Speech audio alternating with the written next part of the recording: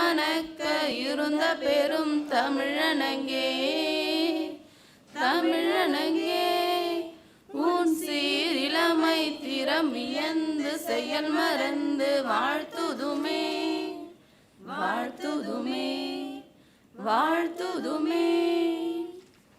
நன்றி. மகப்பேறு இறப்பு விகிதத்தை மேலும் குறைத்திட விடுபட்ட முக்கிய தொகுப்புகளை ஒன்றிணைத்தல் கனெக்டிங் த மிஸ்ஸிங் டாட்ஸ் பயிலரங்கத்தை மாண்புமிகு மருத்துவம் மற்றும் மக்கள் நல்வாழ்வுத்துறை அமைச்சர் அவர்களை குற்றுவிளக்கு ஏற்றி தொடங்கி வைத்த அன்போடு அழைக்கிறோம். மேலும் மேடையில் உள்ள விருந்தினர்கள் அனைவரையும் அவருடன் இணைந்து குத்துவிளக்கை ஏற்றி இந்த பயிலரங்கத்தை இனிதே துவக்கி வைக்க அழைக்கிறோம்.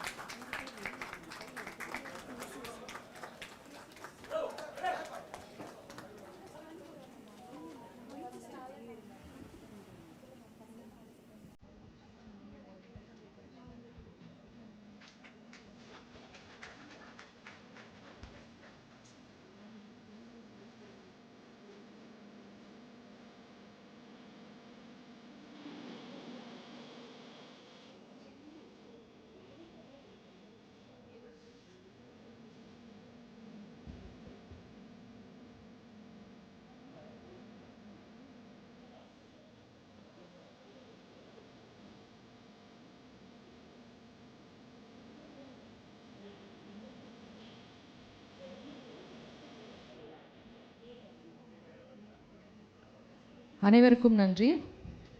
தற்போது மருத்துவர் திரு டி.எஸ். செல்வவிநாயகம் அவர்கள், இயக்குனர் பொது சுகாதாரம் மற்றும் நோய் தடுப்பு இயக்கம் அவர்களை மாண்புமிகு அமைச்சர் அவர்களுக்கு நினைவு பரிசு தந்து கௌரவிக்க வேண்டுகிறோம்.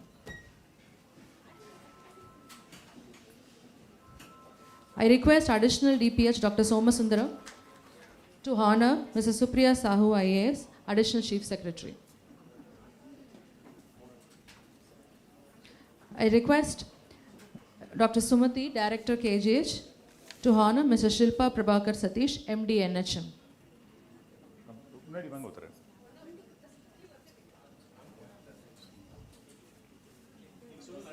I request Dr. Nirmalsan JD MCH to honor PDTN HSRP, Mr. Arun. Okay. I request JD NHM Dr. Krishna Leela to honor our DPH Dr. Selva Vinayagam. I request JD MTP Dr. Manimegle to honor Dr. Rajamurthy. I request JD CMONG Dr. Josephine to honor our DME Dr. Sangamani. I request DD NHM Dr. Shanti to felicitate Dr. Krishna, Director of Family Welfare.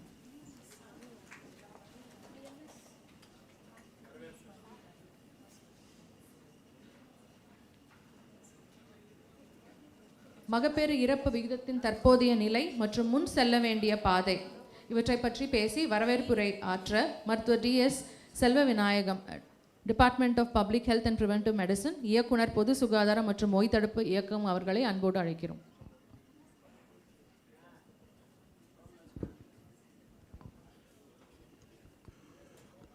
மாண்புமிகு மருத்துவ மற்றும் மக்கள் நல்வாழ்வுத்துறை அமைச்சர்களுக்கும் ACSL, MDNHM, PDTNHSP, all the HODs, all the experts and all the fields from the other HODs. So இப்போ இதை பொறுத்த வரைக்கும் இன்றைக்கி நம்மளோட அமைச்சர் வந்து நிறைய விஷயங்களில் இந்த அவரோட சோஷியல் கான்சியஸ் என்ன சொல்கிறதுன்னா, அந்த poor people should get the best care. பர்டிகுலராக இந்த மாதிரி ஒரு innocent woman should not die of pregnancy which is a normal one. So இதுக்கான நிறைய எஃபர்ட்ஸ் எடுத்ததில் இந்த ஒரு பர்டிகுலர் எஃபர்ட் என்னென்னா அடுத்த கட்ட லெவலுக்கு போகிறோம். So now we have achieved SDG goals. But இது மட்டும் நமக்கு போராது. சரி, நிறைய வெஸ்டர்ன் கண்ட்ரியில் இந்த சிங்கிள் டிஜிட் MMRங்கிறது தான் ஒரு பெரிய level. So we have all the potency.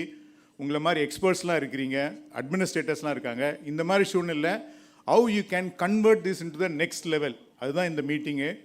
So அதுக்கு அமைச்சர் அவர்கள் வந்து நிறைய இன்புட்ஸ் கொடுத்துருக்காரு. Will see how we can take it forward. With regard to ACS madam பார்த்தீங்கன்னா இந்த கான்செப்டே மேடமோட ஐடியா தான் வந்தது. So she was reviewing our regular DPH maternal death review பண்ணும்போது after some time she understood that you have done many thing in different places but if you are able to connect the dots definitely we can reach it. So that is what we have done today, ma'am. All the inputs which you have given, we'll take it forward. We'll definitely do it. And our MD NHM as an RCH commissioner, in the very short time, she could able to mobilize all the experts from the government side, private side, Government of India officials, UNICEF experts. Ellarim kondu kuduthirukanga. Definitely we can do it. And with the support from all the HODs and PDTNS, we can do it. 2-3 points which I want to set tone for this, including வரவேற்பு மட்டும் மட்டும் இல்லாமல், see, as I said, we have reached the SDG, but நம்மளோட next goal is that how we can prevent further maternal deaths. The innocents should not die. The easiest way நம்ம பார்த்தோம்னா, we have done a detailed analysis of the maternal deaths happening so far so many years. Ultimately, almost 60 to 75% of the causes, it depends on the 4 risk factors: the PAH, PPH, sepsis, and the unmet need, and then family services. If in the நாலும் if you are able to focus it, definitely we can achieve it. So அந்த நாலுன்னா we are going to be a sessions in the coming after this inauguration இருக்க போது ஒவ்வொரு டாபிக்கும் with experts, if you are able to do it, we can achieve it. Second part என்னன்னா, we need to arrive certain basic risk factors. There are already evidence for it. So elderly, preemie, those with cardiac problems, those with already known hypertensives, the teens. So இதெல்லாம் the risk factors. If you are able to address the risk factors, definitely we can do it further. So இந்த ரெண்டு point தான் we are trying to connect here. So one வந்து already known risk factors, how we can pick up early, give them a suitable care, a level of care which can be given at all the levels. It's one area. But second point, from the public health approach or a primary care approach, see, we need to prevent the emergence of these risk factors in these mothers. So in fact, even before the conception, if you are able to prevent this emergence of risk factors, definitely the pool in which we are going to get this maternal death is going to come down. See, இப்போ நமக்கு obesity தான் பெரிய problem தெரியும், உங்களுக்கு regular hypertension பிரயோஜனம் தெரியும், the smoking is one issue தெரியும். See, all these lifestyle things which he can able to modify well before the mother or the girl or whoever it is getting pregnant, definitely the pool in which the risk group is coming will come down.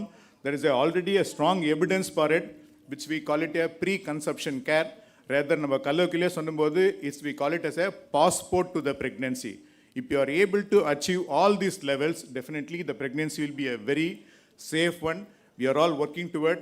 Thank you very much for the opportunity. Thank you. On behalf of all, I welcome our delegates. Thank you. Thank you very much, sir. தற்போது மில்லியனம் வளர்ச்சி இலக்குகள் MDG கடந்து தமிழ்நாடு செல்ல வேண்டிய வளர்ச்சி பாதை, இது குறித்து பேசுவதற்காக I request திருமதி ஷில்பா பிரபாகர் IAS அவர்களை அன்போடு அழைக்கிறோம். Mission director, national health mission, speaking on looking way forward TN stepping beyond SDG. மாண்புமிகு அமைச்சர் அவர்களுக்கும் மரியாதைக்குரிய ACS மேடம் அவர்களுக்கும், directors, PD and all the participant அனைவருக்கும் இனிய காலை வணக்கம். இன்று எனக்கு ரொம்ப சந்தோஷமான ஒரு நிகழ்ச்சி. This is a very important conference that madam has asked us to organise. நம்ம சஸ்டைனபிள் டெவலப்மெண்ட் கோல்ஸ் பொறுத்த வரைக்கும் the target was to achieve 70 per 1 lakh deliveries.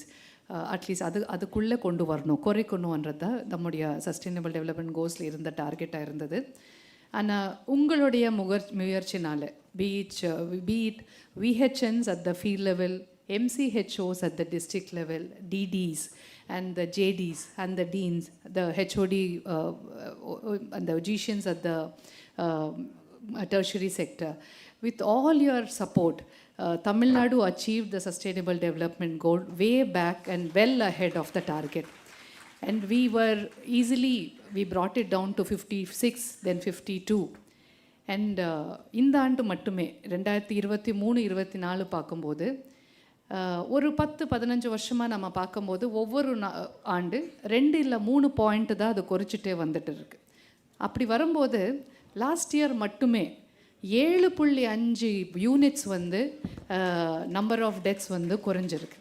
அப்போது இது என்ன நமக்கு சொல்லுதுன்னா, நம்ம க்ளோஸாக வாட்ச் பண்ணி க்ளோஸாக மானிட்டர் பண்ணி ஒவ்வொரு மதரும் நம்ம பாதுகாப்பாக வச்சுருந்தோன்னா நம்ம வந்து easily of course nil preventable deaths is our target. Nil preventable death, preventable எது நம்ம ப்ரிவெண்ட் பண்ண முடியுமோ அந்த டெத்தை நம்ம ப்ரிவெண்ட் பண்ணியே ஆகணும். இப்போ கேரளாவில் 18க்குள்ளே அவங்க கொண்டு வந்திருக்க முடியும்னா நம்மளால கூட அது பண்ண முடியும். இந்த ஆண்டு நம்ம டார்கெட் வந்து டார்கெட் எப்போவுமே நில்லு தான், nil maternal death. We should not have any leniency there. Okay, இந்த அளவுக்கு நம்ம இந்த கொடுப்போன்றது இல்லை. டாக்டர் ரத்னகுமார் சார் வந்து நம்ம எக்ஸ்பர்ட் அட்வைசர் சார் எப்போவுமே சொல்கிற மாதிரி every mother gives you 9 months to save her. எல்லா தாய்மார்களும் வந்து அந்த 9 மாதமும் நமக்கு டைம் கொடுக்குறாங்க அவரை வந்து பாதுகாப்பாக அந்த டெலிவரி கூட நம்ம நல்லா பார்த்துக்கலான்னு. ஸோ டெத் வந்து ஒரு நாளில் ஆகிறது கிடையாது. டெத் வந்து சடனாக வந்து ஐயோ இது பார்க்கவே இல்லையே சடனாக டெத் ஆச்சு, அப்படி ஆகாது. நம்ம ஒவ்வொரு நாளும் இந்த 9 மாதம் நம்ம planning of every day, every month, every trimester, every stages of pregnancy, the date, the place of delivery and pros pregnancy என்ன பண்ணோன்னு நம்ம பிளான் பண்ணியிருந்தோம்னா எந்த ஒரு தாயையும் எந்த ஒரு மதரையும் நம்ம லூஸ் பண்ண மாட்டோம். ஐ திங்க் ஒரு சொசைட்டியோடைய ஒரு முக்கியமான ஒரு இண்டிகேட்டர் வந்து எந்த அளவுக்கு நம்ம வந்து மெட்டர்னல் அண்ட் சைல்டு கேர் நம்ம ப்ரொவைட் பண்ணுறோன்றது. So Tamil Nadu is one of the best in the country. நீங்கள் எல்லாருமே உங்களுடைய முயற்சினால்தான் we have come up to this level. But as the conference name suggest, this is to connect those missing dots. There is something missing இல்லையா, அது நமக்கும் தெரியும். All of us know. Madam, I must say sir, I must say that இந்த ஒரு ஆண்டில் last year sir Virudhunagar HUD மட்டும் நில் maternal death sir, நில். விருதுநகர் ஒரு ஹெல்த் யூனிட்க்கு இது பண்ண முடிஞ்சிருக்குன்னா கண்டிப்பாக நம்ம எல்லாருனால பண்ண முடியும். இதுக்கு முக்கியமானது அஃப்கோர்ஸ் இன்றைக்கி நாள் பூரா இது தான் டிஸ்கஸ் பண்ண போகிறோம், அதனால் நான் நிறைய டைம் எடுக்க மாட்டேன். உங்களுடைய close coordination not just with the secondary and tertiary sector but with the private also.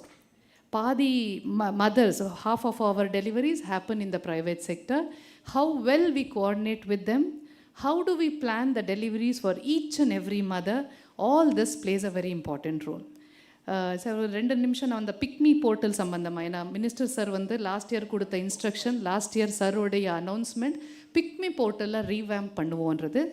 அது ரொம்ப அழகாக வந்து இப்போ இந்த ரீவேம்ப் பண்ணிவிட்டு உங்களை எல்லாருமே நீங்கள் யூஸ் பண்ணிட்டு இருக்கீங்க. அதில் செல்ஃப் ரெஜிஸ்ட்ரேஷன் இஸ் ப்ரொவைடட். மதர்ஸோடைய வைட்டல் டேட்டா கேப்சர் பண்ணுறது, எப்படி டாக்டர்ஸ் இந்த institution can see that data. Even sitting from here we can see the data of every mother, how her health is progressing, whether she needs additional support என்றது நமக்கு plan பண்ண முடியும். You as administrators, the DDs and JDs who are sitting in the district, you can see the health status of every mother to know if you have planned her pregnancy, planned her place of delivery, planned how the postpartum care has to be. நீங்கள் plan பண்ணியிருக்கீங்களான்றது பார்க்குறதுக்கு உங்கள் dashboard வந்து அவ்வளோ நல்லா வந்திருக்கு. எல்லோரும் use பண்ணிட்டு இருக்கீங்க. That is one of our ministers announcement. இந்த ஆண்டு சரோடைய அனௌன்ஸ்மெண்ட்டில் நிறைய இருக்குது. நம்ம 104 கால் சென்டர் மூலமாக 9th ஹை ரிஸ்க் மதர்ஸ்க்கு வந்து ஆன்டினேட்டல் பீரியடில் 3 தடவை கால் பண்ணிவிட்டு அவருடைய ஹெல்த் எப்படி இருக்குது, this is over and above what you are doing at the field level. And we will see that every mother who has not been attended or who needs attention will be linked to the PHC. சரோடைய announcement. Teenage ப்ரெக்னன்சிஸை குறைக்கணும், இருக்கக்கூடாது. தமிழ்நாடு போன்ற ஸ்டேட்டில் வந்து we don't want young mothers to risk their health by getting pregnant. We have also set up this care, if you can see, the skill lab is midwifery led deliveries. Sir inaugurated this last year to promote normal deliveries, safe and normal deliveries. அது பண்ணுறதுக்கான எடுத்த முயற்சி. நிறைய CEmONC centres, MCH centres வந்து sir கொடுத்துருக்காங்க. Infrastructures have been developed everywhere. So one side is your the infrastructure is getting strengthened. The second one is training and support of all the field staff, mentoring at the block level and how things are taken care at the field level. And to assist you, the software is also developed. With all this, I think tracking and monitoring every high-risk mother. Every mother. See, I never say high risk because every mother should be deemed to be a high risk unless proved otherwise. அவங்க எல்லாருமே high risk தான், எல்லாருமே. Unless யூட் say that இல்லை இது எந்த risk ஃபேக்டரும் இல்லை, நல்லா இருக்காங்க, இவர் வந்து ஹெல்த்தியாக டெலிவர் பண்ணிவிடுவாங்க, பிரச்சனை இல்லை அண்ட் சொல்கிற வரைக்கும் எல்லோரும் நம்ம ஹை ரிஸ்க்காக தான் பார்க்கணும். ஹை ரிஸ்க் லெவலில் கொடுக்குற கேர் தான் எல்லாருக்கும் கொடுக்குறோம். ஸோ இந்த முயற்சியில் நம்ம என்னென்ன சின்ன சின்ன மிஸ்ஸிங் லிங்க்ஸ் இருக்குது, எது நம்ம இந்த சின்ன ஒரு எஃபர்ட் பண்ணால் கண்டிப்பாக நம்ம வந்து எம்எம்ஆர் சாதிக்க முடியும் அன்றதுக்காக இந்த கான்ஃபரன்ஸ் அரேஞ்ச் பண்ணுறதுக்கு the main the inspiration behind this is madam, our ACS madam, who gave us instruction, and our minister sir. ஏன்னா எல்லா மீட்டிங்லேயும் சார் கேட்குற ஃபஸ்ட்டு கேள்வி வந்து எம்எம்ஆர் எப்படி குறைஞ்சிருக்கு, அதுக்கான முயற்சிகள் யார் யார் என்னென்ன பண்ணிட்டு இருக்கீங்கன்னு. ஸோ இந்த ஒரு நல்ல லீடர்ஷிப்பில் இந்த ஒரு அழகான ஒரு very useful conference has been arranged. I hope by the end of the day we all go back with lot of energy, lot of ideas, and with all an individual target that in my area I will not let any death of any mother. I will give the due care and necessary attention to every mother. இந்த ஒரு நோக்கத்தோட நம்ம இங்கிருந்து ஈவினிங்குள்ளே let us get energized. So good luck to all of you. Thank you for this opportunity. Thank you. Thank you, madam. Thank you for the concise principle of today's program, madam. அடுத்து மகப்பேறு இறப்பு விகிதத்தை ஒற்றை இலக்கில் அடைவதற்கு நாம் செய்ய வேண்டிய பகுத்தாய்வுகள் குறித்த தலைமை உரையாற்ற திருமதி சுப்ரியா சாஹூ IAS அவர்கள், அரசு கூடுதல் தலைமைச் செயலாளர் மருத்துவம் மற்றும் மக்கள் நல்வாழ்வுத்துறை அவர்களை அன்போடு அழைக்கிறோம்.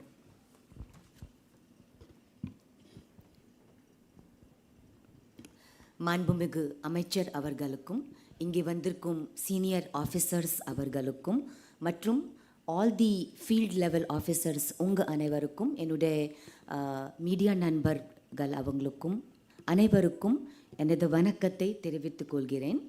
I would like to thank Shilpa and the entire team இந்த ப்ரோக்ராம் ஆர்கனைஸ் பண்ணுறதுக்கு அவங்களுக்கு ரொம்ப ரொம்ப நன்றி. ரொம்ப ஷார்ட் டைமில் இந்த ஒரு முக்கியமான ஒரு ஃப்ரூட்ஃபுல் ப்ரோக்ராம் அவங்களுடைய டீம் ஆர்கனைஸ் பண்ணியிருக்காங்க. I would like to thank DPH, DMS, DME and the entire leadership for organizing this team. Honorable Chief Minister உடைய தலைமையில் and Honorable Minister உடைய கைடன்ஸில் ஏற்கனவே எல்லாரும் சொன்ன மாதிரி தமிழ்நாடு வந்து ஒரு பெரிய டார்கெட், ஒரு கோல் நம்ம வந்து அச்சீவ் பண்ணியிருக்கோம். SDG கோல் 70 அச்சீவ் பண்ணியிருக்கோம். But what is next? இப்போது சொல்லப்போனால் வேர்ல்டு நீங்கள் பார்த்தீங்கன்னா எந்த கண்ட்ரியில் MMR மெட்டர்னல் மார்டாலிட்டி லோவஸ்ட் இருக்குது, அது யாராவது சொல்ல முடியுமா? It is actually lowest in Norway. நார்வேல பார்க்கும்போது மெட்டர்னல் மார்டாலிட்டி 1.8 இருக்குது. திஸ் மீன்ஸ் ஒரு 1 லட்சம் டெலிவரிஸ் நடக்குதுன்னா 2 மதர்ஸ் ஆர் டைங். அது மாதிரி நீங்கள் ஸ்வீடன் பார்க்கும்போது, ஃபின்லேண்ட் பார்க்கும்போது, நிறையா யூரோப்பியன் கண்ட்ரீஸ் இந்த கோல்டு ஸ்டாண்டர்ட் அப்படின்னு சொல்கிறோம், இந்த கோல்டு ஸ்டாண்டர்ட் வந்து அவங்க அச்சீவ் பண்ணியிருக்காங்க. That is bringing down the maternal mortality rate to 1 digit. And this is what Tamil Nadu is looking up to. Tamil Nadu is looking up to achieving the maternal mortality rate to a single digit. இப்போ உங்கள் data வந்து examine பண்ணும்போது நீங்கள் பார்த்தீங்கன்னா எனக்கு அந்த I think ஒரு booklet உங்கள் எல்லாருக்கும் கொடுத்துருக்காங்க. அதில் ஒரு 1 டிகேட் டேட்டா நீங்கள் பார்த்தீங்கன்னா which is 2014 to 2024. One of the best things about Tamil Nadu என்னன்னா நம்மளுடைய ஆனரபிள் மினிஸ்டருடைய கைடன்ஸில் இந்த டேட்டா, இந்த பிக்மி போர்ட்டல் டேட்டா வந்து நல்லா ஆர்கனைஸ் பண்ணியிருக்காங்க. Look at the data. What does the data show? The data shows that out of the total deaths of 6,008 mothers dying in 1 decade, 2014 to 2024, 4,464 deaths, அதாவது 74% mothers வந்து post natal periodல they died. 25% mothers, which is 1,469. These deaths they happened during the prenatal period.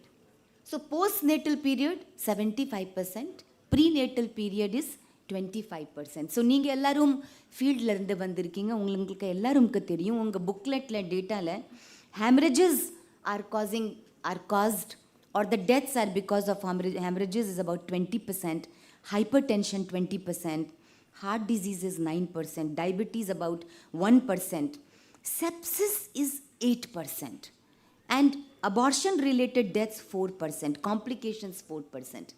So sepsis பொறுத்த வரைக்கும் it is the hospital, isn't it? Institution based deaths that can be avoided. அதே மாதிரி hemorrhages, hypertension, together they are constituting 40% death. So I think I would recommend a 5-pronged strategy to the Honorable Minister. அவங்களுடைய கைடன்ஸில் நம்மளால் இந்த மாதிரி ஒர்க்கெல்லாம் பண்ண முடியும். 1, ஏற்கனவே நம்ம ஸ்டேட்டில் ரொம்ப strong comprehensive maternal death audit system இருக்குது. We have, I think, more than 3 decades of the maternal death audit system. So maternal death audit பண்ணுறோம் இல்லையா, அதோட அவுட்கம் என்ன, அதிலிருந்து நமக்கு என்ன லர்னிங்ஸ் இருக்குது, அது கண்டிப்பாக ஒவ்வொரு பிளாக்லேயும் ஒவ்வொரு பிஹெச்சிலையும் ஒவ்வொரு சிமாங்க் சென்டர்ஸ்லேயும் அந்த டேட்டா நீங்கள் பார்க்கணும். அந்த இல்லைன்னா அந்த மேட்டர்னல் டெத் ஆடிட் பண்ணுறது outcomes, if you do not combine it with the problems that you have, it is of no use. So integrate maternal death audit learnings with the maternal mortality prevention strategies, number 1. Number 2 is that private sector, government sector le 97% because mostly poor women who come, private sector 13 to 15% deaths வந்து அது வந்து we have to sit with them. Why should that happen? That also we need to check up. This is the second one. The third one is இப்போ மற்ற states என்ன பண்ணுறாங்க. So ஒரு 7 teams நம்ம constitute பண்ணியிருக்கோம். they are going to Maharashtra, Gujarat, Telangana, Kerala, அந்த ஸ்டேட்ஸ்க்கு போகிறாங்க. So அந்த ஸ்டேட்ஸ்லேருந்து என்ன லர்னிங் நமக்கு இருக்குது, அந்த ஸ்டேட் லர்னிங் வந்து நம்மளுடைய ப்ரோக்ராமில் இன்டிகிரேட் பண்ணணும். This is what I would say is the third strategy.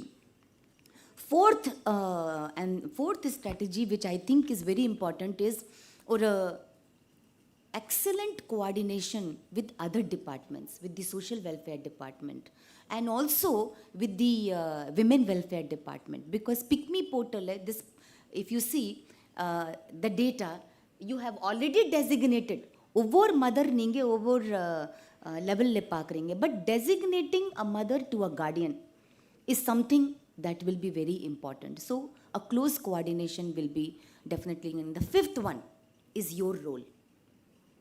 நீங்கள் எல்லாரும் இங்கே வந்திருக்கீங்க. Your role, your training, capacity building, understanding and following up with the community, with the family, because maternal mortality is not a data, it is not a statistics, it is a socio-economic health issue that we need to look in entirety. So with these words, I thank the Honorable Minister for his guidance, and I thank him for coming here, for showing his commitment to this important cause, and I'm very sure அவங்களோட கைடன்ஸில் நம்மளோட state வந்து with the very focused approach in a very short period of time, we will aim to bring the maternal mortality rate to single digit number and to a number which we can say that is acceptable in the sense that it has happened beyond any control, and that will be the real success of the maternal mortality program. Nandri, vanakkam, and thank you for all your help and support. Thank you very much, madam. இடைவெளிகளையும் குறைகளையும் கண்டறிந்து களைவதே நம் இலக்கினை அடைய முக்கியமான வழிமுறையாகும். இதன் ஒரு பகுதியாக கடந்த 10 ஆண்டுகளாக தமிழ்நாட்டில் நடந்த அனைத்து மகப்பேறு இறப்பிற்குரிய காரணங்களை விரிவாக பகுத்தாய்ந்து அறிக்கை ஒன்றினை நேஷனல் ரூரல் ஹெல்த் மிஷன் தயார் செய்துள்ளது. இந்த புத்தகத்தை மாண்புமிகு மருத்துவம் மற்றும் மக்கள் நல்வாழ்வுத்துறை அமைச்சர் திரு மா சுப்பிரமணியன் அவர்களை வெளியிட்டு விழா பேருரையாற்ற அன்போடு அழைக்கிறோம்.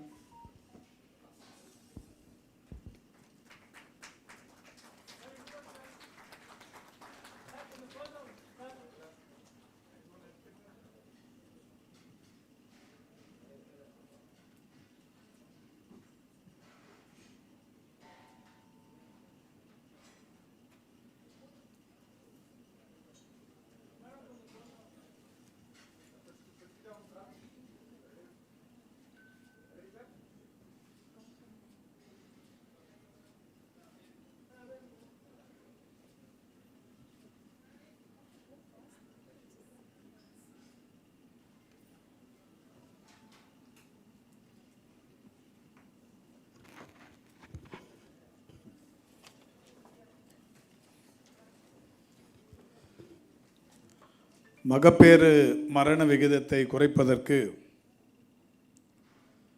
தொடர்ந்து தமிழக அரசு பல்வேறு நடவடிக்கைகளை எடுத்து வந்தாலும் இன்னமும் அதில் ஒரு புதிய வரலாற்றை படைக்க வேண்டும் என்கின்ற வகையில்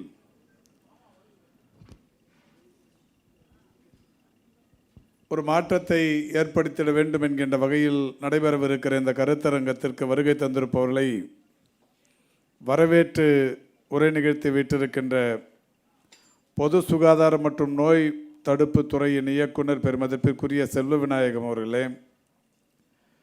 வருகை தந்து எனக்கு முன்னால் இந்த சிறப்பான கருத்தரங்கம் குறித்து பல்வேறு கருத்துக்களை எடுத்து கூறி தலைமை உரையாற்றி வீட்டிருக்கிற துறையின் செயலாளர், தமிழக அரசின் கூடுதல் தலைமைச் செயலாளர் பெருமதிப்பிற்குரிய அம்மையார் திருமதி சுப்ரியா சாகுல் ஐஏஎஸ் அவர்களே, நிகழ்ச்சியில் பங்கேற்று உரையாற்றி சிறப்பித்திருக்கிற தேசிய நலவாழ்வு குழுமத்தின் இயக்குனர் பெருமதிப்பிற்குரிய திருமதி ஷில்பா பிரபாகர் சதீஷ் ஐஏஎஸ் அவர்களே, நிகழ்ச்சியில் பங்கேற்று சிறப்பித்துக் கொண்டிருக்கின்ற தமிழ்நாடு சுகாதார திட்ட இயக்குனர் பெருமதிப்பிற்குரிய திரு அருண் தம்புராஜ் ஐஏஎஸ் அவர்களே, நிகழ்வில் பங்கேற்று சிறப்பித்துக் கொண்டிருக்கிற மருத்துவ மற்றும் ஊரக நலப்பணிகள் துறையின் இயக்குனர் பெருமதிப்பிற்குரிய மருத்துவர் ராஜமூர்த்தி அவர்களே, இறுதியாக நன்றியுரையாற்றவிருக்கிற தேசிய நலவாழ்வு குடும்பத்தின் இணை இயக்குனர் மருத்துவர் கிருஷ்ணலீலா அவர்களே, வருகை தந்து சிறப்பித்துக் கொண்டிருக்கின்ற மருத்துவர் பெருமக்களே, கருத்துரை வழங்க வருகை தந்திருக்கின்ற சிறப்புக்குரிய ஆண்டோர்களே, பத்திரிகை மற்றும் ஊடகவியலாளர்களே, உங்கள் அத்தனை பேருக்கும் முதலில் என்னுடைய நன்றியையும் வணக்கத்தையும் தெரிவித்துக் கொள்கின்றேன்.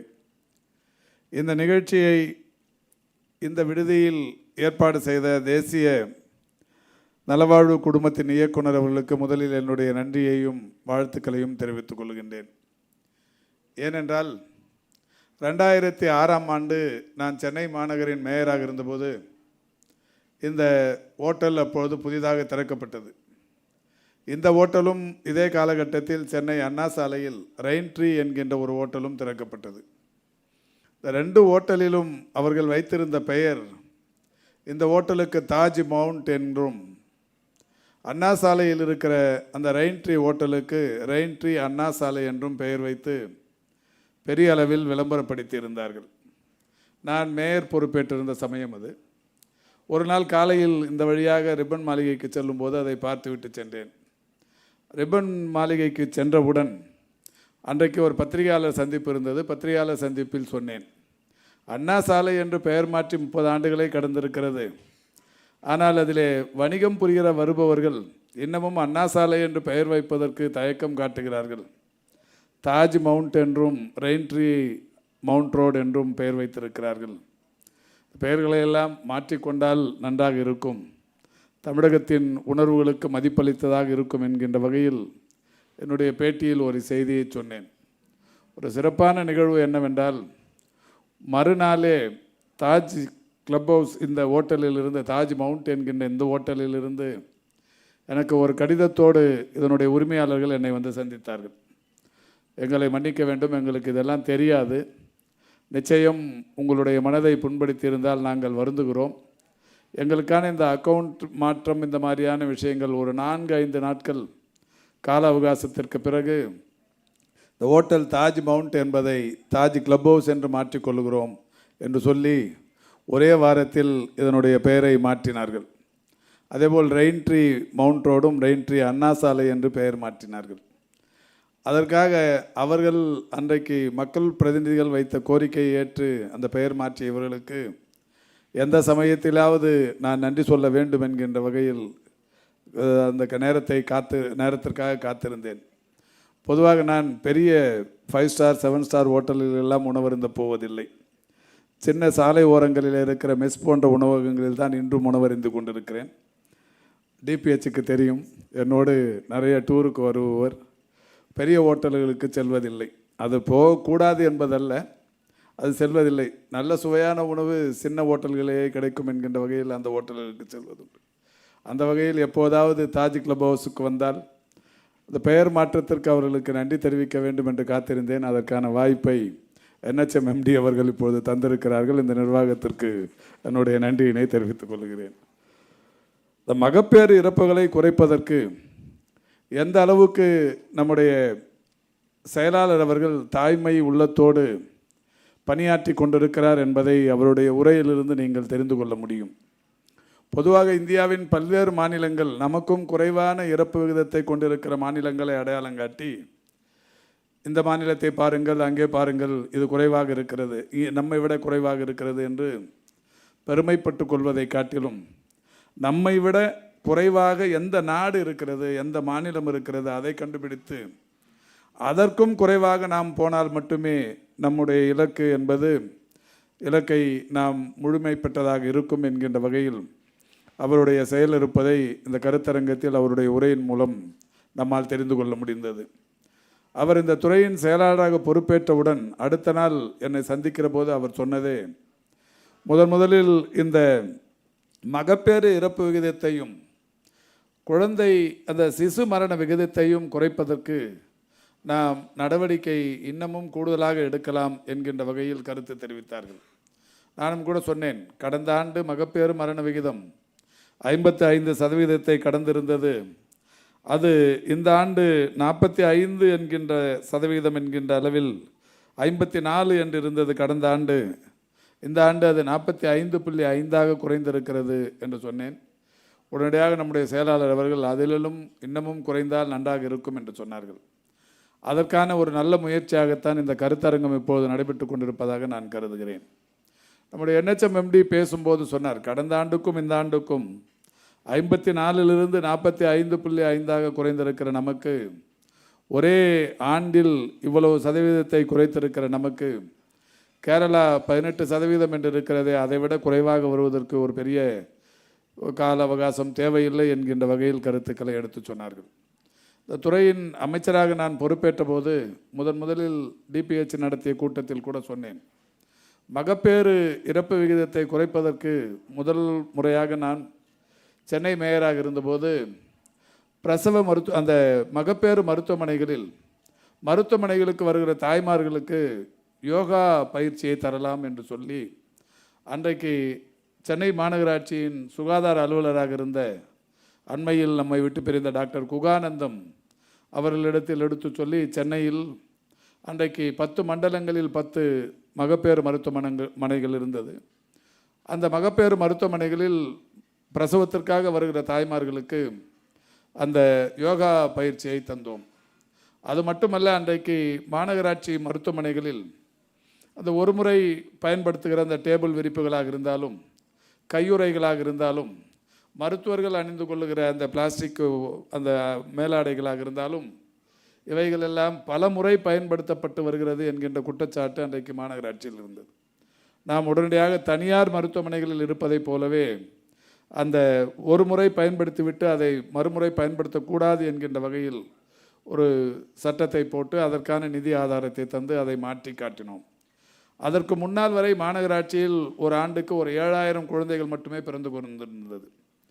அந்த மாநகராட்சி நிர்வாகம் நாங்கள் அதிலிருந்து வெளியில் வருகிற போது ஒரு மகிழ்ச்சியான விஷயம் என்னவென்றால், மாநகராட்சி மகப்பேறு மருத்துவமனைகளில் ஆண்டொன்றுக்கான அந்த பிரசவங்கள் என்பது 20,000 கடந்தது. எனவே மாநகர மக்கள் மிக சிறப்பான சேவையை அரசு மருத்துவமனைகளில் தந்தால் அரசு மருத்துவ சேவையை கூடுதலாக பயன்படுத்தி கொள்வார்கள் என்பதற்கு அது ஒரு உதாரணமாகவே இருந்தது. அப்படி யோகா பிராக்டிஸ் அப்போது தரப்பட்டது. அது இந்தியாவிலேயே அநேகமாக ஒரு உள்ளாட்சி அமைப்புகளில் நடத்தப்படுகிற மருத்துவமனைகளில் யோகா பயிற்சி, மூச்சு பயிற்சி போன்ற பயிற்சிகள் அளிக்கப்பட்டது என்பது அப்போதுதான். ஆனால் இப்போது ஒன்றிய அரசாங்கமே கூட ஆரம்ப சுகாதார நிலையங்களுக்கு வருகிற தாய்மார்களுக்கு, பிரசவங்களுக்கு வருகிற தாய்மார்களுக்கு யோகா பிராக்டிஸ் தருகிற அந்த நிலையினை இன்றைக்கு ஏற்படுத்தி இருக்கிறார்கள். நாமும் கூட தமிழ்நாட்டில் இருக்கிற அனைத்து ஆரம்ப சுகாதார நிலையங்களும் இந்த பயிற்சியை நீங்கள் வழங்கி கொண்டிருக்கிறீர்கள். அதற்கான காரணம் என்பது உங்களுக்கு நன்றாக தெரியும். 20-30 ஆண்டுகளுக்கு முன்னால் மகப்பேறு என்றால் தாய்மார்கள் வீடுகளில் ஓடியாடி வேலை செய்வார்கள்.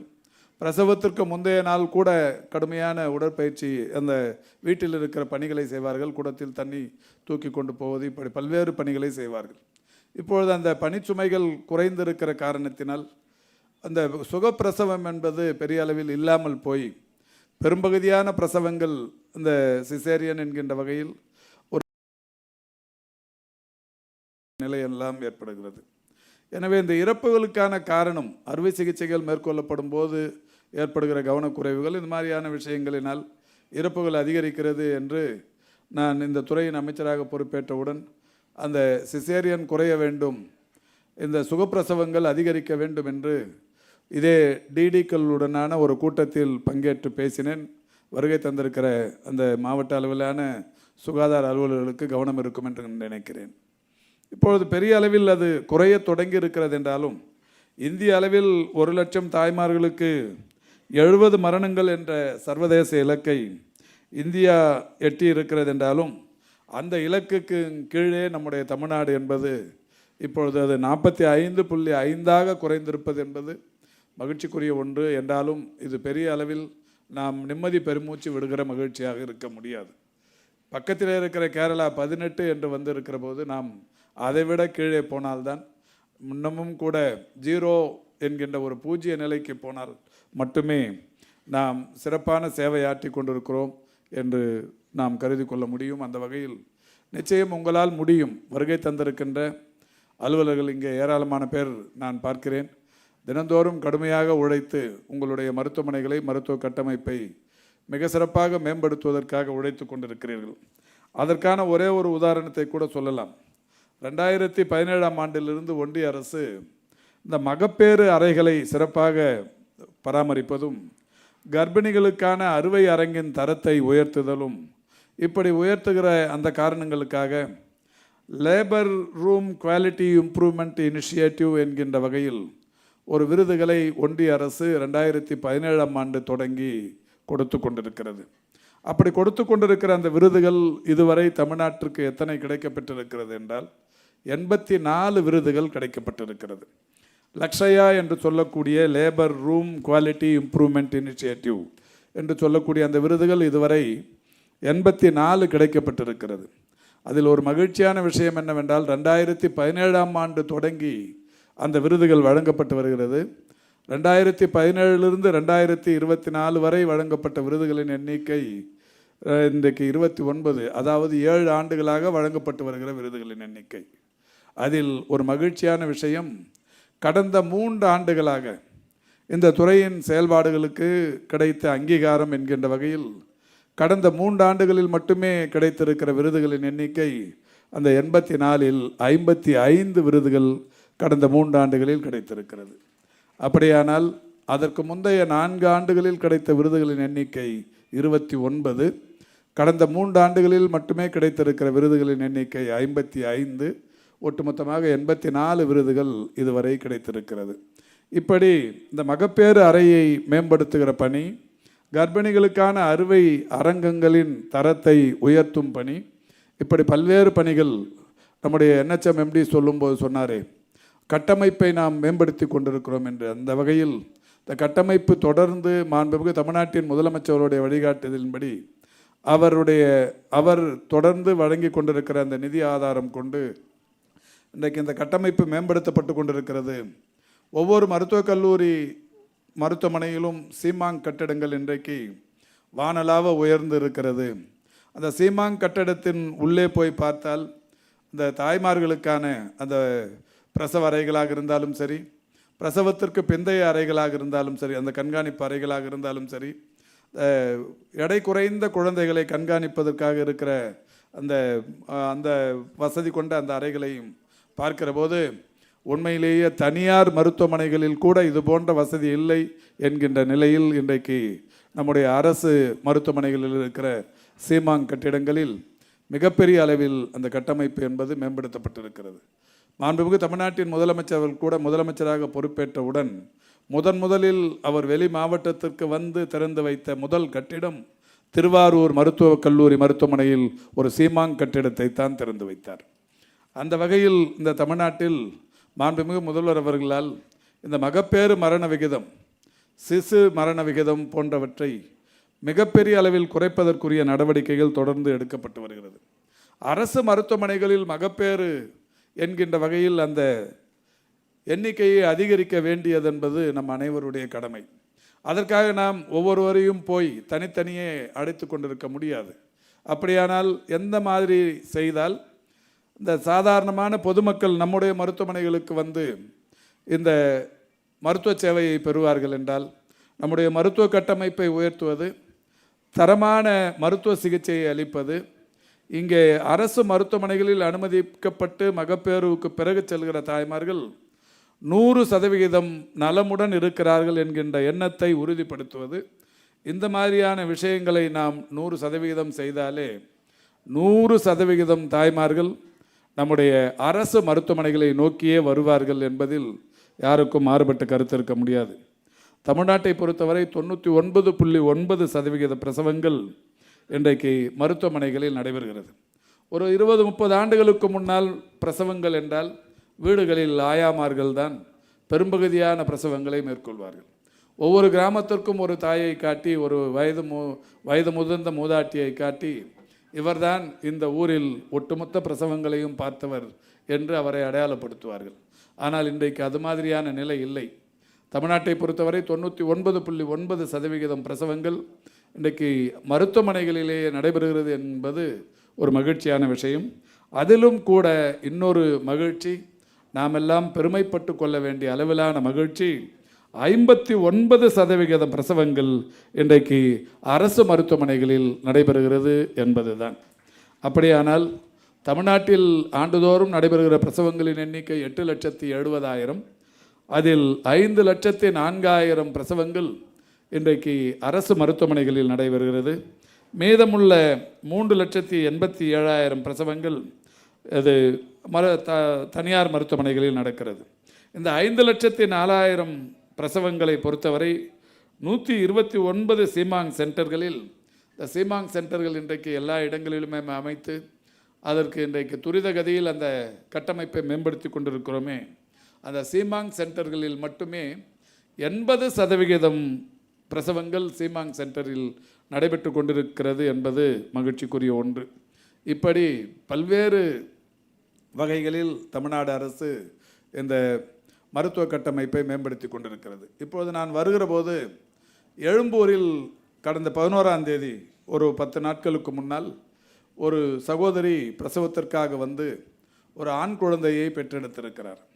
அவர் அந்த குழந்தையை பெற்றெடுத்து விட்டு வெளியில் வரும்போது ஒரு சின்ன வீடியோ கிளிப்பிங்ஸ் ஒன்றை அவராகவே பதிவிட்டிருக்கிறார் என்று கருதுகிறேன்.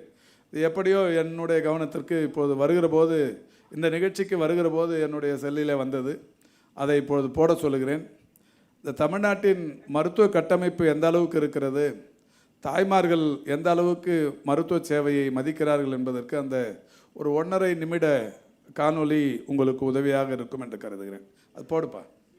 என்னோட பெயர் முத்துலட்சுமி. என்னோட வயது 35.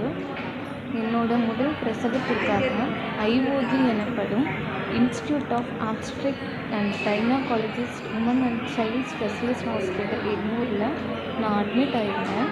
11th 9:30க்கு admit ஆகிருந்தேன். மறுநாள் 12th 4:50க்கு எனக்கு பாய் பேபி பிறந்தது. நான் மேக்ஸிமம் வந்து அங்கே உள்ள டாக்டர்ஸ் நர்சஸ் எல்லாருமே 1 ஹார்ஸ்க்கு ஒரு தடவை நம்மளை செக் பண்ணிக்கிட்டே இருக்காங்க. நம்மளை மானிட்டர் பண்ணி நார்மல் டெலிவரிக்கு மேக்ஸிமம் ட்ரை பண்ணுறாங்க. யாரையுமே ஆப்ரேஷனுக்கு அவங்க அனுப்புறதுக்கு யோசிக்கிறது கூட கிடையாது. ஃபஸ்ட்டு நார்மலுக்கு ட்ரை பண்ணிவிட்டு முடியாத பட்சத்தில் 1-2 கேசஸ் தான் ஆப்ரேஷனுக்கு அனுப்புகிறாங்க. டெலிவரிக்கு அப்புறம் கூட நம்மளை வந்து மானிட்டர் பண்ணிக்கிட்டே இருக்காங்க. ஒரு 4 to 5 days மானிட்டர் பண்ணிகிட்டே இருக்காங்க. நமக்கு எந்த ப்ராப்ளமும் இல்லைன்றதுக்கு அப்புறம் தான் டிஸ்சார்ஜ் சம்மரி ரெடி பண்ணுறாங்க. ஸோ இந்த மாதிரி நம்ம கவர்மெண்ட் வந்து நமக்கு கொடுத்துருக்குற சலுகைகளை நம்ம யூஸ் பண்ணிக்கிறது ரொம்ப நல்லது.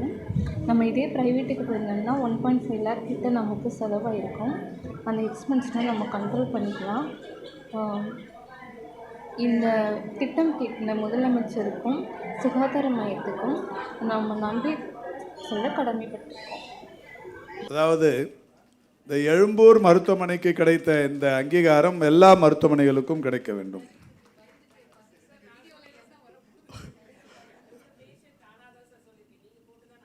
சரிங்க. அப்போ நீங்கள் சொல்லி எடுக்கலை.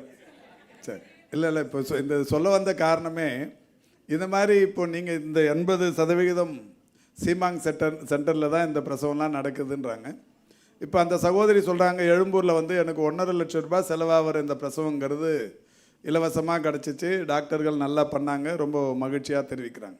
இப்போ உங்கள் மருத்துவமனைகளில் பிரசவத்துக்கு வர தாய்மார்களும் பெரும்பகுதியாக இந்த மாதிரியான மகிழ்ச்சியோடு தான் போவாங்க. அப்போ நீங்கள் ஒவ்வொருத்தரும் ஒரு சென்டர்லேருந்து ஒவ்வொருத்தரும் இது மாதிரி எடுத்து வீடியோ கிளிப்பிங்ஸ் எடுத்து சோஷியல் மீடியாவில் பரவ விடலாம். இது எதுக்குன்னா நம்ம மருத்துவமனையை விளம்பரப்படுத்திக்கிறதுக்காக இல்லை. இந்த அரசு மருத்துவ சேவையை பொதுமக்கள் சாதாரணமாக வந்து 100% பயன்படுத்திக்கிறதுக்கு இது உதவியாக இருக்கும். ஏன்னா இப்போ சோஷியல் மீடியா ஒரு பெரிய பவர்ஃபுல் மீடியாவாக இருக்கிறதால நீங்களுமே இப்போ வந்திருக்கிறதெல்லாம் அதிகாரிகளாக வந்திருக்கிறதால டிடி ஜேடி தீன்லாம் வந்திருக்கிறதால நீங்கள் இதை வந்து இந்த மாதிரி நீங்களுமே பண்ணலாம். இது பண்ணலாம், தப்பு ஒன்றும் இல்லை. இப்போ அவங்க அந்த எழும்பூர் மருத்துவமனையின் மருத்துவருக்கு தெரியாது, அவங்களாவே இது பேசியிருக்காங்கன்னாங்க. தெரிஞ்சே பேச வச்சே கூட பண்ணலாம். நீங்கள் செஞ்ச சேவையை அவங்க வெளியில் சொல்ல வச்சோம்னா நமக்கு வந்து இந்த அரசாங்க மருத்துவ சேவையை பயன்படுத்தி கொள்வதற்கு வசதியாக இருக்கும் என்பதற்காகத்தான் இதை இங்கே போட சொன்னேன். இப்போ பேறுகால சிக்கல்கள் உள்ள கர்ப்பிணி தாய்மார்கள் கண்காணிப்பு திட்டத்தின் மூலம் கர்ப்ப சிக்கல்கள் உள்ள கர்ப்பிணி தாய்மார்களை கண்டறிந்து ஒவ்வொரு மாதமும் 9 மற்றும் 24ஆம் தேதிகளில் சிறப்பு முகாம்கள் தொடர்ந்து நடத்தப்பட்டு வருகிறது. இந்த 9ஆம் தேதியும் 24ஆம் தேதியும் நடத்தப்படுற முகாம்கள் குறித்தான அந்த விஷயத்தை நீங்கள் பொதுமக்களுக்கு தெரிய வைக்கிற வகையில் எல்லா ஆரம்ப சுகாதார நிலையங்களிலும் இந்த மகப்பேறு நடத்துகிற எல்லா மருத்துவமனைகளிலும் பெரிய அளவில் விளம்பரப்படுத்தி வைக்க வேண்டும். நம்ம என்ன சேவை தரோங்கிறத மக்களுக்கு தெரிவிக்கணும். எனவே அந்த வகையில் இதை செய்யணும். அது மாதிரி கடந்த ஆண்டு மட்டும் இந்த மகப்பேறு விஷயத்துக்காக ஒரு 4-5 விருதுகள் ஒன்றிய அரசின் சார்பில் தமிழ்நாட்டிற்கு கிடைத்திருக்கிறது. அதாவது அதிக எண்ணிக்கையில் கர்ப்பகால சிக்கல்கள் உள்ள தாய்மார்களை கண்டறிந்ததில் முதல் மாநிலம் என்று சொல்லி தமிழ்நாட்டிற்கு முதல் பரிசு ஒன்றிய அரசால் வழங்கப்பட்டது.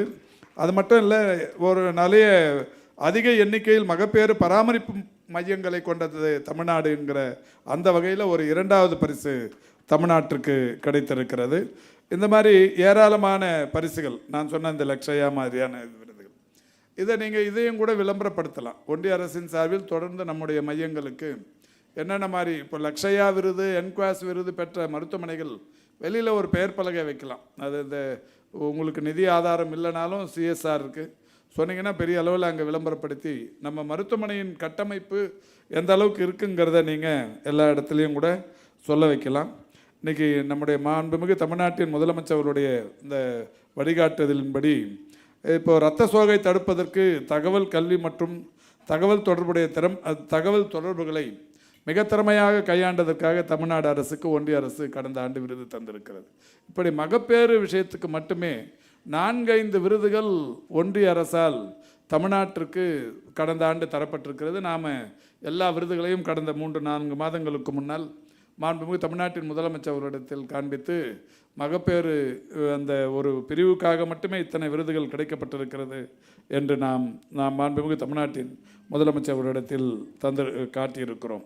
மகப்பேறு பிரசவத்தின் கால சிகிச்சை மற்றும் குடும்ப நல சேவைகளுக்கு அரசு மருத்துவமனைகளில் அனுமதிக்கப்படுகிற தாய்மார்களுக்கு மகப்பேறு நல சேவைகளை வலுப்படுத்த இதுவரை 59 மகப்பேறு மற்றும் குழந்தைகள் நல பிரிவு தேசிய சுகாதார குழுமத்தின் மூலம் வழங்கப்பட்டிருக்கிறது. மகப்பேறு இறப்புகளுக்கான காரணங்களை கண்டறிய நாட்டிலேயே முதன்முறையாக அனைத்து தாய்மார்கள் மற்றும் குழந்தை இறப்புகளுக்கு கட்டாய தணிக்கையும் தற்போது செய்யப்பட்டு வருகிறது. எனவே இது மாதிரி பல்வேறு முயற்சிகளை தொடர்ச்சியாக நாம் செய்து வருகிறோம். இந்த முயற்சிகளுக்கெல்லாம் நமக்கு கிடைக்கவிருக்கிற அந்த வெற்றி என்பது 0 நிலையில் மரண விகிதம் என்கின்ற அந்த இலக்கை நோக்கி இந்த துறை பயணிக்க வேண்டும். அதற்காக நீங்கள் அத்துணை பேருமே இன்னமும் கூடுதலான வகையில் கவனம் செலுத்திட வேண்டும் என்பதற்காகத்தான் இந்த கருத்தரங்கம். இந்த கருத்தரங்கத்தில் கல்லூரி முதல்வர்கள், இணை இயக்குநர்கள், துணை இயக்குநர்கள் இப்படி ஏராளமான பேர் பங்கேற்றிருக்கிறீர்கள். உங்களுக்கு பல்வேறு வகையான கருத்துக்களை எடுத்து சொல்வதற்கு மிக சிறந்த பயிற்றுனர்களும் வருகை தந்திருக்கிறார்கள். இந்த பயிலரங்கம் இன்று மாலை வரை நடைபெறவிருக்கிறது. மாலை வரை நடைபெறவிருக்கிற இந்த பயிலரங்கத்தில் முழுமையாக நீங்கள் இருந்து முழுமையான கருத்துக்களையும் ஏற்று அடுத்த ஆண்டு வருகிற போது இந்த மரண விகிதம் 45.5 என்பது ஒரு 20% குறைத்தோம் என்றால்தான் இந்த கருத்தரங்கத்தை நம்முடைய மரியாதைக்குரிய துறையின் செயலாளர் இங்கே நடத்துவதற்கு அவர் எடுத்த முயற்சிக்கு இதில் பலன் இருக்கும். எனவே அடுத்த ஆண்டு மீண்டும் ஒரு முறை நாம் இது போன்ற ஒரு நிகழ்ச்சியில் சந்தித்து இதில் நமக்கு கிடைத்த பலன் குறித்து சிலாகிப்போம் என்று கூறி சிறப்பான வாய்ப்புக்கு நன்றி கூறி விடைபெறுகிறேன். நன்றி, வணக்கம். மாண்புமிகு அமைச்சர் அவர்கள் கூறிய அறிவுரைகளை ஏற்றி இலக்கை நோக்கி மேலும் பாடுபடுவோம் என்ற உறுதியை இன்று அனைவரும் ஏற்போமாக. நன்றி ஐயா. அடுத்து இணை இயக்குனர் தேசிய நலவாழ்வு குழுமம் மருத்துவர் கிருஷ்ணலீலா அவர்களை நன்றியுரையாற்ற அழைக்கிறோம்.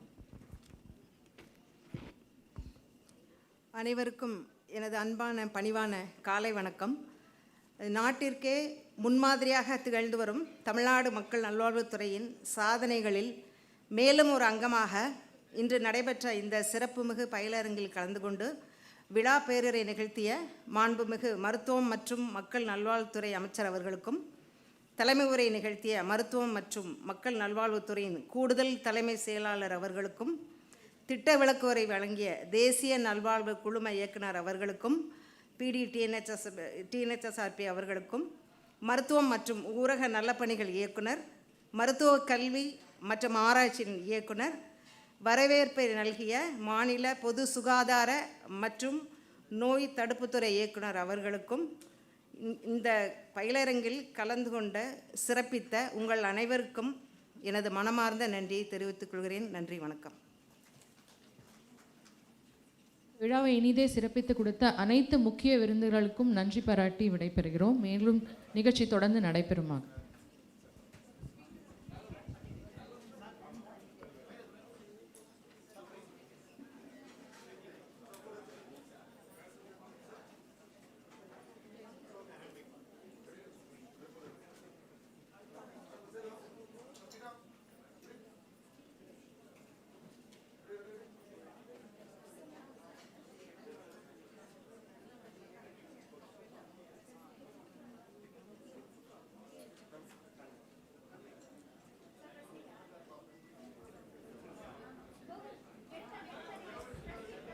ஹலோ,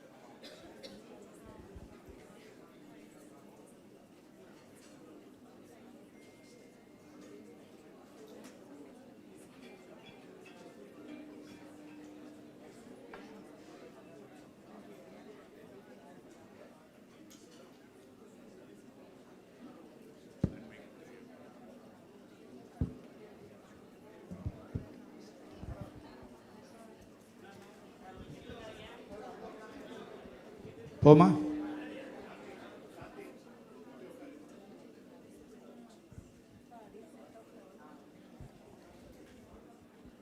மகப்பேறு இறப்புகளை குறைக்கும் விதமாக கனெக்டிங் தி மிஸ்ஸிங் டாட்ஸ் என்கின்ற வகையில் ஒரு பயிலரங்கம் இப்பொழுது தொடங்கி வைக்கப்பட்டிருக்கிறது. இன்று மாலை வரை நடைபெறவிருக்கிற இந்த பயிலரங்கத்தில் பல்வேறு சிறப்பு வல்லுநர்கள் தங்களுடைய கருத்துக்களை எடுத்து சொல்லவிருக்கிறார்கள். மகப்பேறு இறப்பு விகிதத்தை குறைப்பது எப்படி என்கின்ற வகையிலும் பல்வேறு வகையான ஆலோசனைகளை சொல்லவிருக்கிறார்கள். மகப்பேறு இறப்பு விகிதத்தை குறைப்பதில் உள்ள சவால்களை எப்படியெல்லாம் கையாள்வது, களப்பணியாளர்கள் எதிர்கொண்டு வருகிற பிரச்சனைகளுக்கு எந்த மாதிரியான தீர்வு காண்பது, எந்த மாதிரியான மருத்துவ அணுகுமுறைகளை கொண்டு வருவது, எந்த மாதிரியான கொள்கை சீர்திருத்தங்களை மேற்கொள்வது போன்ற பல்வேறு வகையான கருத்துக்களை ஒருங்கிணைக்கும் விடுபட்ட முக்கிய தொகுப்புகளை ஒன்றிணைக்கும் ஒரு முயற்சி தான் இந்த பயிலரங்கம். அந்த வகையில் கனெக்டிங் தி மிஸ்ஸிங் டாட்ஸ் என்கின்ற தலைப்பில் பயிலரங்கம் இப்பொழுது தொடங்குகிறது. மகப்பேறு இறப்பு விகிதத்தை பொறுத்தவரை இன்றைக்கு 1,00,000 உயிருள்ள பிறப்புகளுக்கு 70 மரணங்கள் என்கின்ற ஒரு சர்வதேச இலக்கை இந்தியா எட்டியிருக்கிறது. அந்த வகையில் அந்த இலக்கில் தமிழ்நாடு இலக்கை எட்டியதோடு மட்டுமல்ல, ஒரு குறைந்த அளவிலான இறப்புகள் என்கின்ற வகையில் சாதனையும் படைத்து வருகிறது. கடந்த ஆண்டு தாய்மார்களின் இறப்பு விகிதம் 1,00,000 பிறப்புகளுக்கு 54 குறைந்திருந்தது. தேசிய அளவிலான இறப்பு விகிதம் 70 என்றிருந்தாலும் தமிழ்நாட்டை பொறுத்தவரை 54 என்கின்ற அளவில் குறைந்திருந்தது. மாண்புமிகு தமிழ்நாட்டின் முதலமைச்சர் அவர்கள் தமிழ்நாட்டின் மருத்துவ கட்டமைப்பை மேம்படுத்தியது, தமிழ்நாட்டின் மருத்துவ சேவையை தரம் உயர்த்தியது, மருத்துவர்களின் அந்த கடுமையான உழைப்பை ஒருங்கிணைத்தது போன்ற பல்வேறு விஷயங்களின் காரணமாக ஒரே ஆண்டில் 54 என்பது நடப்பாண்டில் 45.5 குறைந்திருக்கிறது. இது இன்னமும் குறைத்திட வேண்டும் என்கின்ற வகையில் முயற்சிகளை மேற்கொள்வதற்கு இந்த பயிலரங்கம் பேருதவியாக இருக்கும் என்கின்ற வகையில் இது நடத்தப்படுகிறது. தமிழ்நாட்டை பொறுத்தவரை 99.9% பிரசவங்கள், அதாவது 8,70,000 பிரசவங்கள் மருத்துவமனைகளிலேயே நடக்கிறது. கடந்த 20-30 ஆண்டுகளுக்கு முன்னால் நிறைய வீடுகளில் பிரசவங்கள் நடைபெற்ற நிலை மாறி இன்றைக்கு 99.9% மருத்துவமனைகளிலேயே பிரசவங்கள் நடைபெறுகிறது. அதிலும் ஒரு மகிழ்ச்சியான விஷயம், அரசு மருத்துவமனைகளில் 59% பிரசவங்கள் நடைபெறுகிறது. குறிப்பாக தமிழ்நாட்டில் மாண்புமிகு தமிழ்நாட்டின் முதலமைச்சராக வணக்கத்திற்குரிய தளபதி அவர்கள் பொறுப்பேற்றதற்கு பிறகு அவர் கலந்து கொண்ட முதல் நிகழ்ச்சியே திருவாரூர் மருத்துவக் கல்லூரி மருத்துவமனையில் ஒரு சீமாங் கட்டிடத்தை திறந்து வைத்தது தான். அந்த வகையில் தொடர்ச்சியாக மேற்கொள்ளப்பட்டு வருகிற இந்த நடவடிக்கைகளின் காரணமாக சீமாங் சென்டர்களில் மட்டும் இந்த 59% பிரசவங்களில் 80% பிரசவங்கள் சீமாங் சென்டர்களிலேயே நடைபெற்று கொண்டிருக்கிறது. இப்படி பாதுகாப்பான வகையில் இந்த பிரசவங்கள் இன்றைக்கு நடைபெற்று கொண்டிருக்கிறது. பல்வேறு வகைகளில் இந்த அரசு மேற்கொண்டு வருகிற நடவடிக்கைகளுக்கு ஒன்றிய அரசு கடந்த ஆண்டு ஏராளமான பரிசுகளை இந்தியாவில் முதல் மாநிலம் என்கின்ற வகையில் தந்து மகிழ்ந்தது. அந்த வகையில் அதிக எண்ணிக்கையில் கர்ப்பகால சிக்கல்கள் உள்ள தாய்மார்களை கண்டறிந்து அதில் முதல் மாநிலம் என்கின்ற வகையில் தமிழ்நாட்டிற்கு ஒரு முதல் விருது ஒன்று ஒன்றிய அரசால் தரப்பட்டது.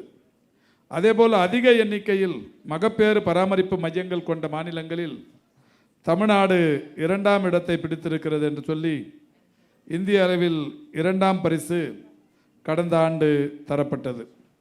அதேபோல் இரத்த சோகையை தடுப்பதற்கான தகவல் கல்வி மற்றும் தகவல் தொடர்புகளை திறம்பட செயல்படுத்தியதற்காக தமிழக அரசுக்கு ஒன்றிய அரசின் முதல் பரிசு கிடைத்தது. இப்படி மகப்பேறு விஷயத்திற்காக மட்டும் ஒன்றிய அரசின் 4-5 விருதுகள் கடந்த ஆண்டு தமிழ்நாட்டிற்கு கிடைக்கப்பட்டிருக்கிறது. எனினும் இந்த மகப்பேறு மரணங்களை இன்னமும் வெகுவாக குறைப்பதற்கு இப்போது 1,45.5 என்கின்ற அந்த நிலையை மாறி பூஜ்ய நிலையை கொண்டு வருவதற்குரிய நடவடிக்கைகள் என்கின்ற வகையில் இந்த கருத்தரங்கம் பெரிய அளவில் உறுதுணையாக இருக்கும் என்கின்ற வகையில் மரியாதைக்குரிய துறையின் செயலாளர் அவர்களின் தலைமையில் இந்த கருத்தரங்கம் தற்போது மிக சிறப்பாக தொடங்கப்பட்டிருக்கிறது.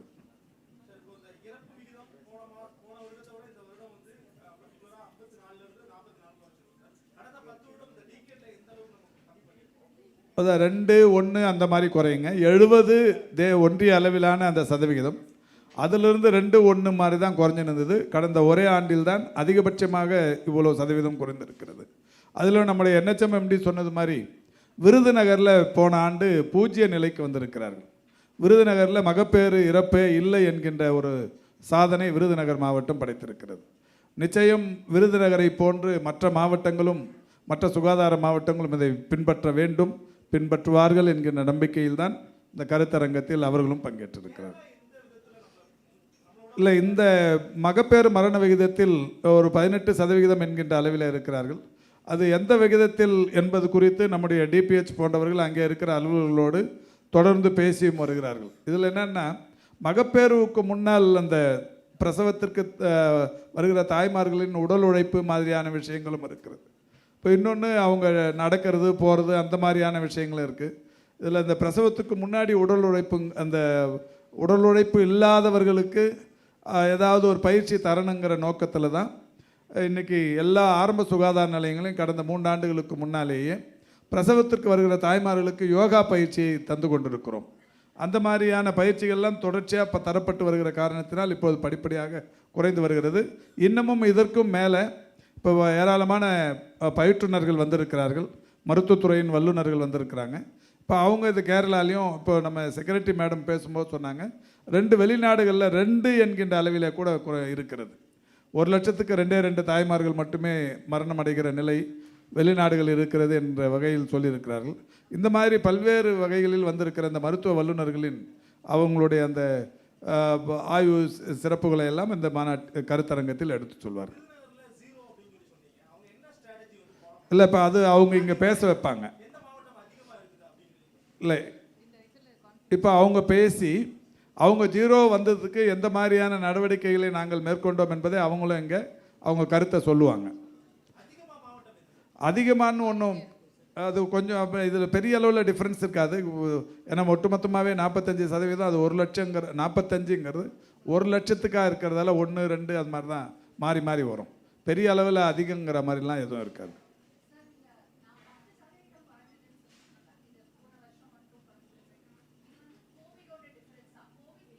இல்லை, அது கோவிட்க்கு அப்புறமா. கோவிட் வந்து 2020, 2021 இல்லை, அப்போவுமே இங்கே கொஞ்சம் கொஞ்சம் குறைஞ்சுன்னு தான் இருந்தது. 1, 2 குறைஞ்சுன்னு இருந்தது.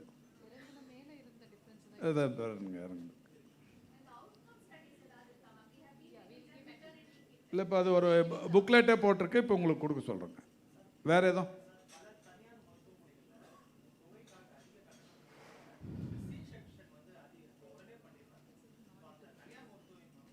இப்போ அது சம்மந்தமாக தணிக்கை செய்வதற்கு துறை நடவடிக்கை எடுத்து வருகிறது. ஆடிட் பண்ணுறாங்க.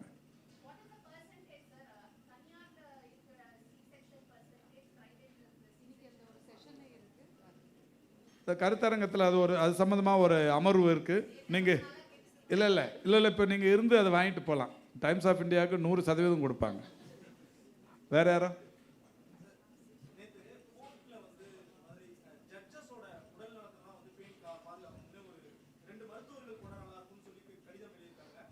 இல்லை, இப்போ நம்ம இது சம்மந்தமாக நம்ம இதில் கலைஞர் மருத்துவமனையின் இயக்குனர் கூட நேற்றைக்கு பேசியிருக்கிறோம். நீதியரசர்கள் விரும்பினால் அவர்களுக்கென்று பிரத்யேகமான முழு உடற் பரிசோதனைகள் செய்வதற்கு நடவடிக்கை எடுப்பதற்கு துறை தயாராக இருக்கிறது. அதுக்கான அவர்களிடத்தில் கருத்து கேட்கப்பட்டு வருகிறது.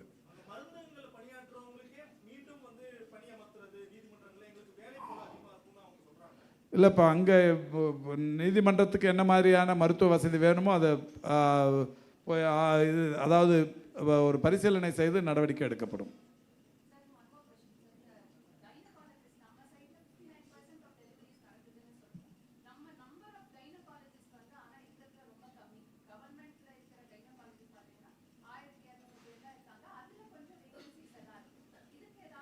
இல்லை, இப்போ வேகன்சிஸை பொறுத்த வரைக்கும் 100% முழுமையாக நிரப்புவதற்குரிய நடவடிக்கைகள் எடுக்கப்பட்டோம். இல்லை, அதுதான் இப்போ சீமாங் சென்டர்லாம் கூடுதல் ஆக்கியிருக்கிறதால நம்ம துறையின் செயலாளரும் எப்படியாவது இந்த மகப்பேறு மரண விகிதத்தையும் குறைக்கணும், சிசு மரண விகிதத்தையும் குறைக்கணுன்றதால இப்போ சாங்ஷன் ஸ்ட்ரென்த் ஏற்கனவே இந்த சீமாங் சென்டர்லாம் இல்லாமல் இருந்தது. இப்போ நிறைய சீமாங் சென்டர் வந்திருக்கு. இப்போ இந்த 59%லையும் 80% பிரசவங்கள் சீமாங் சென்டர்லேயே நடந்திருக்கு. எனவே மகப்பேறு இந்த மருத்துவர்களுடைய எண்ணிக்கையை அதிகப்படுத்துவதற்குரிய நடவடிக்கைகளை ஃபைனான்ஸ் டிபார்ட்மெண்ட்டுக்கு இப்போ ஹையர் பண்ணுறோம். இருந்தாலும் அது ஸ்ட்ரென்த்தையுமே இன்க்ரீஸ் பண்ணுறதுக்குரிய நடவடிக்கைகள் எடுக்க போகிறோம். இல்லைங்க, இது ஏற்கனவே நம்ம சொன்னோம். இப்போ அந்த கேரளாவில் ஏற்பட்ட அந்த பாதிப்பை உடனடியாக தெரிந்த உடனே அந்த கேரளா எல்லை, தமிழ்நாட்டின் எல்லை, அந்த எல்லை எந்தெந்த மாதிரியான கண்காணிப்பு நடவடிக்கைகள் எடுக்கணுமோ அதை எடுத்து அங்கேருந்து வர்றவங்களை பரிசோதிக்கிற பணிகளும் தொடர்ச்சியாக செய்யப்பட்டு வருது.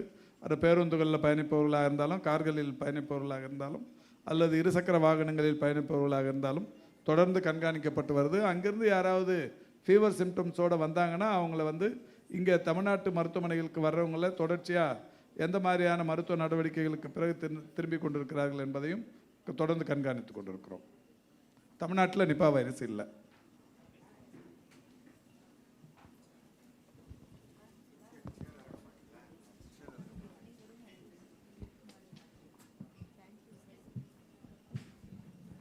Thank you very much, sir. I request all the faculties to please be seated in their respective seats. We will have a tea break after the first 2 initial sessions.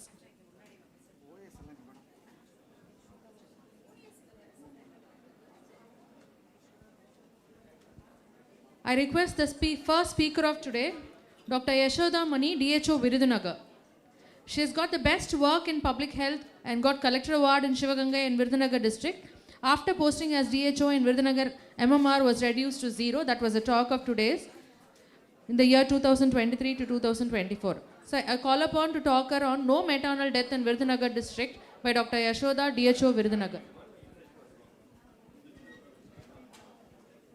So I request all the delegates to please be seated.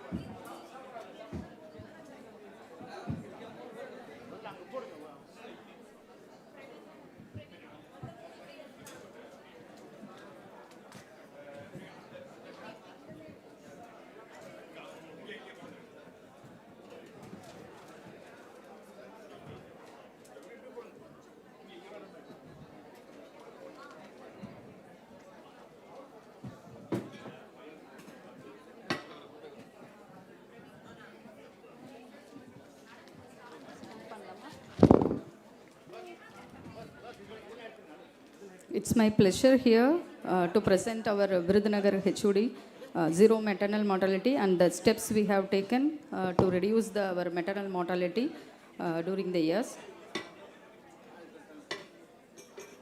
In Virdhunagar district, around we have a population of 7,39,000, of which we have having 22 primary health center, 2 government hospital and 1 medical college hospital. In that first step we had taken was to improve the government deliveries.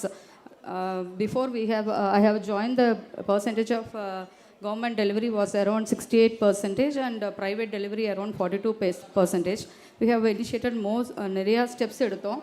இந்த மாதிரி வந்து நம்மளோட வால் paintings எல்லாம் வந்து பிஹெச்சியோட ambience வந்து நல்லா better covering கேட்சியாக இருக்கணும்னு சொல்லிட்டு வால் பெயிண்டிங்ஸ் பண்ணோம். இந்த மாதிரி பேபியோட photos. So I request all the participants to please settle down on their seats. We will have a tea break after the first 2 sessions. I request all the press and media people to please leave the hall without making much noise. Thank you very much. பிஹெச்சியோட ambience வந்து அட்ராக்டிவாகவும் NEET and க்ளீனாகவும் வைக்கிறதுக்காக நாங்கள் வந்து collector CSR ஃபண்டில் வந்து we have painting of the வார்ட்ஸ்லலாம் நல்லா பெயிண்டிங்ஸ் பண்ணோம். அதே மாதிரி இந்த மாதிரி டெலிவர்ட் ஆகிற பேபிஸ் டிஸ்சார்ஜ் ஆகும்போது அப்பார்ட் ஃப்ரம் த பேபியோட ஃபோட்டோஸ் வித் மதரோட அந்த ஃபஸ்ட் டே ஆஃப் டெலிவர்ட் பேபியோட ஃபோட்டோஸ் வந்து நம்ம வந்து அவங்களுக்கு ஹேண்டிங் ஓவர் கொடுத்தோம். அது போக வந்து பார்த்திங்கன்னா நம்மளோட ஒரு சில ஹார்ட் டு ரீச் ஏரியாலேருந்து பிஹெச்சிக்கு ஏன் செக்கப் வர்றதுக்கும் ப்ளஸ் டெலிவரிக்கு வர்றதுக்கும் ஸ்கேனுக்கு வர்றதுக்கும் டிஃபிகல்ட்டியாக இருந்த இடத்துல ஜேஎஸ்எஸ்கேல வந்து நம்ம ட்ராப் பேக் மட்டும்தான் பண்ணோம். ஒரு சில hard to reach area PHC பிளாக்ல வந்து நாங்கள் வந்து பிஹெச்சியோட விசிட் வர்றதுக்குமே வந்து வெஹிக்கல்ஸ் அரேஞ்ச் பண்ணி அந்த பஸ் டைமிங்ஸ் அந்த டைம்லைனில் வந்து பிக்கப் பண்ணி நாங்கள் ட்ராப் பண்ணோம். இன்னும் நெக்ஸ்ட் எம்எம்ஆரோட ஸ்டேட்டஸ் வந்து டியூரிங் கோவிடில் வந்து ஹையாக இருந்தது. அதுக்கப்புறம் வந்து நம்ம வந்து பார்த்திங்கன்னா பாதியாக குறைச்சோம். அதுக்கப்புறம் வந்து 0 வந்து மெயின்டைன் பண்ணுறோம் அவுட் ஆஃப் த 7,991 டெலிவரிஸ். இதில் மெயினாக வந்து நமக்கு வந்து ஒரு நெக்ஸ்ட் லைட்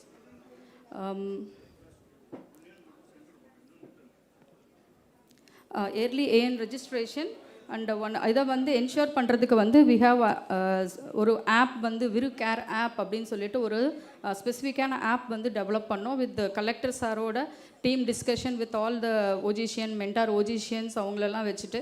ஏன்னா ஒரு சில ஃபாலோஅப்புக்கு வந்து எங்களுக்கு வந்து ட்ராக்கிங் அந்த ரோட்டில் இருக்காங்களா மதர்ஸு அண்ட் ஆல்சோ அவங்களோட ரூட் மேப்பில் கரெக்டாக இருக்காங்களான்னு ஃபாலோ பண்ணுறதுக்கு எங்களுக்கு இந்த ஆப் வந்து ரொம்ப யூஸ்ஃபுல்லாக இருந்துச்சு.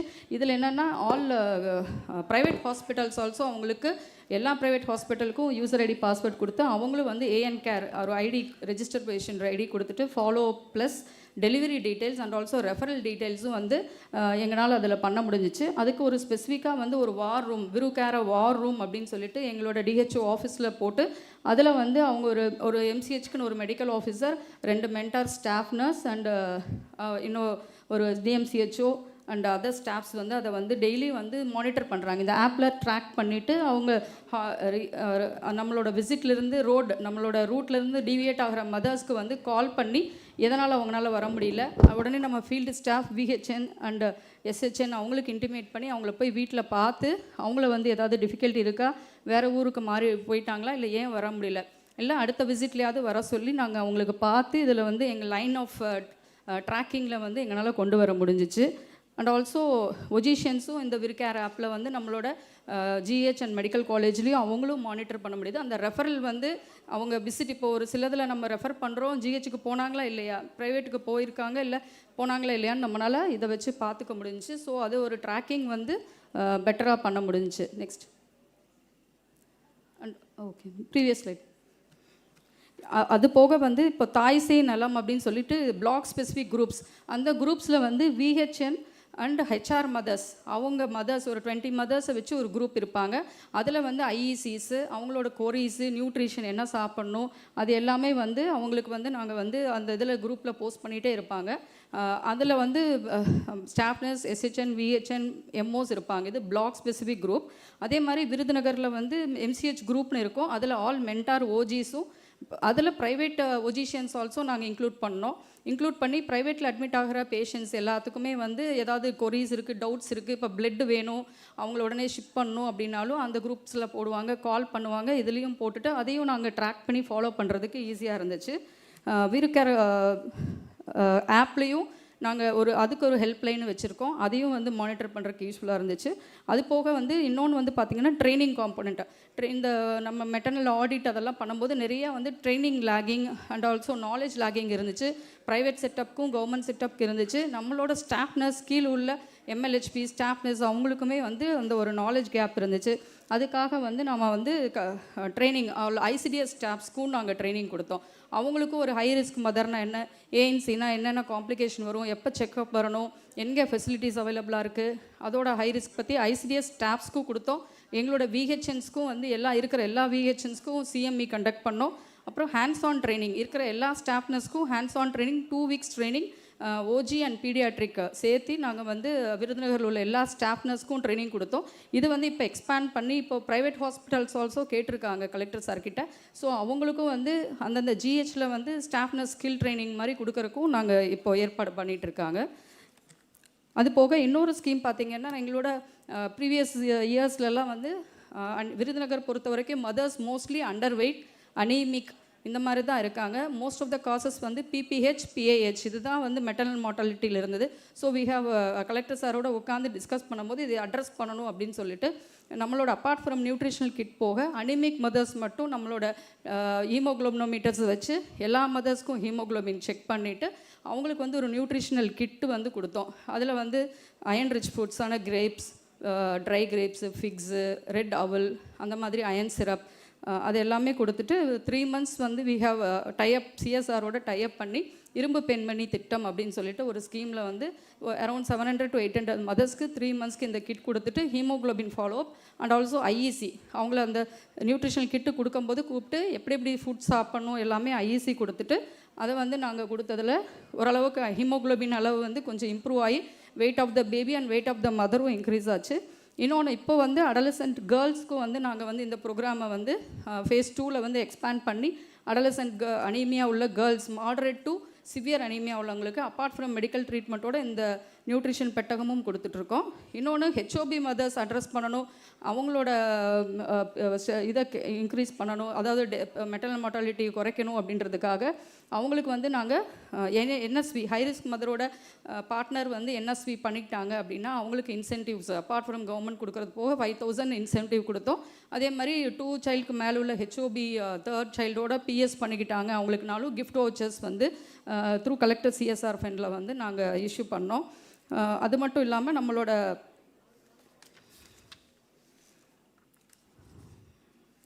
Coordination between all mentor OGs and PHC level staffs DME DMS சைடில் எல்லா இடத்துலையும் வந்து நல்ல ஒரு கோஆர்டினேஷன் சிஎம்இஸ் ப்ரோக்ராம்ஸ் வந்து நிறையா கண்டக்ட் பண்ணோம். நாட் ஒன்லி ஃபார் கவர்மெண்ட் ஒஜிஷியன்ஸ் டாக்டர்ஸ் இல்லாமல் ப்ரைவேட் டாக்டர்ஸ்க்கும் வந்து சிஎம்இஸ் வந்து கண்டக்ட் பண்ணியிருக்கோம். இதெல்லாம் வந்து ஒன்று சேர்ந்து தான் எங்களால் கொஞ்சம் குறைக்க முடியுது. நாட் ஒன்லி இந்த எல்லா ஊர்லேயும் இது பண்ணிகிட்டு இருப்பாங்க, பட் எங்களுக்கு வந்து ஒரு 1 year பண்ண தான் அதோட எஃபெக்ட் வந்து அதுக்கப்புறமா வந்து எங்களால் இது பண்ண முடிஞ்சிச்சு. ஸோ எங்களோட டிஸ்ட்ரிக்டில் வந்து இன்னும் நிறையா ஸ்டெப்ஸ் எடுத்திருக்கோம். அது இன்னும் டைம் இல்லை, அதனால் நான் என்னோடய இதை வந்து முடிச்சுக்கிறேன். இந்த வாய்ப்பு கொடுத்ததுக்காக additional chief secretary madam, DPH sir and MD madam மற்றும் அமைச்சர் அவர்களுக்கும் நன்றியை தெரிவித்துக் கொள்கிறேன். நன்றி, வணக்கம். Thank you. Thank you very much madam.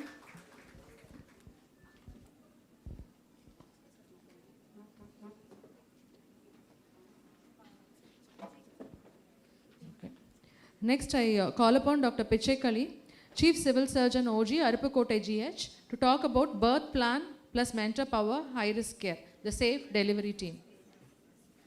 Good morning to all. Already DD madam Yashoda madam வந்து நோ மெட்டர்னல் டெத்ஸ் பற்றி பேசினாங்க.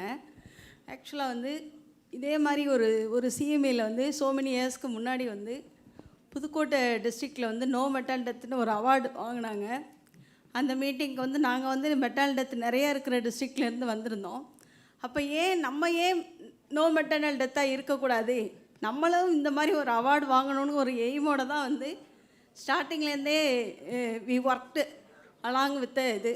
இப்போதைக்கு வந்து இந்த இதில் வந்து எந்த மாதிரி பிளானில் வந்து நாங்கள் வந்து ஆக்ட் பண்ணோம் அப்படிங்கிறதான் இதை பற்றி பேசுகிறோம். First is birth plan. எல்லா ஆன்டிநேட்டல் மதர்ஸுமே வந்து ஃபஸ்ட்டு விசிட்டில் இட் செல்ஃப் வந்து பெர்த் பிளான் பண்ணிடுறோம். அதே மாதிரி reassessing the birth planning from at the 3rd trimester at the end of the 3rd trimester 1 month prior to the EDD. For suppose வந்து பார்த்திங்கன்னா ஃபஸ்ட் டைமர்ஸ் அனீமியா இருக்குன்னு வச்சுக்கோங்க, severe anaemia, நம்ம அதை வந்து பிளட் ட்ரான்ஸ்ஃபியூஷன் ரெஃபர் பண்ணி பிஹெச்சிலேருந்து அவங்க refer பண்ணுறாங்க, ஜிஹெச் சிமாங் சென்டரில் ட்ரீட் பண்ணுறோம். It's considers high risk case தான். இப்போ நம்ம அனீமியாவை அதை கரெக்ட் பண்ணிட்டோம், அது நார்மல் ஆயிடுச்சு அப்படின்னு வச்சுட்டு அந்த கேசஸ் எல்லாம் வந்து பிஎஸ்சி லெவலில் வந்து டெலிவரி பார்க்கக்கூடாது. இட்ஸ் கன்சிடர்ஸ் ரிஸ்க் கேஸ் தான். அந்த மாதிரி பிளான் பண்ணி பிளான் ஆஃப் டெலிவரி எங்கே பிளான் பண்ணுறது அப்படின்னு. அதே மாதிரி வந்து ஹை ரிஸ்க் கேசஸ் வந்து ஒன்லி இன் சிமாங் சென்டர்ஸ், வெதர் அது ஜிஹெச்சாக இருக்கலாம் அல்லது டிஎம்இயாக இருக்கலாம். வித்தவுட் எனி ஹை ரிஸ்க் எதுவும் இல்லைன்னா அவங்களுடைய plan of delivery whether it is PSC or private hospital இருக்கலாம். தென் மென்டார் பவருங்கிறது என்னென்னா, இப்போ ரீசெண்டாக வந்து ஃபிசிக்கல் மென்டாரிங் கொஞ்சம் நடக்கலை. Some issues between the mentor ஒஜிஷியன் சைட் அண்ட் த டிஎன்ஜி ரிலேட்டடாக நடக்கலை. பட் இருந்தாலும் நம்ம வந்து ஜூம் மூலமாக நாங்கள் வந்து கோவிட்லேருந்து ஜூம் மூலமாகவே நாங்கள் நடத்திட்டுருக்கோம். இது வந்து எந்த விதத்தில் இருக்குன்னா, good relation between the block MOs, mentor ஒஜிஷியன் as well as DME side. எங்களுக்கு வந்து ரீசெண்டாக தான் வந்து கவர்மெண்ட் ஹெட் குவார்ட்டர்ஸ் ஹாஸ்பிட்டலில் இருந்த விருதுநகர் ஜிஹெச் வந்து அப்கிரேட் ஆகி டிஎம்இயாக இருக்குது. ஒரு குட் ரிலேஷன். இப்போ அவங்கள வந்து ஒஜிஷியன் வந்து 14 பேர் இருக்காங்க. எங்கள் சைடில் வந்து ஒஜிஷியன் வந்து 15, அதில் இப்போ 3 அப்ஸ்கேண்டட் 12 தான் இருக்காங்க.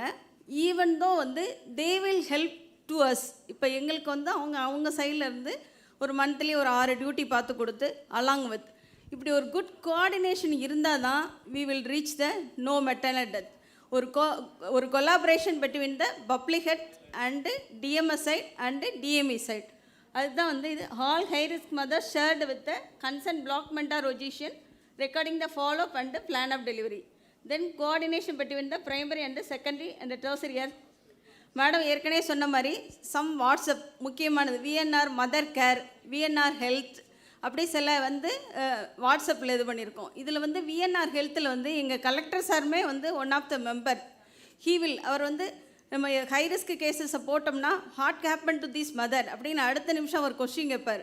ஸோ அந்த ஹை ரிஸ்க்கை வந்து அந்த ப்ரைவேட் ஒஜிஷனும் அந்த குரூப்பில் இருப்பாங்க. அதை போட்ட உடனே அடுத்த நிமிஷம் ஏன் இந்த பேஷண்ட் எங்கே அட்மிஷன் ஆகலை அப்படிங்கிறது குட் ட்ராக்கிங் ஏற்கனவே மேடம் சொல்லியிருக்காங்க. அதை கரெக்டாக ட்ராக் பண்ணி கேட்ச் பண்ணி அஸ் ஏ டிஸ்ட்ரிக்ட் மென்டார் ஒஜிஷனாக கொஞ்சம் க்ளோஸ் ஃபாலோ பண்ணிகிட்டு இருப்பேன். இதில் என்னென்னா எக்ஸ்ட்ரா ஒர்க் மாதிரி தெரியும், பட் அது ஒன்ஸ் வந்து அது ப்ராக்டிக்கலாக கொண்டு வந்துட்டிங்கன்னா it's very easy to follow the difficult cases, high risk கேசஸை ஈஸியாக ஃபைண்ட் அவுட் பண்ணிடலாம். தென் ஸ்பெஷல் ஆப் மேடம் ஏற்கனவே சொல்லிட்டாங்க. விருக்கருங்கிறது வந்து ஹை ரிஸ்க் கேசஸை ஃபாலோ பண்ணுறக்காண்டி எங்கள் விருதுநகர் டிஸ்ட்ரிக்டில் கலெக்டர் சார் மூலமாக ரெடி பண்ண ஒரு app.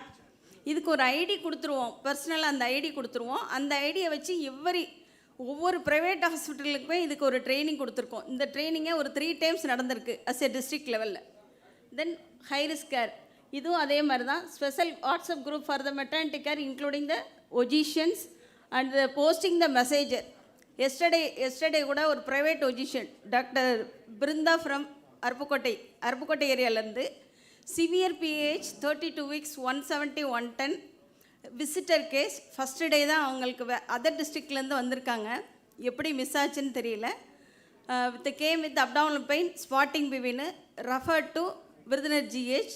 Patient abruption IOD section பண்ணோம். பேஷண்ட் இப்போ நல்லா இருக்காங்க. இது இன்றைக்கி ஸ்டேட்டஸில் அந்த குரூப்பில் வந்து விருதுநகர் மெடிக்கல் காலேஜ் ஹாஸ்பிட்டலேருந்து ஒஜிஷியன் வந்து அந்த பேஷண்ட்டோட ஸ்டேட்டஸை அப்படியே அதில் போட்டிருக்காங்க அந்த குரூப்பில். ஸோ ரெஃபர் பண்ண டாக்டருக்கும் அவங்களுக்கு யூஸ்ஃபுல்லாக இருக்கும். இதில் என்ன ப்ரீவியஸாக வந்து ப்ரைவேட் ஒஜிஷியன் ரெஃபர் பண்ணுறதோடு முடிஞ்சிடும்.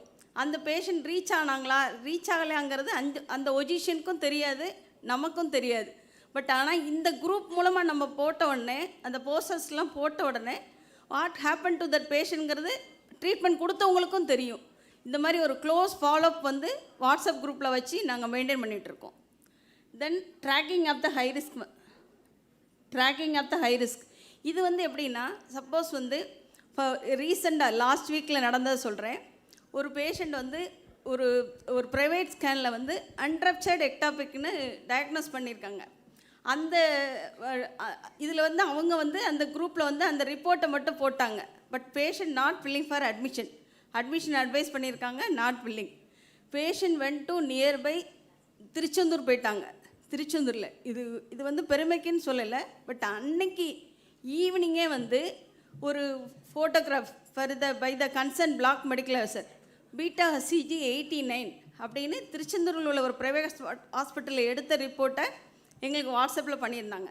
அங்கே கன்சிடர் பண்ணும்பொழுது இது looks like chemical pregnancy we are following அப்படின்னு அவங்க ஒரு ரிப்ளை கொடுத்துருக்காங்க. இந்த மாதிரி நாங்கள் வந்து each and every high risk cases we should not miss the case, close ஃபாலோஅப்பில் நாங்கள் வச்சுக்கிடுவோம். Whatever high risks should apply அல்லது should poster in the WhatsApp group.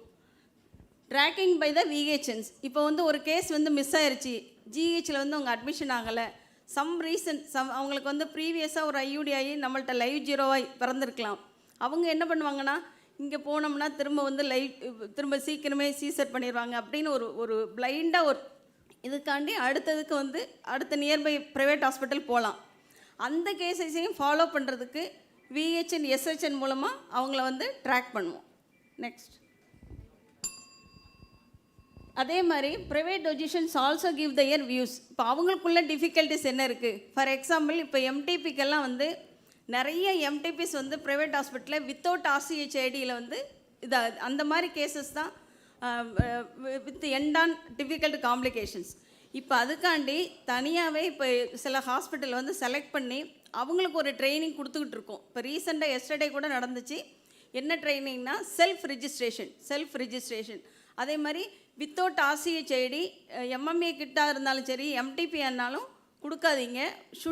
நீங்கள் அப்படி கொடுத்தீங்கனாலும் அதோட அட்ரஸை வந்து ஃபாலோ பண்ணி எங்களுக்கு குரூப்பில் போடணும்னு சொல்லியிருக்கோம். தென் மந்த்லி சீமாங் மீட்டிங், இதுதான் ரொம்ப முக்கியமானது. சீமாங் கோஆர்டினேஷன் மீட்டிங்கில் வி ஷுட் எல்லாம் அட்டன் பண்ணுறது ப்ரைவேட் ஒஜிஷியன்ஸ், ஆல் சீமாங் ஒஜிஷியன்ஸ், DME செல் உள்ள HOD அண்டு சீஃப் எல்லாருமே நாங்கள் அட்டன் பண்ணுவோம்.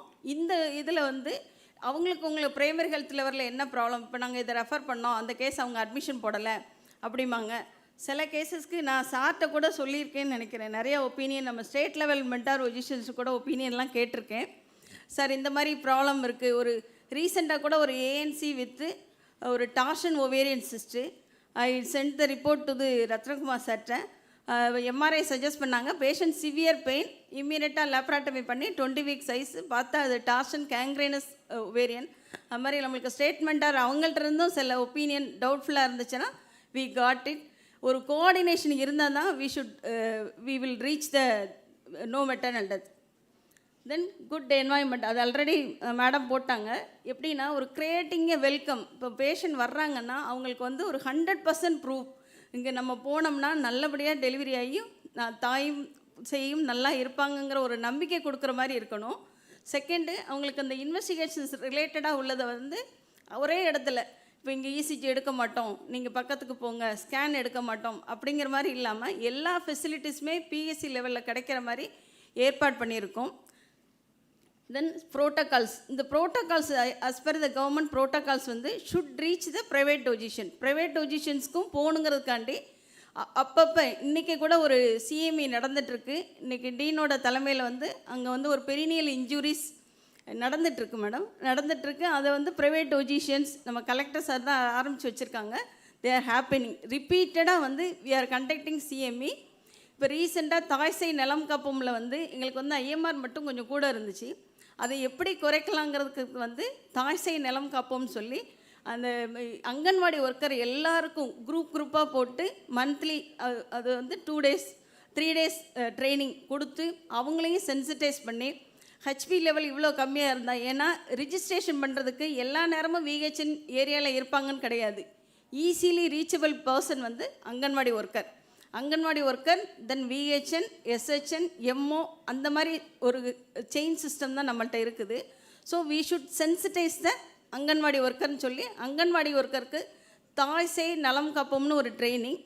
கம்மிங் ஆகஸ்ட்டில் வந்து we should sensitise the VHN. இப்போ இந்த அங்கன்வாடி ஒர்க்கருக்கு ட்ரைனிங் கொடுத்த மாதிரி VHNஸ்க்கும் we are going to give the then good environment already discussed. Next. Can I ask you a question? Thank you. Yes, Can I ask you a question? Yes, ma'am. Every month, are you people meeting at the district level? That is government and private doctors. Yes, ma'am. What date are you meeting and who conducts the meeting? Date, not fixed date, ma'am.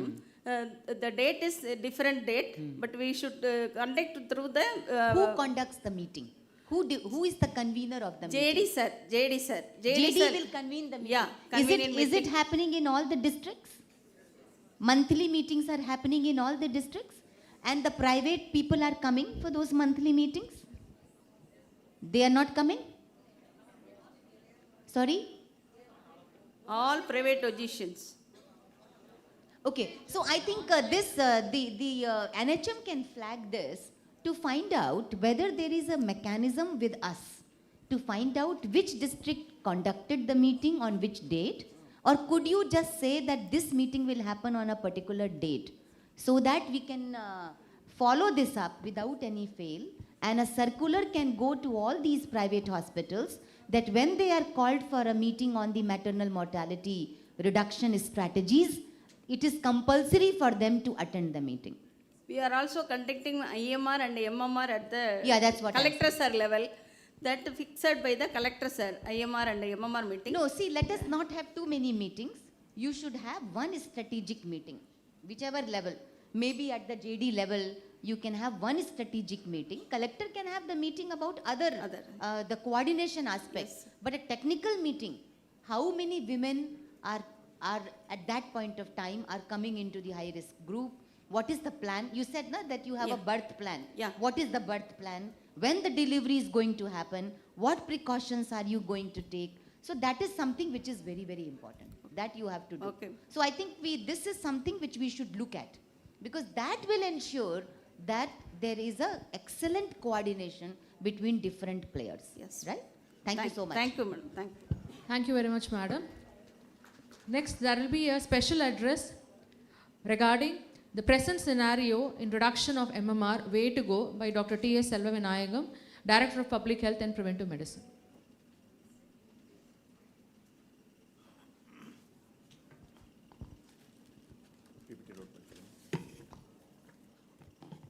So good morning once again, respected ACS ma'am, MD, NHM, PD, and all the HODs. Next slide. So this is what everyone has said in the morning. We have achieved our SDG target 3 and target 3.1, in fact, much ahead. But with our expertise and other infrastructure available in Tamil Nadu, definitely we can move further. So this is not a big achievement. As said by our madam, there are Scandinavian countries where it is still 1 and 2. And it is all possible. So there is a way in which it can be done. There is already an established evidences. If we follow it, we can do it. Next slide. So this is the rough analysis of what is going on so far. Just for convenience, I have taken only 1 year. And almost 3/4 of the causes are restricted to these 6 areas. See, if you are able to focus this 5 to 6 areas, we can reach the 75% easily. See, it is not that ellathiyum onnu handle pandra is very difficult. See, if you go a little bit out of this 479, there will be 130 to 140 causes each and every individuals. But it's very difficult to reach for all 135. So the easiest one to start with is that just reach those 75% of the causes which are restricted to this 6. In fact, நம்மளோட இன்னைக்கு particular focus is on the 4 areas which are your PAH, PPH, sepsis, and your family planning service or family welfare services. In the நாளும், if you are able to do it very deeply, very correctly at every institution level, definitely we can reach the 50 to 70% from the current level. And why we are not able to do it? See, இதெல்லாம் பார்த்தோம்னா எனக்கு PPH தெரியாதா, PH தெரியாதன்னா, we all know. In fact, we all read this from our MBBS level. But still we couldn't do it because of 2 things which we commonly say. Next slide.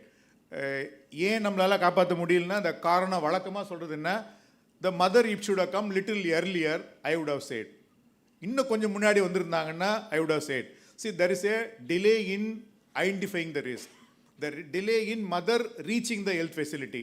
And sometimes அவங்க reach பண்ண பிறகு there is a delay in way in which we provide the care, or sometimes the adequate care is not provided. This is the common reason which we all find out.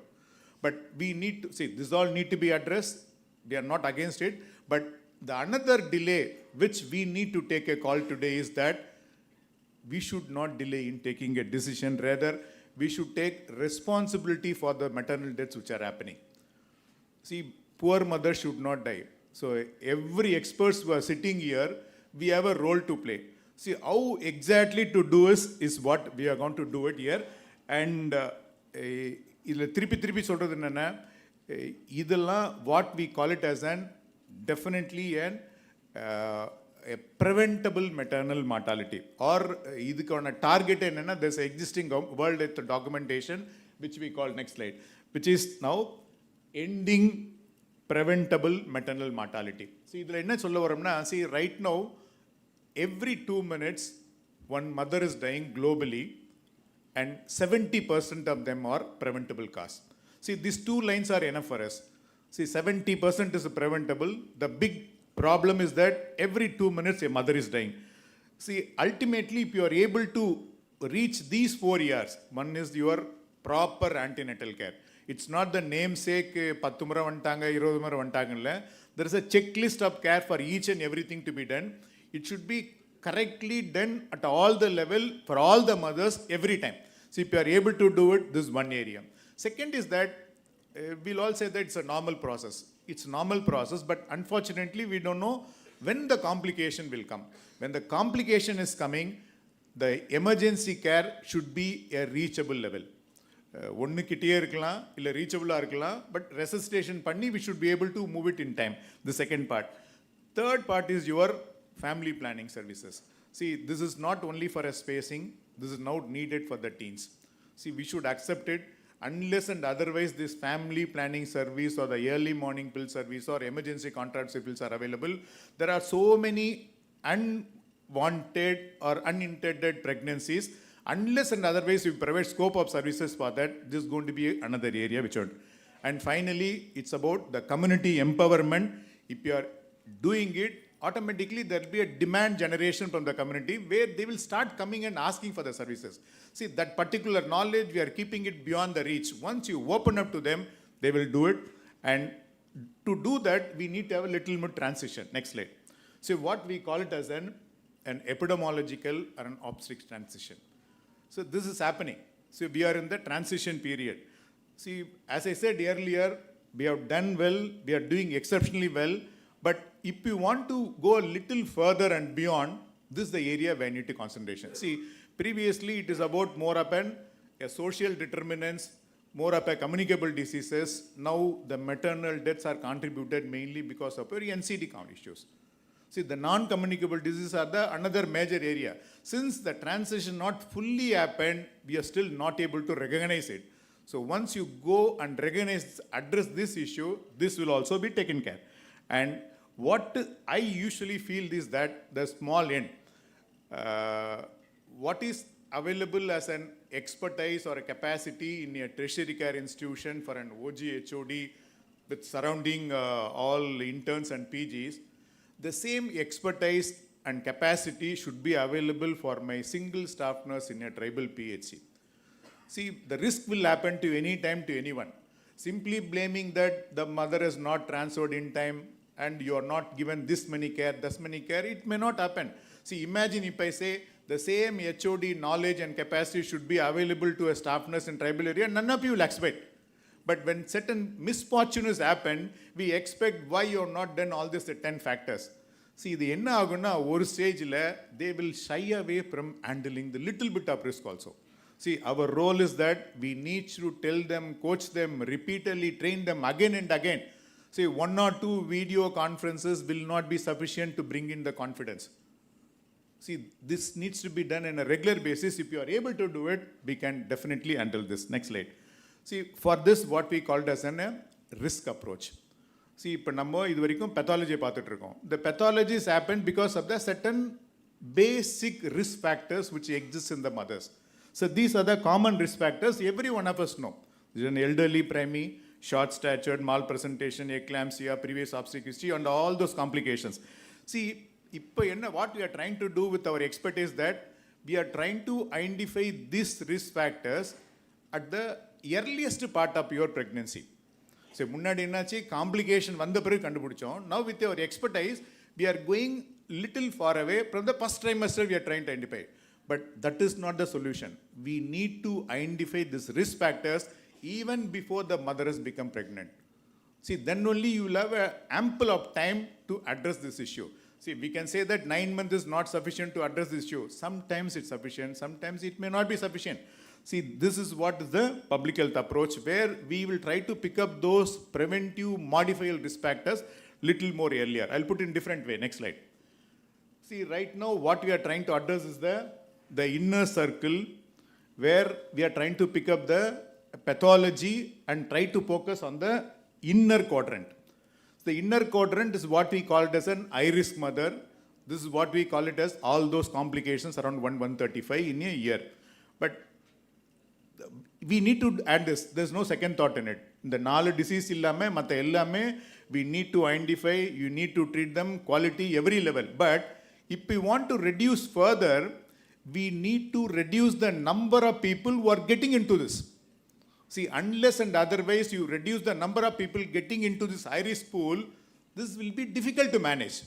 So, if in the high-risk pool, the only way is that identify the so-called risk factors, treat them when they are in adolescence, when they are not in a conception mode, so that they will not get into it. This is the way it is there, and this is all possible. In fact, there is a strong WHO documents which talk about this pre-conception care. And there is an already established way or mechanism in which this can be handled. Next slide. So what is needed is this. This is what we call it as an evidence base. See, already we all know the maternal nutrition, the anemia accountable for 20% of your maternal death. But none of us will have a dispute. The undernutrition, anemia, 20%. And when you see a teen less than 20 years, the probability of perinatal mortality is almost 50%. And there's one more evidence. If the mother is already in high BMI, the probability of the bigger baby complicating stillbirth is very high. When the mother is a low BMI, the probability of she getting a type 2 diabetes mellitus or a hypertensive disorder or CVD is already high. When there is a mother is a smoker, there is a higher possibility. And there are 4 out of 10 unplanned pregnancy which will many times go for a complication. See, it's a known risk factors. We all anticipate that this is why the people are dying. But unfortunately, we are not in a position to address them in time. So in time is not that in the 3rd trimester when every complications come. We need to go little far. So next slide. So this is where we should not think that the risk is not there in our state. See, in the 10 Lakshya mother, we have all the risk. See, as per the NFHS 5 survey itself, a woman with less than 18.5 low BMI is 12.6%. The obese is around 40%. And the sugar level when the more than 15 years is 20%. Raised hypertension is 24%. And the person who is married before the age of 19 years, it's almost 12%. And when you survey the survey, at least 6% of the teens, 6.3% of the teens are already pregnant. See, in the all risk factors, it's already there.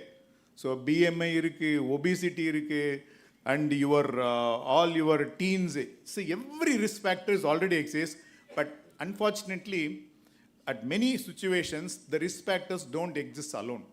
This always have multiplier effect. They will be together.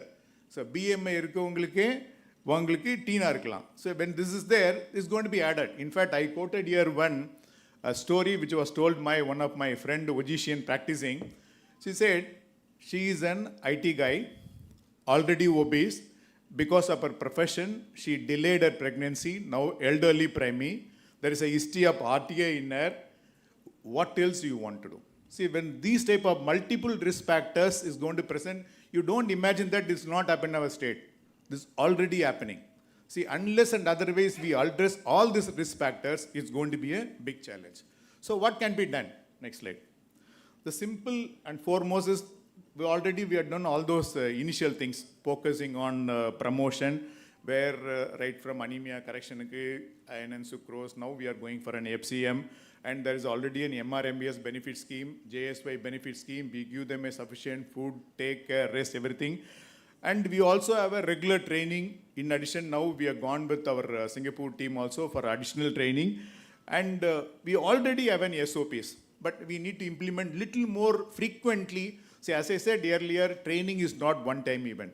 It should be a self-learning, regular learning. Every time it should learn. See, then what we call it as a muscle fiber learning. அதாவது கண்ணை மூடிக்கிட்டு போனால் கூட உங்களுக்கு crash டைலேருந்து எந்த ரேக்கில் எந்த medicine எடுக்கணும்னு நமக்கு தெரியுமோ அந்த அளவுக்கு these are the things present, it should be done automatically. See, if it is, that will be possible when you do it regular training. And these two issues, see the health system issue, actually I want to highlight here. See, ஒரு PHCல 50லேருந்து 60 AN mothers coming for a AN clinic, the quality will be a challenge. The similar way, 1,000 deliveries in a medical college in a month, the quality will be a challenge. It's very difficult. See, we need to increase our HR, capacity, infra, everything to handle it. And the same side, the aspirations or the expectation of the public is also increasing. Second, the economic issues now, though overall it looks better, there is a subgroup variation. unless and otherwise we go a little deeper, understand the subgroup variations, this will be another area which you need to know. But finally, my view is that we need to have a political and financial investment to bring down. See, that is what our madam has already done by getting the political commitment from the minister. See, in fact, last review, madam was talking about our ACS madam. See, this maternal death used to be reviewed by Home Department, because a mother dying is a crime. See, and we all have a moral responsibility to arrest it. See, unless and otherwise people like us, who are experts, who are administrators, not taking a lead, simply saying that this is a delay here, this is responsible for it. See, our idea is not to fix the responsibility on individual. It is the entire system we need to work together, then will we can able to do it. And this is all possible, I said earlier, next slide. See, we need to have a 365 approach and we need to have a life cycle approach. See, and the kadasi நேரத்துல கத்துறதுல பெரிய use இல்லை. See, that is needed, but you need to prepare for it. That's why what we call it as a passport to the pregnancy. If just check, these are the 10 minimum parameters a mother or an adolescent should have, and it is possible. Just for the joke, we have all ABC of the minimum things which needs for any adolescents to get into the pregnancy. Thank you very much for the chance. Thank you. Thank you very much, sir, for your valuable input. The last session before we break for tea would be that of the silent guardian's role of anesthesiologist in safe delivery. It would be addressed by Professor Dr. Bhaskar, who is a professor of anesthesia, KGH, Chennai. He has been a nodal officer in Tamil Nadu Maternal Death Audit, Honorary Secretary, Tamil Nadu Branch, Indian Society of Anesthesiologists. Over to you, sir. Morning, everybody. Thank you, madam. On the dais and off the dais, I thank you for this opportunity. To start with, just want to put a question. How many of you think that which is more risky, giving anesthesia or traveling in a flight? Most of them will think that it is going in a flight is the most riskiest. Because whenever you get into a flight, you always think that when it is going to crash land, it's going to get into trouble. But how many of you have been experienced so much time you are having travel in the flight? How many of them had any problem at all? It's very, very less, minimal. Because the flight industry has gone to so much of revamp, modification, so many things has happened. Now almost nil accident happens there. But that doesn't happen same with anesthesia. Because anesthesia has developed so much from the year when the ether was introduced at 1846. It has developed so much. We have got new gadgets, we have got new machines, very good monitoring standards, everything, new drugs, which I have, during my postgraduate, which has been very dream for me. I have seen these drugs now even available at the level of the our robust health system. It is available even at the primary health center. But still, anesthesia has a risk of at least 1%. Because we are handling the patient patient is having so many things developed during a physiology. There is a total physiological change. The patient, her physiology changes, completely changes. Patient 1 comes for anesthesia. So this has to be always kept in mind. So what way as anesthesiologists we can help our Tamil Nadu government in reducing this maternal mortality? We, other than our routine anesthesiology training for the postgraduate, we conduct this LSAS training. There is life-saving anesthesia skill training for the MBBS doctor at the DPH and DMS level. And so how can you go and start strengthening your system? First of all, when you are posted in to give anesthesia, first of all, you assess what is the infrastructure availability in your place. And basically, following COVID, now we have very good oxygen shows. Most of the places have a very good manifold, and even liquid oxygen plants have been erected in the DMS setup.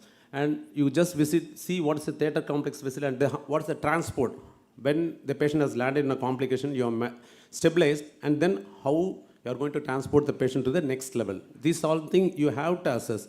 And what is the manpower, basically? Whether you have a trained staff or whether you have to train them, you have to do that blood bank availability. And this is my earnest request to all the postgraduates who are now being the consultants at the DMS level. Please put into use what I have been taught to you. You have been attending so much of workshops on POCUS, so many things on ultrasound, on ICU, how to use an ultrasound. So you have got all gadgets. We have been very proud that Tamil Nadu health system, even at the DPH level, we are having an ultrasound machine. So please put into use these machines. These machines are very, very important and useful tools, very simple tools to pick up things very early so that you can diagnose.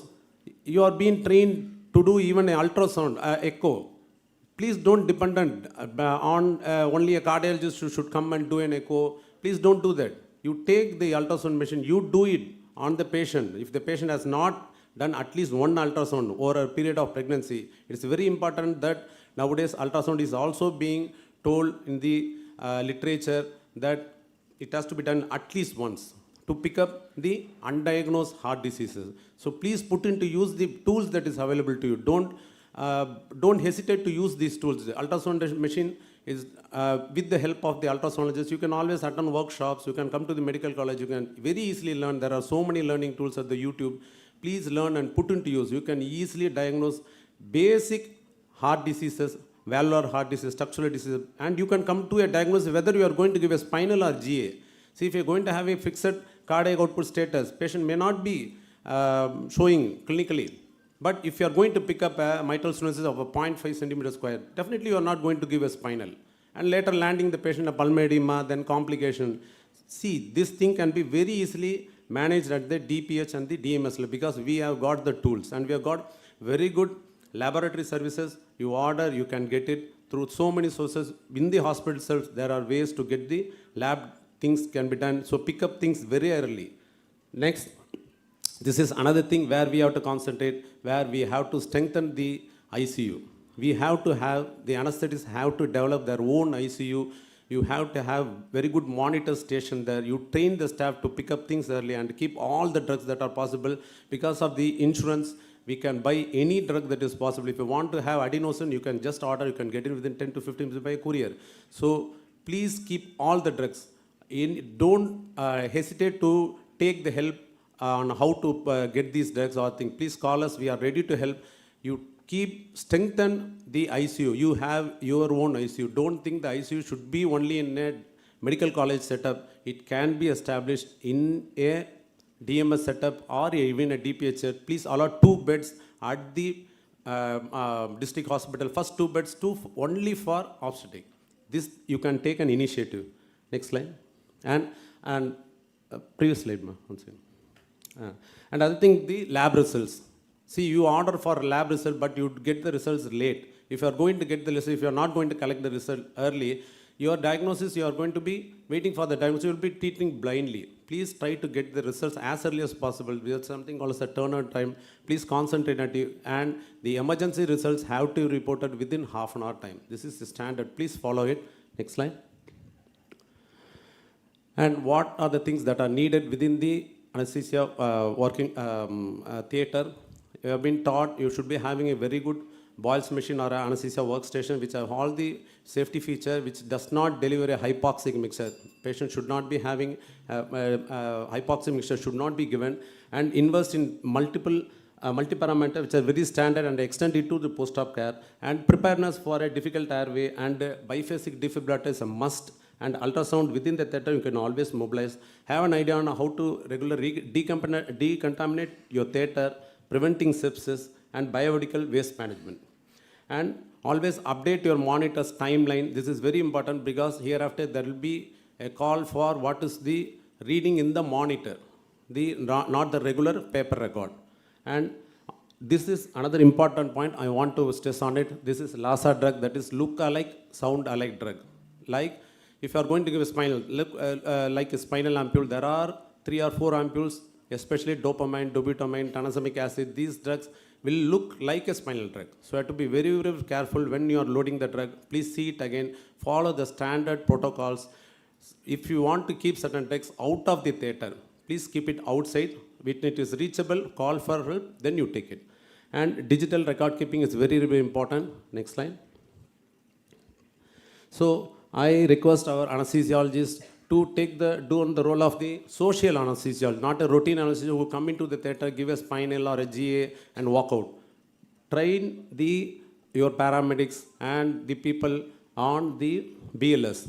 paramedical workers, policemen, traffickers, you can save the lives, and always try to create awareness on the availability of the defibrillators and attend workshops, CMEs to update your knowledge and skill, and move away from the concept of quantity care. Now we have achieved the quantity care, now we have to more concentrate on the focused quality care, where the 3 leading causes of death from maternal is still postpartum hemorrhage, eclampsia and sepsis, and work as a team for a better outcome. Thank you. Thank you very much, sir, for explaining us in detail about the role of anesthesiologist in safe delivery. Next, we'll have tea break for 5 minutes. I request all the participants to please go for the tea break and come back within the next 5 minutes. Thank you.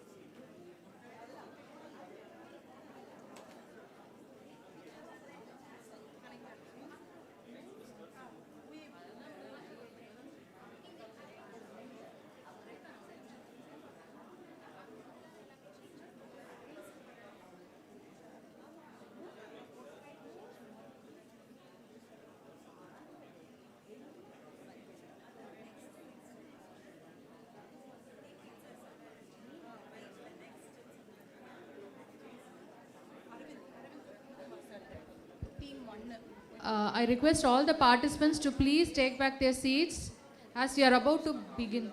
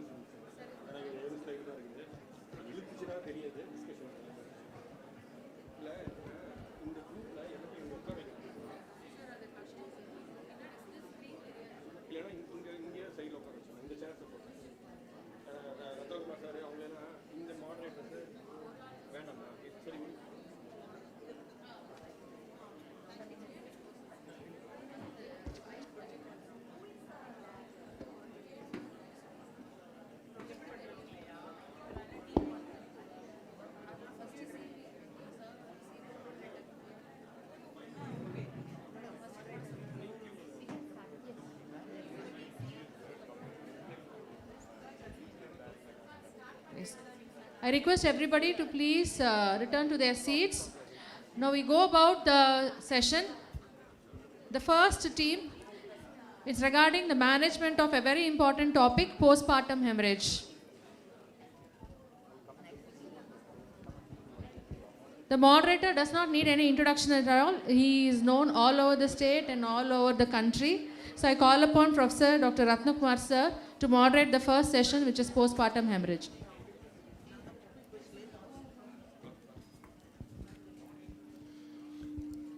Good morning. Thanks for calling us to moderate the session. This is an area which is a nightmare for any obstetrician. You don't know when it will start, whom it will start, how it will start, and ultimately how it will end. And these are the points which this session will be dealing with. I will reserve my comments to the end, taking into consideration the delay in the time limit. So initially, let me invite Dr. Nirmalsan, JD MCH, to talk on then and now, a statistical snapshot. Dr. Nirmalsan.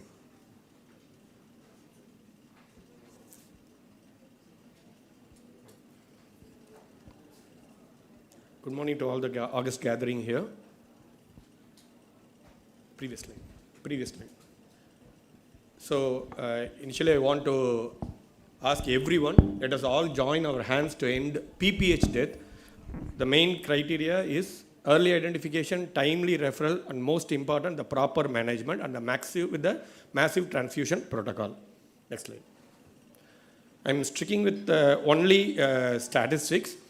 So this is the reduction regarding the number of deaths happened in the past 5 years. So prior to COVID, it was 100 deaths, and due to COVID, maybe reaching the right place for admission and all those things happens. So there was an increase in around 139. Then in the second COVID also, it was 111. Then there is a bigger reduction in terms of numbers. So 94 and 72 in the last year. So I am taking only the 72 for the statistical analysis. Next slide. So the age-wise, why we are asking the higher, the elderly primary or elderly gravida, so we want to restrict them. This is the finest example how the PPH is increasing because of the age. After 33, so almost around 66,500 deliveries. So we come across 12 maternal deaths. So the MMR is almost skyrocketing in this age group. For the other age group, it is somewhere around 7 or 8, and this is around 15 and 22. So this is how the elderly, because right now the elderly gravida is increasing due to various other social reasons. And regarding the gravida, again we are having the HOB, G1 and G2, more than G1 and G2, the HOB, out of 61,500 deliveries happened, so 24 deaths in the elderly, in the higher order of births. So 2 and 2 plus. Next slide. Again, where it has started and where the patient has landed at the time of death. So where the PPH started, the green column is there where the PPH started or the problem identified, where the death has happened or the treatment has given, and at the places. So these are all the, so from the PHC, it is referred to CMOG Center or GH, 3 patients, and MCH, Medical College Hospital, 6 patients. So from GH, 6 patients have been referred to other CMOG centers, and Medical College Hospital is 8. But the medical college hospitals, in the government medical college hospitals, around 29 deaths due to PPH. The PPH started in medical college itself, and the patient lost her life in 29 cases in medical college hospital itself. The private, similarly, all the things. So from the CMONC, we had GH or CMONC, we had 11 deaths, and MCH, Medical College Hospital, we had 52 deaths, and it has come from various places. So in the private sector, 9 deaths, and unfortunately, the transit death is 1. So overall, 72 deaths. Next slide.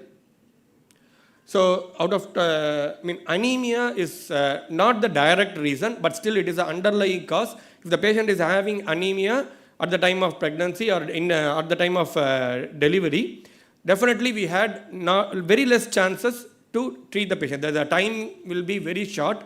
The patient may go for a shock or collapse. So we have to ensure during the pregnancy itself, before 28 week itself, the patient has to treat it, and the HB level should be more than 11.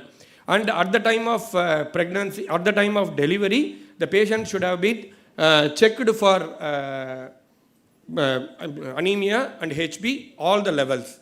So again, here the treatment has been given. Out of the 72 deaths, the patient were anemic and at 49%, 49 deaths. So non-anemic is 23. So it is not a direct reason, but it is an indirect reason for a PPH death. So similarly, so out of this 49, the treatment has been given to with the therapeutic dose, iron sucrose, and blood transfusion, and no treatment for 2 patients out of this 49. So the corrected anemia is 43, and not corrected is 3, and don't know is another 3. So again, come to the PPH death at the time of delivery, below 5 is, these are all the tested HB level at the time of visiting. So we are entering the last seen HB, maybe 1 month back. So it may be in the 36th week or 37th week. After that, there are a lot of chances every week the HB will go down 1% a week. So we have to ensure at the time of admission for delivery, we have to take a HB. Next slide.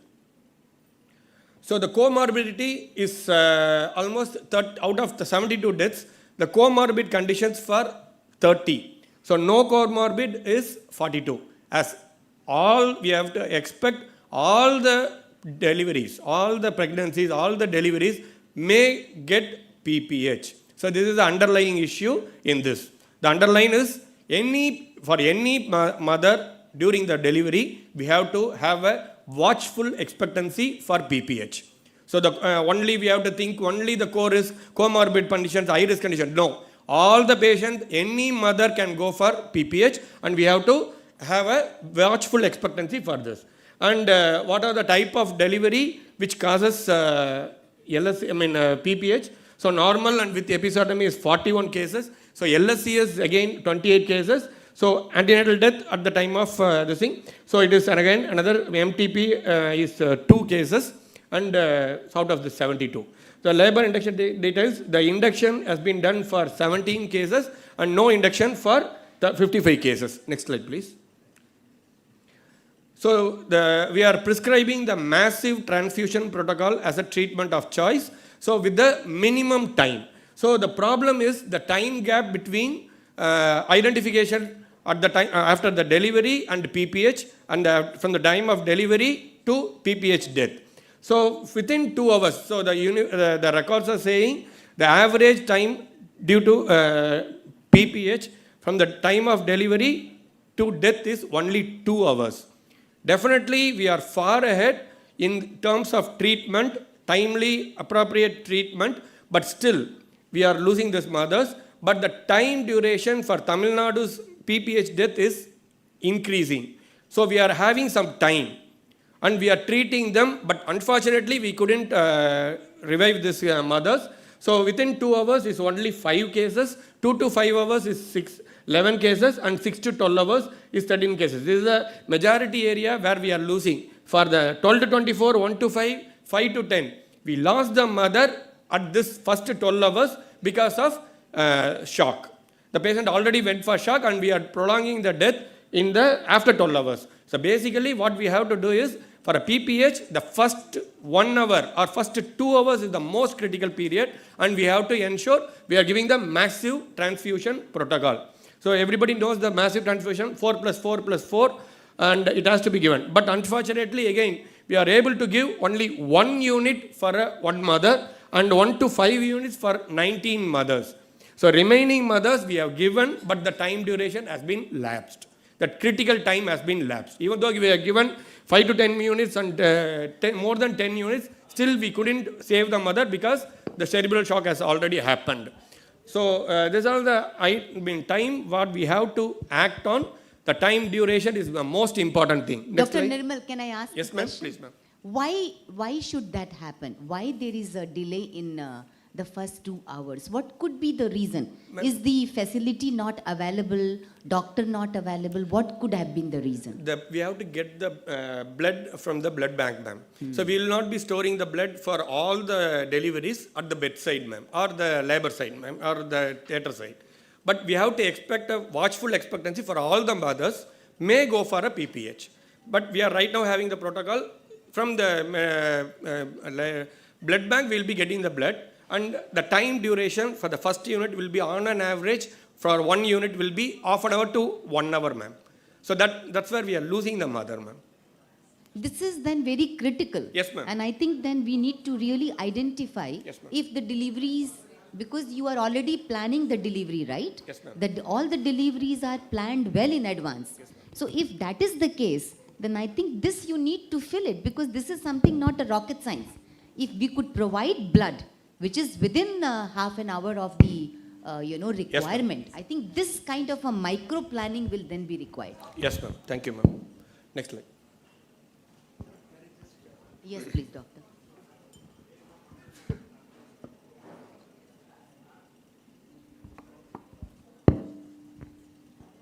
Madam, the issue is twofold, madam. The first problem, which is identifying the PPH. When the PPH occurs, the initial reaction from the obstetricians or non-obstetricians, anything, is to delay in accepting it is PPH. By the time we realize it is really PPH, it happens in all levels, madam. Right from medical college up to the primary health centers, there is a delay in accepting and realizing it is PPH. Once we realize, then we start. But that 1 hour or so is the critical time where we miss.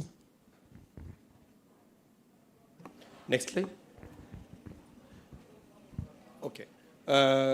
So usually the 4 T's are the reason for PPH. So the tissue, tone, trauma, and thrombin. As expected, the tone is the major reason, almost costing around 80 to 85%. Still, it is the same for Tamil Nadu statistics regarding this PPH death.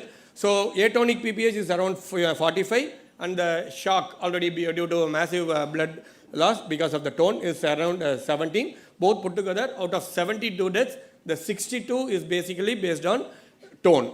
Next, as expected, the thrombin is another, tissue is for another 6 deaths.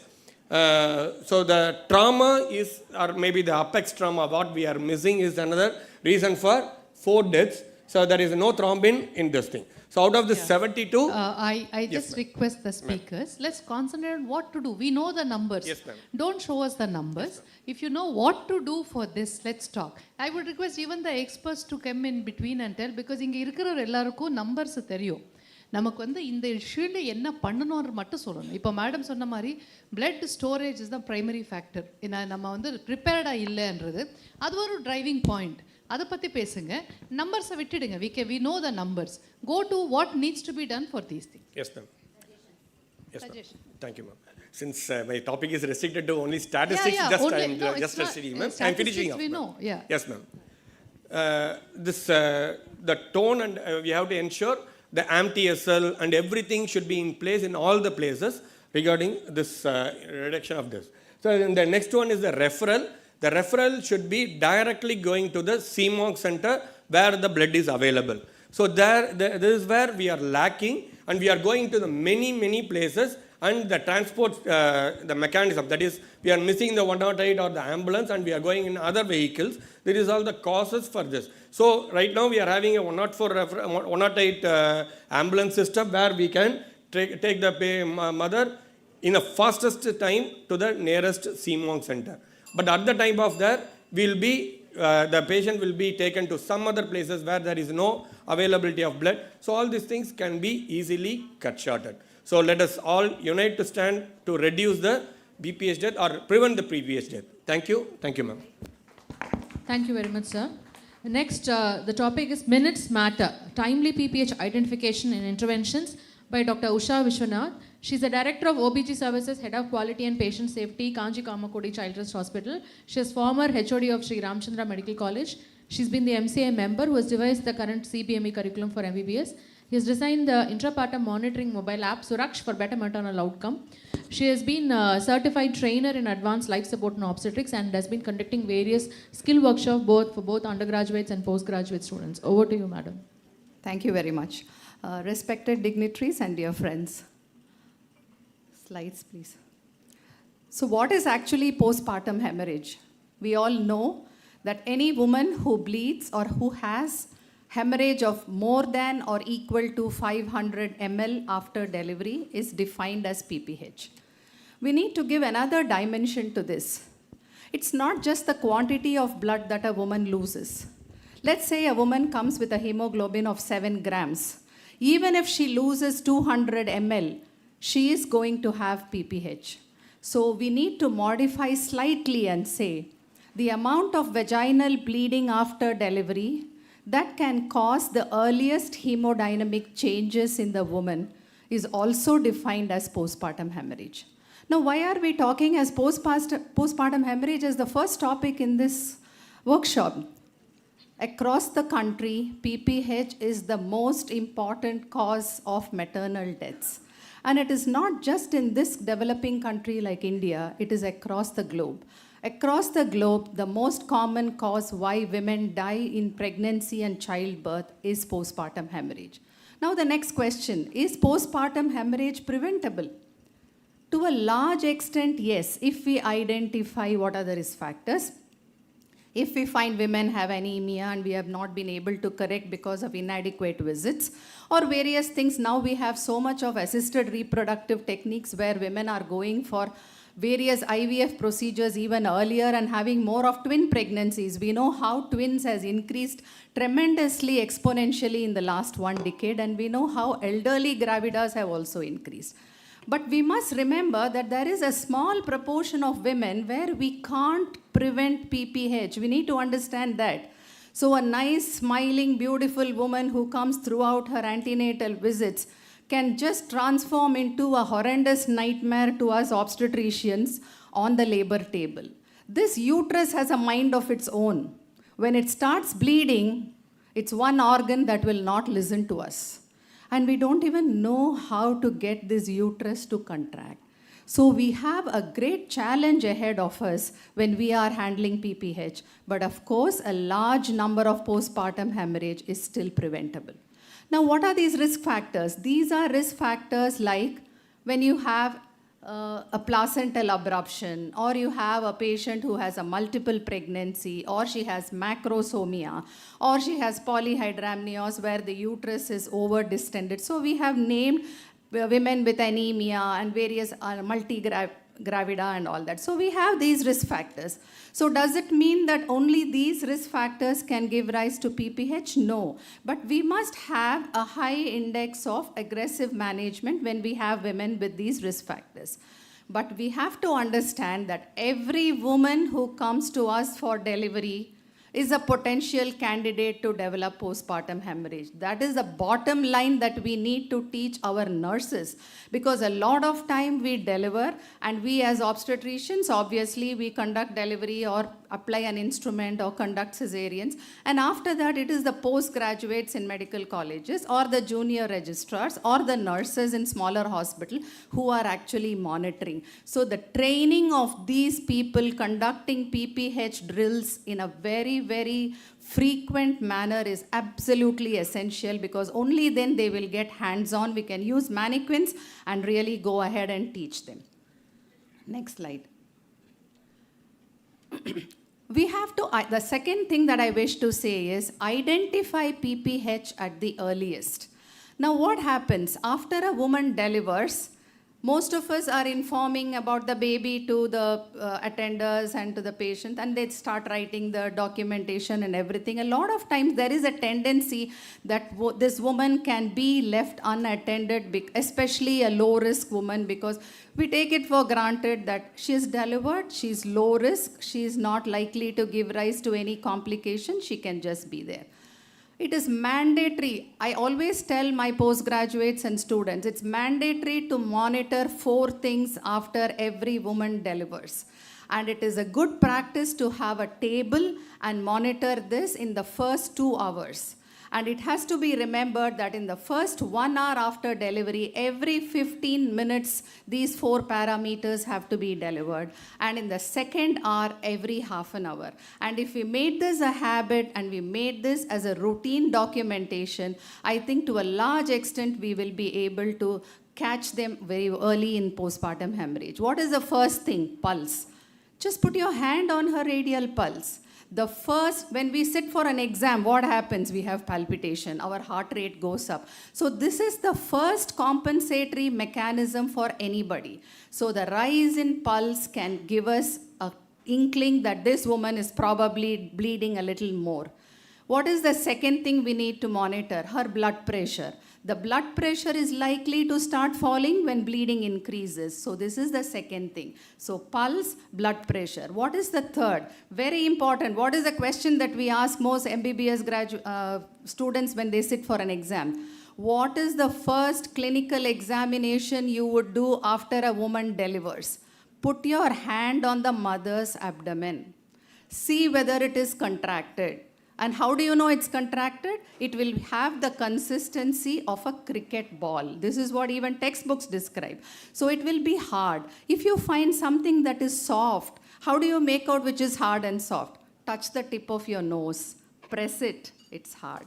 Touch the lobe of your ears, it is soft. So this is the difference, that if it is hard, like a cricket ball, it means the uterus has contracted. If it is soft, you know that the uterus is not contracted. Most of the times they bleed because uterus is not contracted. Why it has not contracted? We have several reasons, but this is the first thing that we have to find out. And what is the fourth aspect or parameter we need to monitor? Watch for vaginal bleeding. It is important, especially when you have given an episiotomy or you have applied an instrument like a vacuum or a forceps, an outlet forceps. See what is the amount of vaginal bleeding. It must be within normal limits. If you find that she is bleeding in excess, that is when you will know that you have to do something early. So very, very important. Pulse, blood pressure, uterine contractility, and vaginal bleeding every 15 minutes in the first 1 hour. There are no shortcuts, and there is no way you can pardon people who don't document this. You have to be a tyrant in the labor room if you want things to happen your way. So this is very important. And we all know what is active management of third stage of labor. There are 3 components. You have to give injection oxytocin 10 units intramuscular soon after the baby is delivered. What is the point number 2? You have to have a controlled contraction by which you deliver the placenta. What is the third aspect? You have to make sure that the uterus is nicely compressed if it is not contracting. So this is something that we do for all these patients. Next. So you have to have an accurate assessment of whatever loss of blood that is happening. We need to administer oxytocin like I mentioned. We need to monitor the symptoms and signs like I said. The fluid management is very important. We may have women who are anemic, who have heart disease, who have high blood pressure, who are diabetics. Let's remember, if you go to any medical college, hospital, or even smaller nursing homes, every 5th cot is a woman who has a diabetic. We know that in another decade, India is going to be the diabetic capital because of rising obesity, lifestyle changes, so many other things are contributing to this. Then we have uterine compression techniques which can be used. And we have blood and blood products availability, very important. Somebody, the anesthetist previously, he said, the availability of blood, we need to cross match, we have to get the blood ready, accessibility to certain areas. So these are something very important, especially if she is an Rh negative woman or it is a blood group which is not commonly available. So we have to anticipate, we cannot cost cut in this. We have to have everything perfect for even the most low risk woman. And of course, we have to have a multidisciplinary approach. I think it's very important. The theme of last year's Patient Safety Month, September every year is a Patient Safety Month, which the entire world celebrates. The last year's theme was engaging patients in their own safety. I think it's very important. Instead of patients going through Google and listening to unscientific information from their friends and various things, we need to talk to patients. We need to educate them. We need to make them understand what is their safety. We need to tell them what are their do's and don'ts. Patient and family education has become the crux of every healthcare provider. And the most important thing, we need to listen. How many of us doctors are listening to patients? We are only talking, or sometimes we don't listen. So I think that is so important. The most important communication skill every healthcare provider needs to have is that we need to go ahead and listen. And to finally complete, I can say, as obstetricians, as medical professionals, and as people who are teaching the next generation, I think any amount of technology cannot replace 2 things. What are these 2 things? One is history and the second is physical examination. What history we take from patients, and when we listen to what they have to say, we can identify a lot of things that can help us manage the. Secondly, our clinical examination, our hands and brain will pick more than any modern technology. So no technology can replace the amount that we talk and listen to our patients, and the clinical examinations where we keep our hands, ears, and brain open. Thank you very much, and it's a right of every woman to have a wonderful motherhood, and is the responsibility of every obstetrician to realize this dream and make it true. Thank you.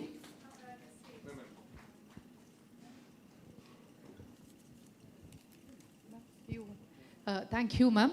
As madam was just mentioning, the most important thing madam said now, because I wanted to summarize just 3 things. One, madam always says, ACS madam says, doctors, are we touching the patients and feeling them? That is something that madam emphasized, I think very, very important. Very important. எல்லாரும் பண்ண வேண்டியது நம்ம. Second, madam சொன்னாங்க, நம்ம ஒவ்வொரு பேஷண்ட்டுக்கான தேவைகள் நம்மக்கிட்ட இருக்கா, அது ரொம்ப இம்பார்ட்டண்ட். நம்ம ஒரு லெட்டர் அனுப்பிச்சிருந்தோம் NHMலேருந்து. நம்ம ஏன் ப்ரைவேட் சென்டரில் வந்து நம்ம பார்க்கும்போது எல்லா டெலிவரி பாயிண்ட்ஸும் செக் பண்ணுங்கள்.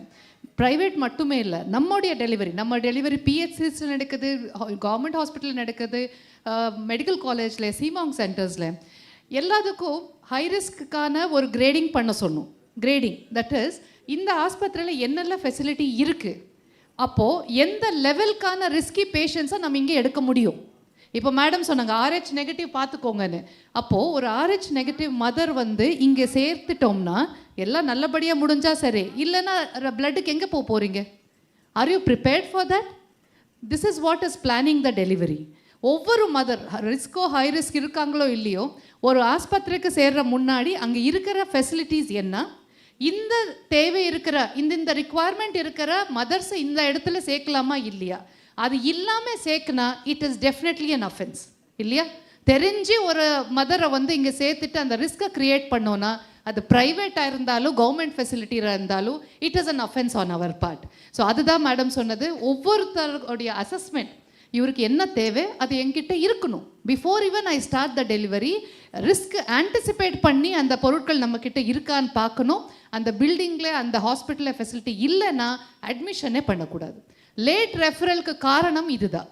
அதுக்கான ப்ரிப்பேர்ட்னஸ் என்கிட்ட அது அப்போ அவருக்கு வந்து எந்த ப்ரைவேட்டாக இருந்தாலும் நம்முடைய ஃபெசிலிட்டிஸாக இருந்தாலும் அது நாட் அட் ஆல் ஜஸ்டிஃபைட். இதுதான் DDs and JDs we had asked them to assess every hospital and tell us to what level risk கேட்டகரியை நான் அட்மிட் பண்ண முடியும்ன்றது அவருக்கு தெரியணும். இதுதான் டிஸ்ட்ரிக்ட் லெவல் மீட்டிங்கில் நீங்கள் கண்டிப்பாக பண்ணணும். And madam has requested that doctor you can be a part of us and the audit team when we are talking, so it will help us. It was wonderful speech that you just gave. Thank you. Thank you very much. Thank you, madam. As doctors, when we treat patients, we cannot forget our right hands. Next, we call upon S. Rubita Devi, Labour Room In Charge Staff Nurse, Trichy MCH. She holds a diploma in nursing and midwifery at Coimbatore Medical College. Service at government sector for the past 19 years and Labour Room In Charge Staff Nurse for the past 9 years. And she's a Lakshya team leader also.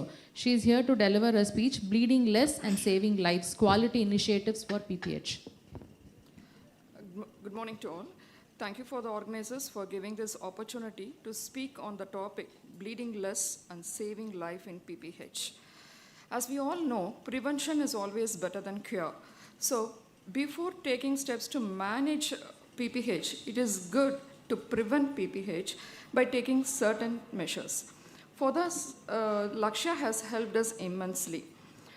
The goal of Lakshya is to reduce the preventable maternal and newborn mortality and morbidity in labor room and as well as in the maternity OT. It also emphasizes on to ensure the respectful maternity care. So we treat our mother with dignity and respect. I would like to say about our medical college hospital. The quality of our medical college hospital, Mahatma Gandhi Memorial Government Hospital, Trichy, started at the bottom of 40%. Under the influence of Lakshya, we have improved to an astounding 96%, making us to be the proud bearers of prestigious platinum badge, which was evident with the obvious improvement in various outcome indicators. So, in our facility, during admission, mother gets enrolled as per Lakshya guidelines. It consists of wholesome information about antenatal and postnatal mothers. Related to our topic, we have a risk assessment and triage, obstetric hemorrhagic risk factors, then management of labor, including active management of third stage of labor, then management of postpartum hemorrhage, and we also have a postpartum monitoring chart, and we also have a good management of referral services, and we should ensure round-the-clock availability of blood transfusion services. On other hand, importance of regular, frequent trainings and emergency PPH drills for all healthcare providers is mandatory because it is very much useful to handle the emergency situations. And the most important medications which we use for the PPH management are injection oxytocin, injection carboprost, and tablet misoprostol. And the God's gift for our OG department is injection oxytocin because it saves a lot of mothers' life. So we should ensure that injection oxytocin is kept only in the refrigerator, right from the TNMC warehouse, then from the pharmacy to the hospital pharmacy and sub-store, and finally in the labor room and in the maternity OT. Because in turn, we have to maintain the cold chain of this drug. Then we have to see about obstetric risk assessment. One of the important measures to prevent PPH is to assess the mother during the antenatal checkup itself. So we categorize the mother in 3 major groups. That is a high risk, medium risk, and low risk. The mother who comes under high risk are anemia complicating pregnancy, placenta previa, low-lying placenta, then placenta accreta, percreta, APH, teenage pregnancy, and mother who have bleeding disorders. The mothers who come under medium risk are multiple gestation, previous LSCS or uterine scar, high order birth, then previous history of PPH, and large and multiple uterine fibroids. Low risk categories are singleton pregnancy, no previous uterine scar, no high order birth, no previous history of PPH, and not a known bleeding disorder. So those mothers with high risk factors for PPH will be planned delivery at tertiary centers or in CMONC centers only. Because of the blood availability and management of complications can be treated effectively in these hospitals. So we can prevent a mortality rate. There comes the importance of birth planning at the PHC level itself during the AN visit. Secondly, AN complications such as anemia and hypertensive disorders of pregnancy, which are the most common cause for PPH, should be treated effectively and promptly as per the guidelines. And I would like to say about some steps during delivery. That is a birth companion. Mother is accompanied by birth companion, which provides a great psychological support to the mother. Then we all know about the AMSTEL, active management of 3rd stage of labor should be followed properly. And training of personnel involving in the maternity care for conducting labor and PPH management in frequent intervals. And we should also ensure that V-drape is provided for all the deliveries, because to calculate the estimation of blood loss. And PPH management kit is kept ready in labor room in order to save time and to avoid unnecessary stress and confusion. And finally, we are going to say about the postpartum risk assessment. As per guidelines, after delivery, first 1 hour is the golden hour. So where the patient will be monitored according to the following parameters. As earlier Madam said, the initial thing is a pulse rate, followed by the respiration rate, blood pressure, and saturation, pallor, neuro response, and urine output. For first 2 hours, we have to check the above parameters once in half an hour, followed by 6 hours once, so that we can identify the high risk and we can intervene earlier. The parameters will be plotted in a green, yellow, and red as per the patient vitals. According to the vitals, if 1 red or 2 yellow boxes are marked, it's time to call for help because it is an alarming sign. Then it should be followed by the postpartum care management. Finally, our take-home message is our main motto is to prevent PPH. So diagnose early and treat earlier. So I would like to say about the teamwork and good communication plays a crucial role in preventing and managing the PPH. Then a safe delivery leads to happy family, happy and healthy family leads to good society. I would like to thank you one and all for giving this golden opportunity, because this dais is fully occupied with experts of OG department and anesthesia department and from the higher officials of our health system. Considering staff nurse to give a speech in this topic is really a motivation for us. Thank you so much. Thank you, Ms. Rupita Devi. Next, I call upon Dr. Anila Mathan, HOD and Senior Consultant Hematologist and Transfusion Medicine, Apollo Specialty, Virdhunagar. She has done her MD and MBBS from CMC Vellore, NABL Technical and Lead Assessor and PTP Assessor, MBA from Brits Pilani, has published various national and international workshops and organized workshops in red cell antibody use of independent controls and in quality assurance. Special interests are in HLA, coagulation and quality. Over to you, Madam. respected dignitaries, ladies and gentlemen, good morning. And thank you for giving me this opportunity to share the blood bank perspectives of PPH. As per the previous discussions, you know how important the blood bank is toward the management of PPH. And it's really important, as we have understood, that early recognition is better than later and waiting for the calamity to occur. So what do we need to do as part of complication readiness? We know how to identify PPH, but I understand from the morning talk that there are blood banks in all of your facilities. But do you have adequate products available in the blood bank? Has the base stock been defined? We know that O negative blood should be available in all blood banks for any unexpected when we don't know the blood group. So we need to have the number defined based on the statistics, the number of the obstetric patients that are coming to your center. Also of the other groups as well. All antenatal patients should have their blood grouping and screening, antibody screening done during the antenatal period so that we know that at the time of delivery, the blood bank is adequately equipped to supply the needs. Secondly, at the time of delivery, the cross-match and reservation should be done. And based on the maximum surgical blood order schedule that has been defined in your center, the adequate number should be kept. So in our center, our requirement is about 1 unit for a normal regular delivery. And of course, based on the risk, the high risk, or whether any complications are expected, additional units are reserved and kept ready. We have to be especially careful in case of a negative group to make sure, because it's rare, and in case we have to organize for the blood donors to come and make sure that there's adequate stock of that particular unit at that time. The other thing, of course, which is very important, prevention is always better than waiting for the event to occur, is to minimize the risk.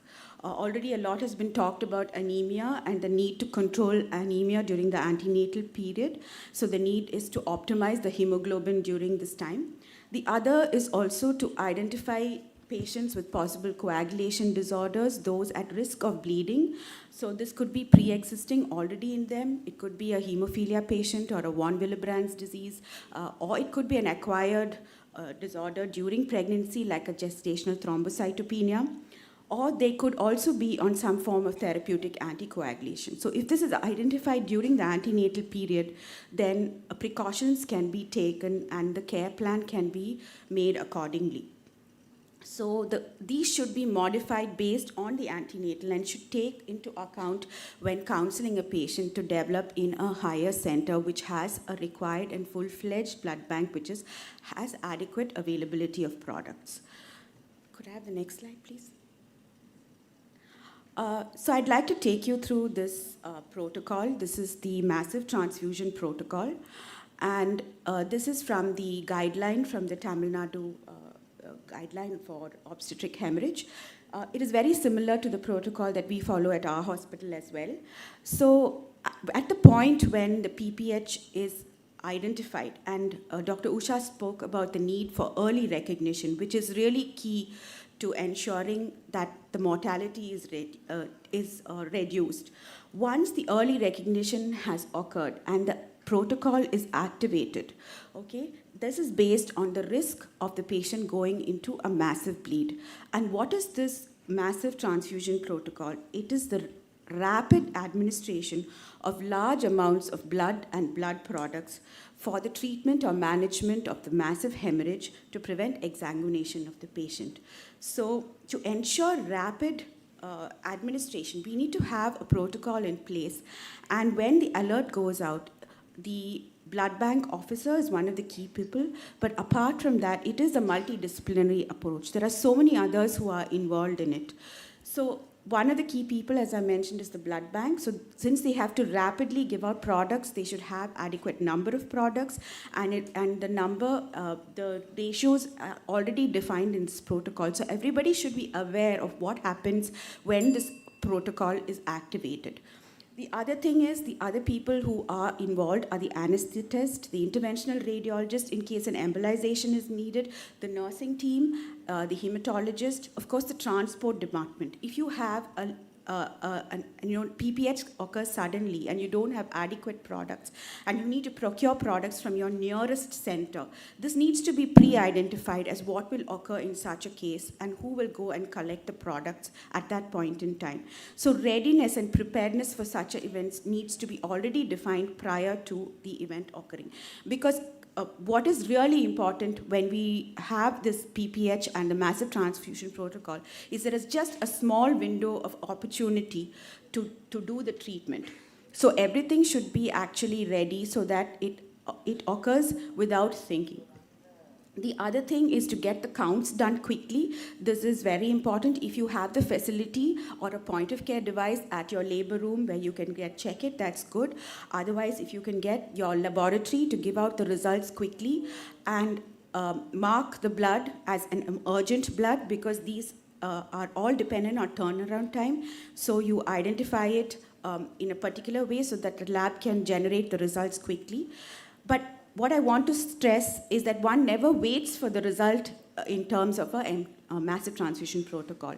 It is automatically sent out from the blood bank till the point the clinician says stop. The patient is doing okay and has achieved hemostasis. So a lot of it is decided when to start and stop is based on clinical management, but we have to keep going till the stop happens. I'm almost done, 1 minute. So to conclude, I'd like to say that one of the main key causes in blood counts is that the treatment has to be done based on what are the coagulation parameters in the results. Current guidelines in 2022 mention that the fibrinogen level should be more than 200 milligram, and that's the first parameter which falls in PPH. So to get a quick hemostasis, it's good to correct what is going wrong and have an evidence-based treatment. So that's why the transfusion protocol should be in place earlier. Of course, we've talked about identifying high-risk cases and the tertiary care centers with adequate products, acting earlier larger than later with the judicious use of blood components, postpartum monitoring and transfusion based on individual requirements, and having the PPH protocol in place and all stakeholders to be aware of what to do and when. One of the ways to do this is to have mock and simulation drills occurring regularly. Single training is not enough. A continuous monitoring is really very important to ensure that we know what to do when this happens. Thank you very much. Thank you, madam. Next, we call upon Dr. T.S. Swati Ratnavadi. She's graduated from Kilpak Medical College and from Madras Medical College. She's been in Tamil Nadu service since 1989 and worked for most of her career at Government Rainey's Maternity Wing, Pudukkottai. She joined as JD CMOC in 2015 and retired as DMS in January 2020. She is the person who introduced the idea of mentoring the DPH OGCians by the DMS OGCians and has been a member of previous expert advice in NHM. She is going to give a talk on Stop PPH Drips, Predict, Manage and Succeed. Over to you, madam. Good morning all. Thank you very much, madam and NHM for giving me this wonderful opportunity to address this august audience. So my topic is how are you going to predict, management and succeed? Because although we have been bringing down maternal deaths serially and successfully over the years, this last mile we are finding it difficult because we know the cause, we know the management, somewhere there's a missing link.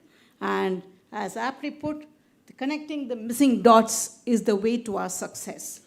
So my topic has been covered by my previous speakers, and my vast experience on the DMS side in the district headquarters hospital has given me a bird's eye view of where the problem is. I will first start with prediction. In future, even now, I think the first point of contact, the VHNs will be the key to bring down our maternal mortality. Because PPH has got has got a tendency to recur, it has got some predictive nature, and there are risk factors. So when the mother comes to the VHN for registering, and now that we have linked the birth certificates with PIGME, most of the AN mothers are registered. That is the time we have to start stratifying the mothers into high risk, low risk, or medium risk. That is the time, which means we will be given at least another 7 months from the registration to bring her to the maternity table where she should be, when she should be, and with whom she should be, so that she can walk out of the labor ward, as a healthy mother and child. So, first trimester, identify the high-risk mothers and plan appropriate routes and timing of delivery in the appropriate medical resource setting. That is very important. You cannot have even a normal mother delivering in a PHC, and then most of the time PPH we are caught unawares. Don't say that, like what one of our previous speakers said, every mother is a potential candidate to develop PPH. So we have to identify and we have to stratify, and that should be done by the VHN or in the primary health center, and of course the taluk hospitals and district headquarters hospitals. PPH in prior deliveries, and this has to be noted. More often we see in the OP, patients come with a notebook. None of us look into the previous writings. We start writing the notes as we see her then. But somewhere some doctor would have written history of PPH in the previous delivery. So in the high-risk Pradhan Mantri Matithiba high-risk camp, they had given us a guideline. In the antenatal card, please put a sticker in the front page. If she's low risk, any morbidity. Low risk, one color sticker, I don't remember which color. High risk will have a red sticker. When somebody in the OPs, any doctor or any nurse sees the red sticker, she has to immediately think whether she is there where she should be or where she has been advised to be. So that sticker, I think, that practice has to be continued so that no mother lands in the wrong place. So second trimester, the predicting factors are gestational hypertension or preeclampsia, uterus larger than period of amenorrhea due to any cause, and of course diabetes complicating pregnancy. So when we have the second trimester identification of these risk factors, we have to ensure that the next port of call for that mother is not going to be a PHC or even a taluk hospital. We have CMONC centers on the DMS side which are well equipped, and our medical college. After the CMONC centers have developed, we have ensured that no mother needs to travel for more than 1 hour to reach the well-equipped centers. So that being the case, when the second trimester we find any of this list is not exhaustive, but they are just indicators. So if in the second trimester you pick up a risk factor, please counsel the mother to go to you have to counsel the mother regarding her periodic review as well as where she should be there for delivery. That is vital. And with respect to district mentor doctors, it is a wonderful practice that the mentor physician has a list of the mothers she has to keep a track on. She may not be able to keep a track on every mother, but she can always tell the medical officer in the PHC to follow her, to prime her or to tell her, keep her informed about the high-risk cases which are likely to go for PPH, because PPH catches you unawares and it hardly gives you time to react. Then of course, third trimester, abnormal placentation, cesarean section has been on the rise for quite some time, even in developed countries. So it is becoming a big problem, and locating the placenta and ensuring it doesn't perform part of any of the placental syndromes is important. So if you have a mother with a previous cesarean section, definitely she's going to land up with the CMONC centers in the DMS side or medical college side. What is important is when we are it has to be a planned surgery, and we have to have the entire team alerted, including the blood bank, because these cases mostly land up with the placenta in situ hysterectomy, and you cannot have the whole team collecting in the middle of the night. So always put a red sticker, or you can put even 2 red stickers on her AN card, and the VHN or any other person who's mentoring has to ensure that that person is in the right institution at the right time. Then, of course, this is the time labor, prolonged labor, use of oxytocics, all these are other predictive factors. Prolonged labor, that is one point where partograph is important. Partograph is important. We have been trying to ensure partograph is plotted, but for some reason it is not, and it's always a postscript. But I tell you, if it is done in right earnest, we will be able to prevent PPH due to prolonged labor. Next slide, please. Then, of course, management. This has been covered by most of my previous speakers. The most important thing is identifying. Identifying PPH is important. Rest of the things all of us know. But most of the time when we were in, most of my career has been in Rani's maternity wing of Pudukkottai district. A patient at VHN was a PSC person will come and say, "Madam, patient nalla dhaan irundanga. Nalla delivery aachu madam, no problem. Suddenly ஒரு bout of bleeding." அது எப்படி suddenly ஒரு bout of bleeding வரும்? The thing is, you have not monitored her. Did you watch her pulse rate? Did you take the BP? Did you see whether the uterus was remaining contracted? The thing is, the blood will collect within the uterus till at one point of time it will contract, and that is the time you will recognize. And that is not the time for you to recognize, because precious time would have been lost. Okay. Once the patient has been identified at the primary health center, call for help, start IV line, ask your doctor to come over, have the whole system alerted, have the transport facility 108 also alerted. Let it be a waste, it doesn't matter. Call the 108, have the whole team ready, and early transfer protocol is very, very important. Every institution at every level must have a management protocol plus a transfer protocol. Okay. And at the medical college level, an interprofessional and interdepartmental approach is mandatory for the required outcomes in the management. And now with interventional radiology, I think they should also be alerted. Next slide. So finally, planning the pregnancy and place of review and delivery is the vital link. You will have to plan the pregnancy method, place and mode of delivery at the time of registration. It is vital that the VHNs and the PSC doctors are repeatedly primed. And in the review meetings which you have weekly, it is always best to have some sort of an emergency drill, a PPH drill, so that it becomes part of muscle memory. Then success depends on early identification of PPH. That is vital. Ask for help. Don't think you can manage. Vital time is lost if you think I can manage. Extra hands will not go waste. So always when you have PPH, ask for help, don't delay. Ensure hemodynamic stability. Early decision regarding in-house management or referral out. This is another problem. If you delay, then no use referring out. You cannot have a moribund patient reaching the CMONC either on the DMS side or the DME side. They will not be able to salvage the patient. So always ensure, take an early decision, a collective decision, and keep the whole transport system ready. And another thing, please inform the receiving center by phone that such a patient is being referred, so that they will be alerted and they will have their team ready. Let them not receive a case and then get things in order.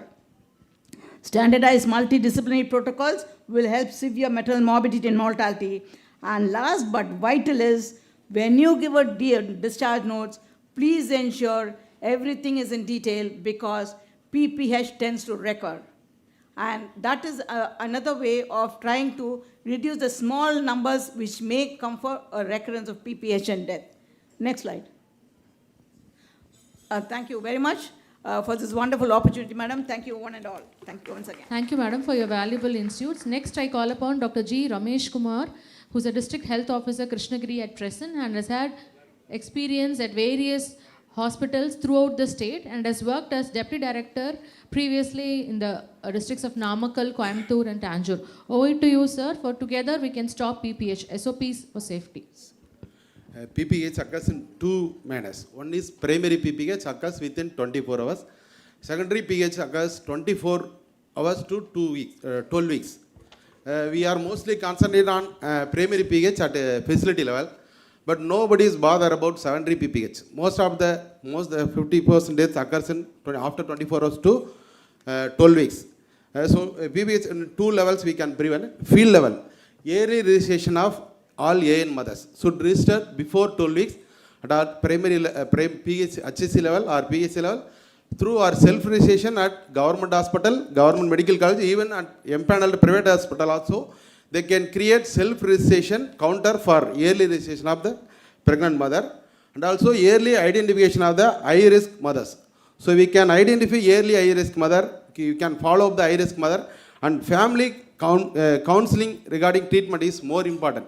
In tribal areas and borderline areas, most of the anemic mothers treated with blood transfusion. After that blood transfusion, the concerned husband not allowed their mother to enter the house.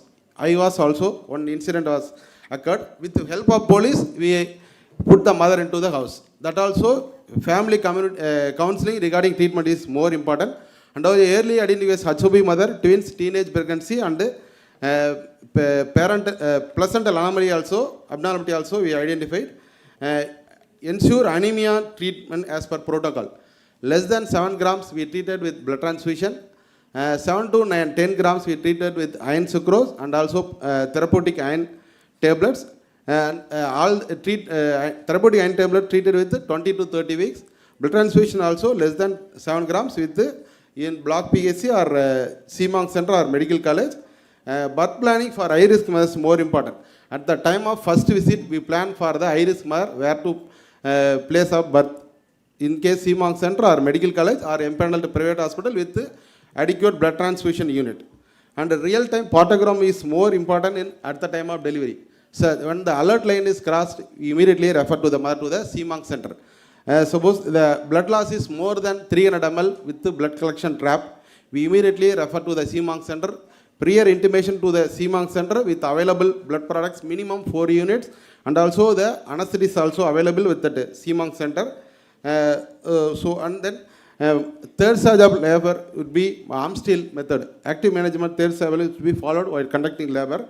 So 10 units of oxytocin IM before, after ensuring the no second baby at the time of delivery. Controlled contraction and uterine massage is more important in the third stage of labor.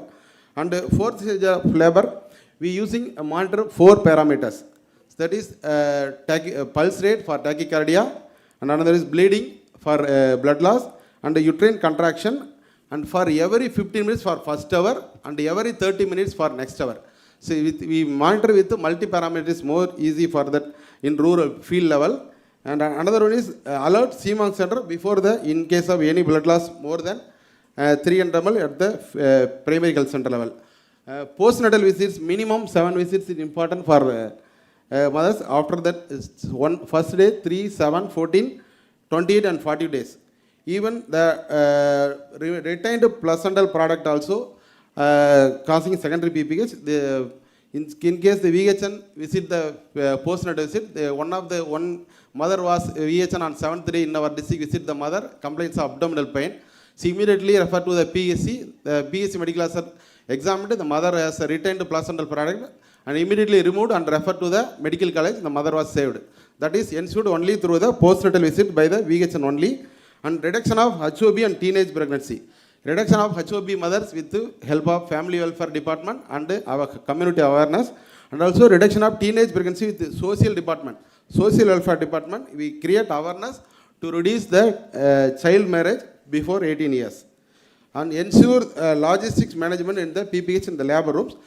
So we ensure 7 trays in the labor room. One is delivery tray, emergency drug tray, medicine tray, and MBA tray, PPA tray, baby tray. Everything ensure in the primary health center level. At the facility level, GH private medical college or every antenatal visit should be entered in the PIGME portal.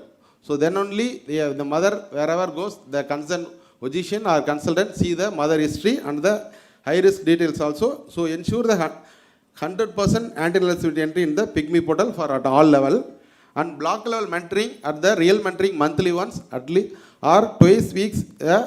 Video or virtual mentoring is essential for the high risk mother, and also treated the high risk mother according to the MCHL. All the high risk mother should be delivered in CMONC center or medical college or highly equipped private medical college, private hospitals only. Yearly recognition of in the four Ds, delaying in recognizing complications. The previously Ratang was also told the physicians not accepting the mother is under PPH. They are mostly due to PEH or HELP syndrome. The delaying identification of complications and delaying in the referral to the nearby center and delaying starting the treatment. So everything should be avoided. We prevent postpartum hemorrhage, maternal death. So every medical college and CMONC center, minimum 4 units of blood reserved for all the high risk mothers for 1:1 ratio, 4 units of whole blood, 4 units of FFP or 4 units of platelets is useful to prevent massive blood loss. And also abnormality prior intimation to the surgical team in case of if need hysterectomy, we prior intimation anesthetists and surgeon help also needed for that. And address the 4 T's to prevent PPH. One is the tone, atonicity. So uterine massage prevent the PPH under the tissue, placental remnant part or cause PPH, under traumatic injury to be sutured and ensured that without any bleeding, and thromboplasting. Thromboplasting in any coagulation profile to be monitored at the medical college level. So and also the CMONC center and medical also ensure the all logistic in the labor rooms, including 7 trays and multi-para monitors and oxygen cylinders, and in PEC referral they apply non-pneumatic anti-shock garments installed in that mother before refer to the CMONC center. Next one. Next slide. Thank you. Okay, doctor, I just have a question. So, as I can see that there are many issues all of you are highlighting about blood, about the time, about the gaps. I wanted to know that we already know these problems. There are these issues are there. As a district health officer, what do you think government should do? Connecting the dots na nama solron illiya. What do you think we should be doing, which is not being done, because of which these deaths are happening? So yearly identification of high risk mothers. So what that government has already issued instructions. So in some private physicians, they have the physicians, they don't have blood storage unit. They're taking the mothers, they already anemia corrected mothers or previous history of PPH mothers. Last year we had 3 mental illness in private hospitals. They don't have blood transfusion unit in that.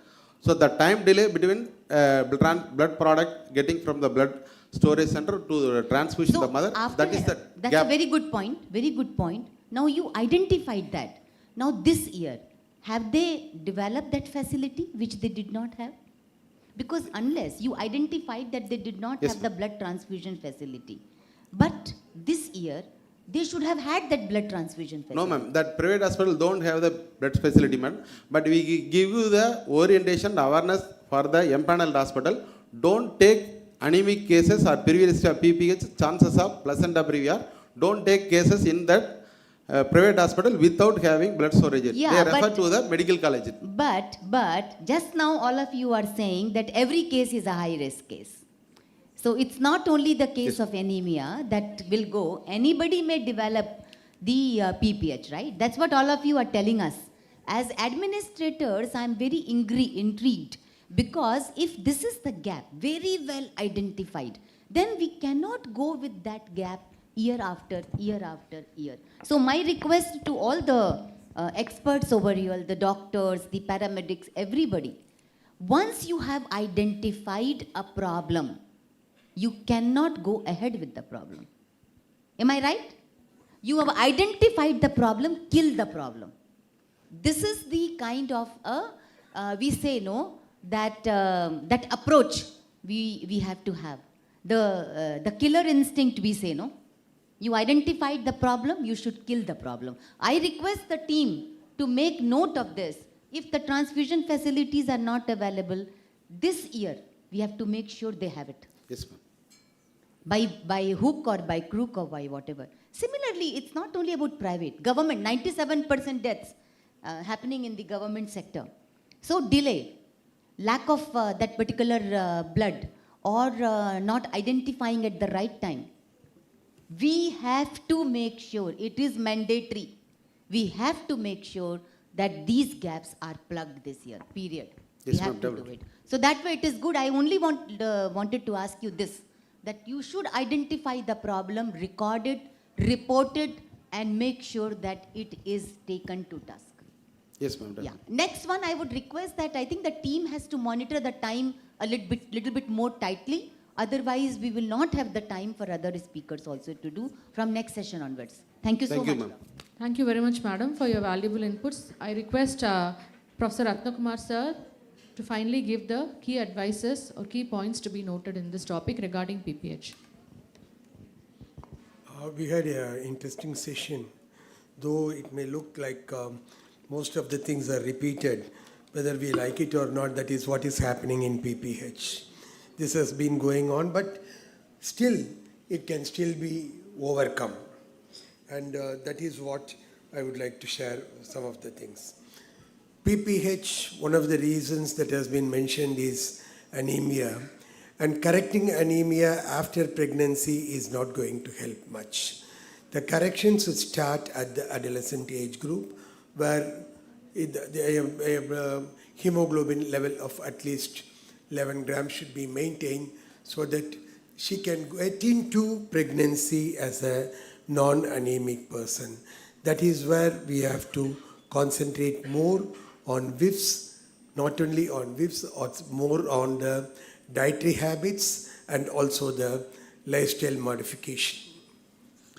I don't know whether somebody is going to show that there is, in Cambodia, they have got those small iron fish which can be put into the cooking vessel, and it gives, the data says it's almost 50% of anemia has been covered by using that technique in 9 months of time.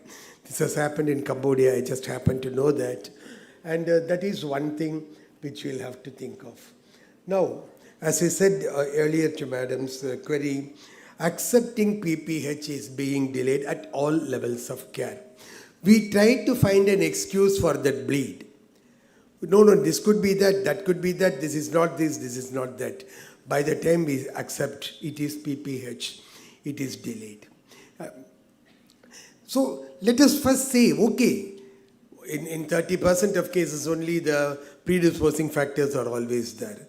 In 70% it happens all of a sudden.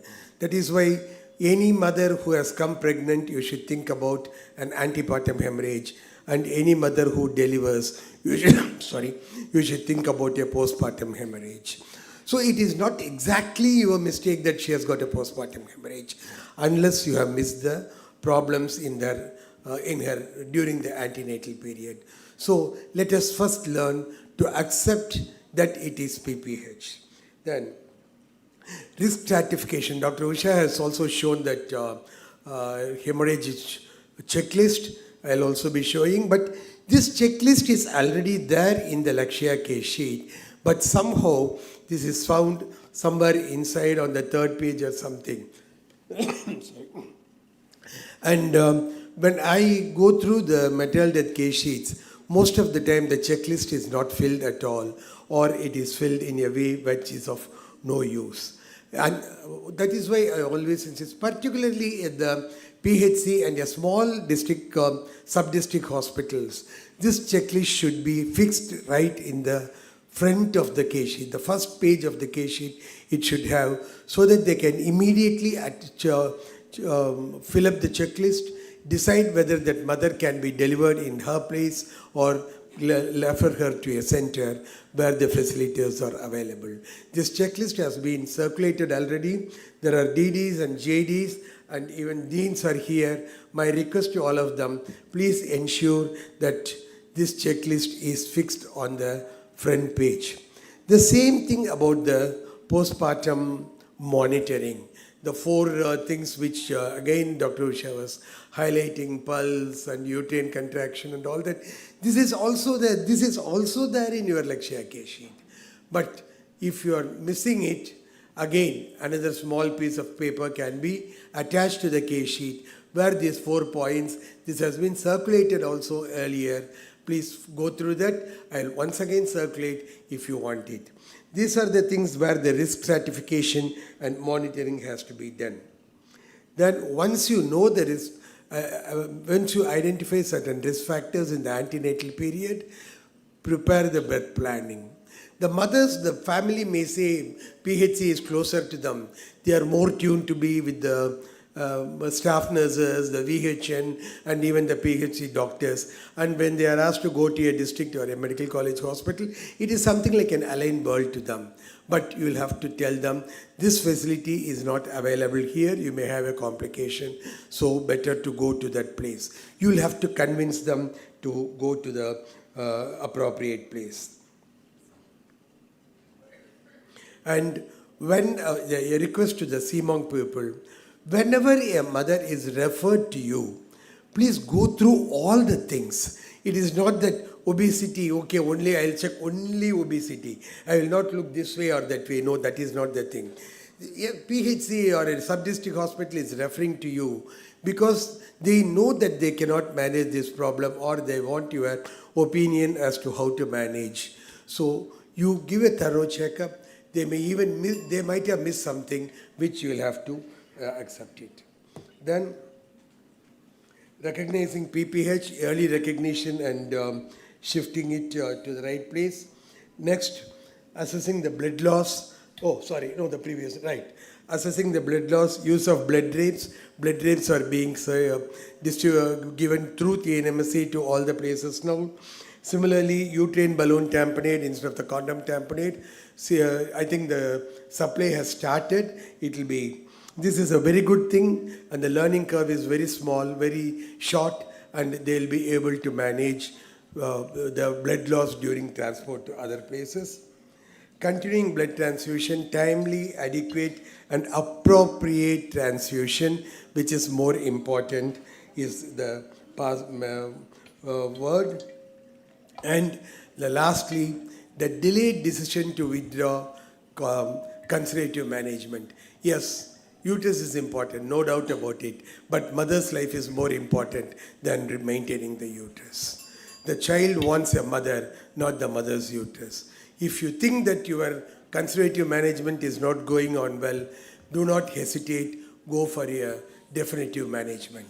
These are the things which I wanted to highlight. All the speakers have done their excellent homework and they have done a very good thing. And when ultimately, if you could manage all these things, it is not an impossible task.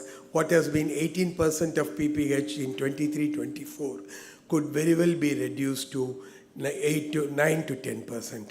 Thank you very much to all the speakers and thank you for the organizers for giving me this opportunity. Thank you. Thank you very much for this wonderful session. Thank you very much for the wonderful session. I have learned quite a bit today. I just wanted to tell you that we have taken a decision that all these cases would be reviewed by the secretary personally. I will review all such cases where the deaths are happening, and I can assure you with my team, with Shilpa and all the HODs who are responsible for this, I'll definitely review it personally. But I wanted to tell you what you can do, you must do, which is filling all the data, having a counseling with the family, talking to the mother, having a meeting with your team, planning, doing better management of the services, making sure that the life-saving things are available. It could be blood, it could be anything. I do not know, I'm not a technical person. But as everybody said, you have to make sure that you have done your best. And it should not happen that the mother is touching our facility and is dying because we failed to provide what we ought to have provided. Am I right? At least that should not happen. There are few things which are beyond our control. We cannot help it. But just because she did not have the blood, or she did not have a doctor, or she did not have the right advice, or she was not monitored, that is something which is not acceptable. So this year, let us take a resolve that we will meet again, maybe 3 months or 4 months' time. All of us will meet again and we will review whatever we are speaking today. Did we really follow it up? Thank you so much. Thank you very much, madam, and thank you very much, sir, for your valuable inputs. Next, we go on for an online presentation by Dr. Ambujam from Kerala. She is the chair of Confidential Report Committee, KFOG. She is going to deliver a talk on pioneering in confidential enquiry of maternal deaths in Kerala. She is a senior consultant at Rajagiri Hospital, Alave, former professor of HOD and OG, Government Medical College, Thrissur, and chairperson of Maternal and Fetal Medicine Committee, KFOG, past president of KFOG in 2001, and co-editor Why Mothers Die in Kerala for the past 3 editions. Over to Dr. K. Ambujam. Delegates of this workshop on reducing maternal mortality, connecting the missing dots. I hope I am audible. It's a pleasure for me to share our experience, Kerala experience of confidential review of maternal deaths, and I thank the organizers for giving me this opportunity. Can I have my slides, please? We found that unless the maternal deaths are reviewed and the causes of death analyzed, we cannot address what is the real problem, and that is how we thought that we could reduce the maternal mortality. So maternal death auditing is the most effective tool to achieve maternal death reduction. Kerala is a small state and with 100% institutional delivery, and also female literacy is also very high. So we could achieve this.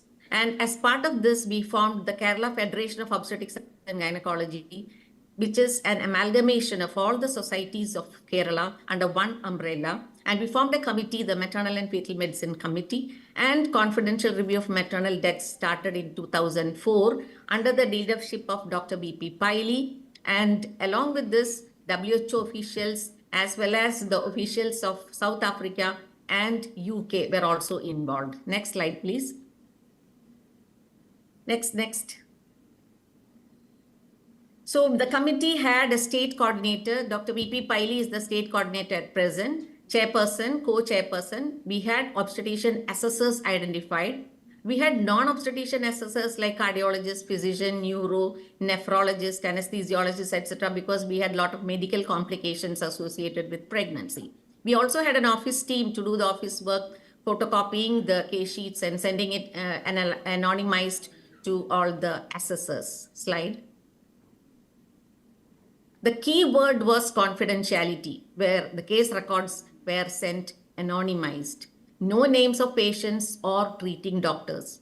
Once the state coordinator gets the form A, we make a code number, and thereby the death is known by that code number only. And the photocopies are sent to all the assessors. 2 assessors actually, and when a death has occurred in the north, the case sheets are sent to the south so that the anonymity is maintained. So that's how we started. Slide. The government order, which helped us, is all the maternal deaths to be notified to the DHS as well as the state coordinator. This order was mandatory and the obstetricians had to oblige. And we had forms made A, B, C, and D. And this was sent to DHS as well as the state coordinator because the DHS also did a facility-based audit. Slide.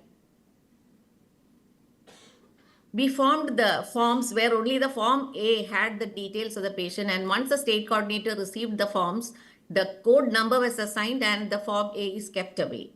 The death reported is then photocopies are taken and sent to the assessors, and we conduct quarterly review meetings to arrive at the cause of death.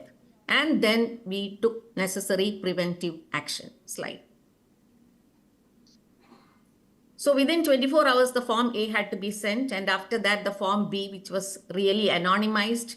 We did the internal auditing at the facility based by the DHS team within 15 days, and anonymized copies again reviewed by the state coordinator and the chairperson. Slide.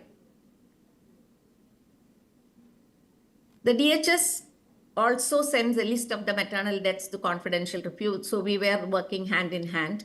And we also had coordinators from each district to let us know about the deaths. Sometimes people were not willing to send because of the fear of litigation. We got from newspaper cuttings some of the deaths, and we got also from media. These were the sources, and we tried to get maximum details of these deaths happening in the state. Slide. The quarterly review meetings were at 4 major places of Kerala: Trivandrum, Thrissur, Kottayam, and Kozhikode, and we had a big crowd attending this.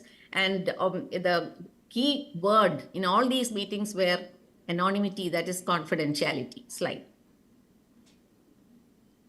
Younger obstetricians are also part of the review process. Postgraduates were also included. Middle level people were included, not only the leaders, so that the CRMD could be continued. And with this, we have started from 2004, and for the past 20 years, we have been continuing. Slide. A wider analysis by many seniors, specialists, that is of the medical specialists, a group of 30 specialists sitting together assign the cause of death. Thorough word-to-word analysis of the case records takes place, and rational results resulting in logical conclusions. Slide. The challenges we faced were, in the beginning, there was a lack of prompt reporting. Case records from the primary care facility where the problem started was not sent, so not able to find the cause. Autopsy report not available, made available to the obstetrician, and case records not sent out of fear of litigation. Non-cooperation because of ego problems, and difficult to trace deaths from the medical side, where death takes place from the medicine ward or from the nephrology or neuro ward.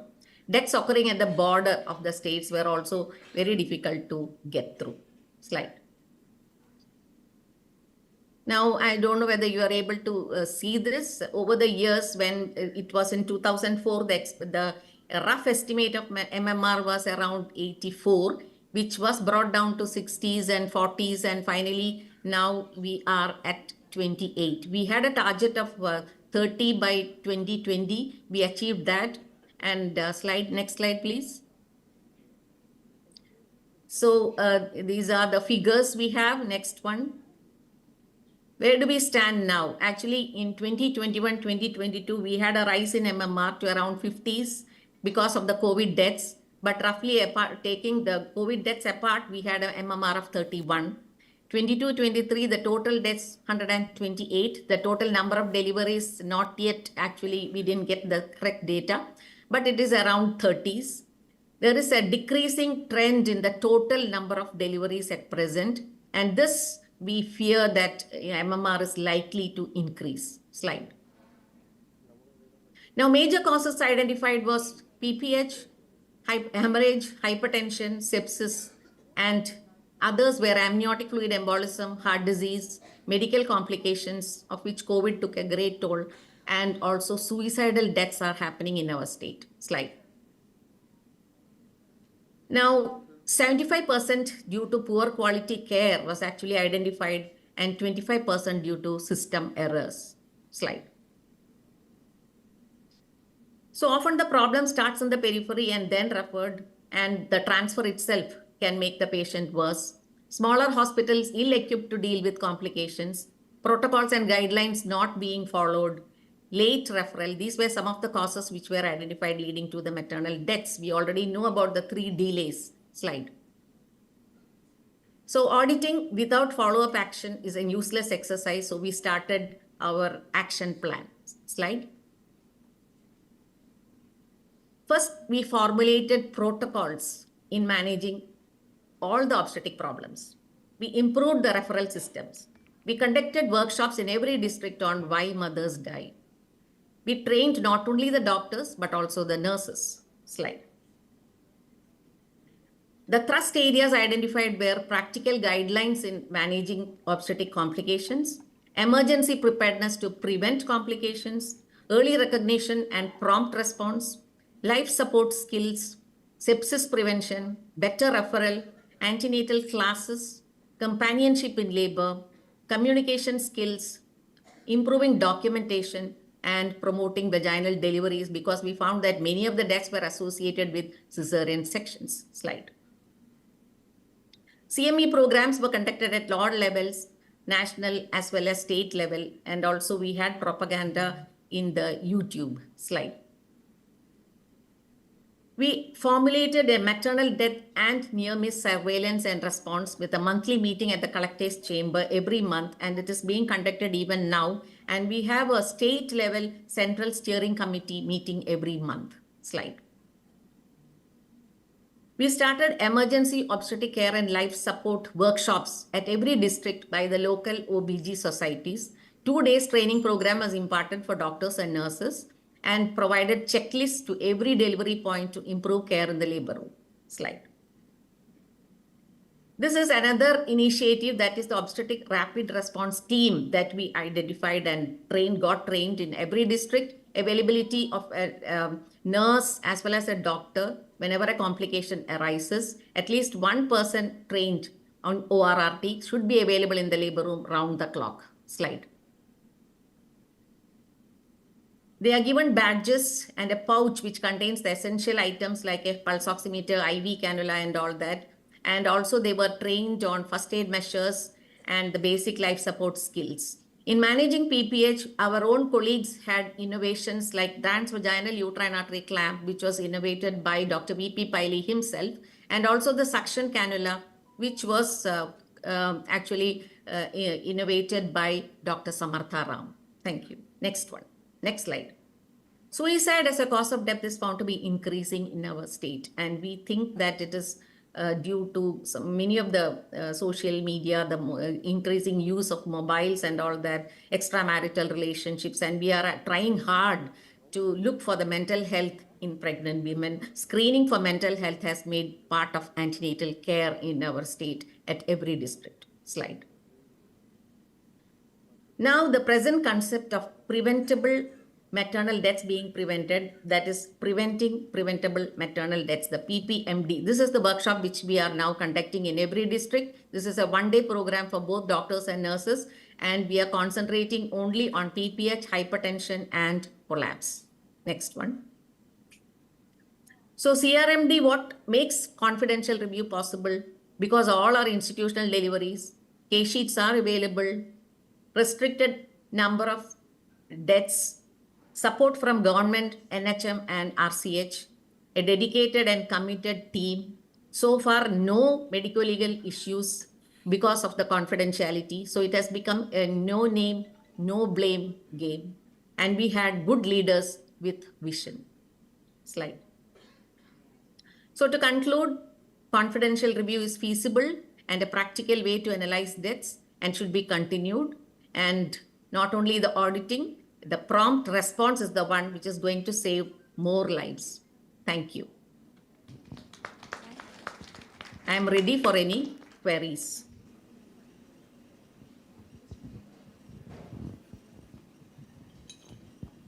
Thank you, Doctor. This is Supriya Sahu. I'm the Additional Chief Secretary from the Government of Tamil Nadu. Your representation was fantastic. I would like to congratulate you and the Government of Kerala for such a wonderful work. And I think today your presentation was really an eye-opener. I can see that about 90% of what you presented, we are already doing. But I think we are inspired by your presentation that we need to do more.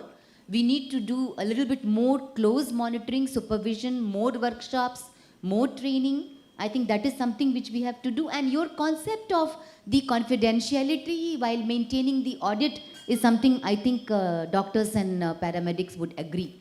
We'll simply follow. We will also send a team, as the mission director tells me, that she will send a separate team dedicatedly to look at the interventions. I take this opportunity on behalf of everybody to thank you very much for making this presentation. Thank you and Thank you, ma'am. congratulations. Thank you. Thank you very much, madam.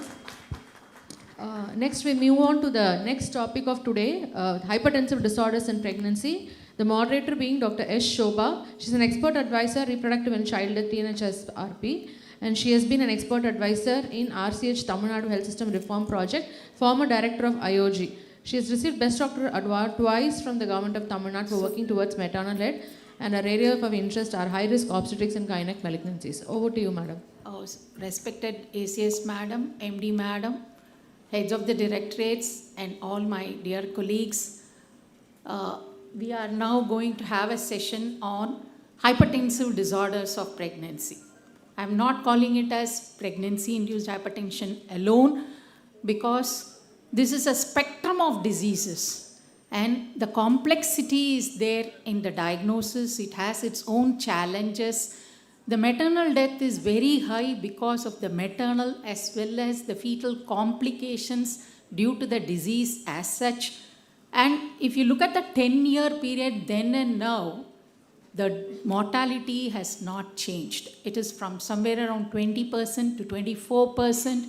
And during the COVID time, we have lost a lot of mothers, because when they come to us in the end stage of the sepsis full-blown, it is very difficult to distinguish between whether it is due to hypertensive disorder or it is due to sepsis. So, are we able to prevent the deaths? Yes, 100% we can prevent, but we cannot prevent the mother developing a hypertensive disorder.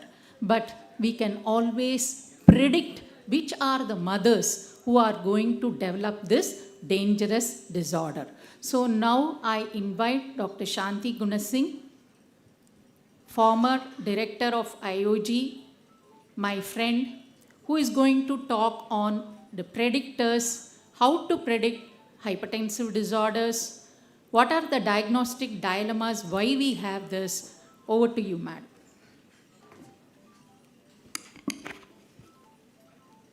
Put on the slide. Yeah. No, before that there was a slide. இல்லப்பா இருக்கேம்மா இதுக்கு அடுத்து இது இல்லை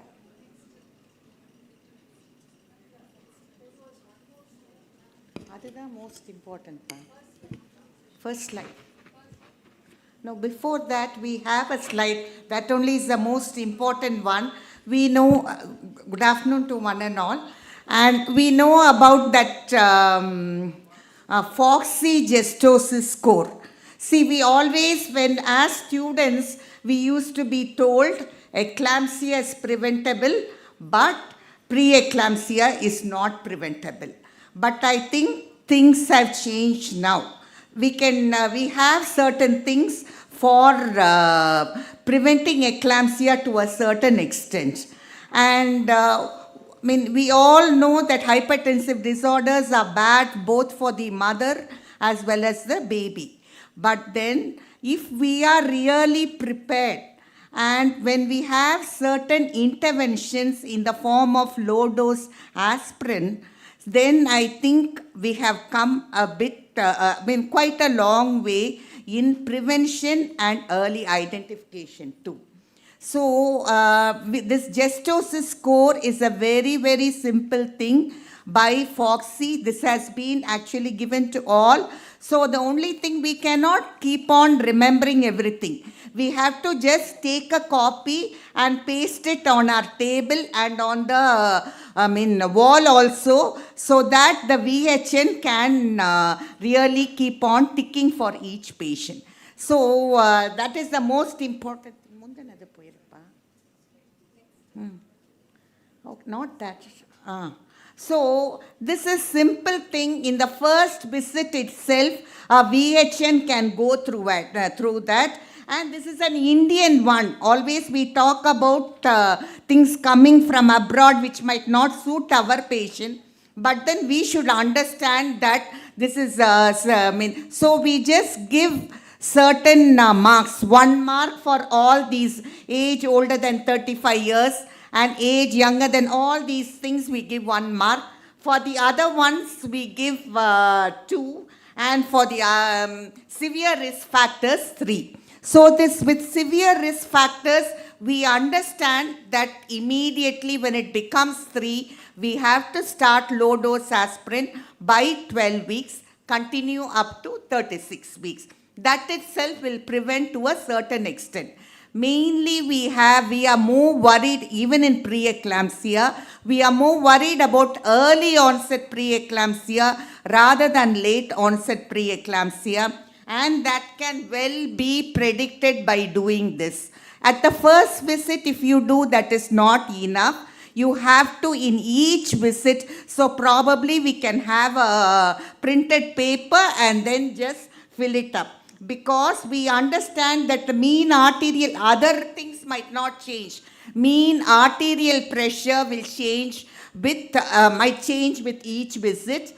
Then excessive weight gain during pregnancy. So we know that in the first trimester, it should be 1 to 2 kg. After that, it is about in the second trimester, it is about 0.45. Grossly, we can take 0.5, that is half kg per week. And in the third trimester, it is about 0.4 kg per week only. So when there is so we have to, as the previous speaker said, we have to go through the previous records and see how much weight gain is there. So that itself will ring an alarm bell. So sometimes even later when she comes, when she has excessive weight gain, she can reach the number 3 and she should be initiated on aspirin. That is most important. Hypothyroidism also the same thing happens. Sometimes they might not be there initially, later they might develop. So, and here we consider mental disorders also, which is not considered in foreign guidelines. Next. So,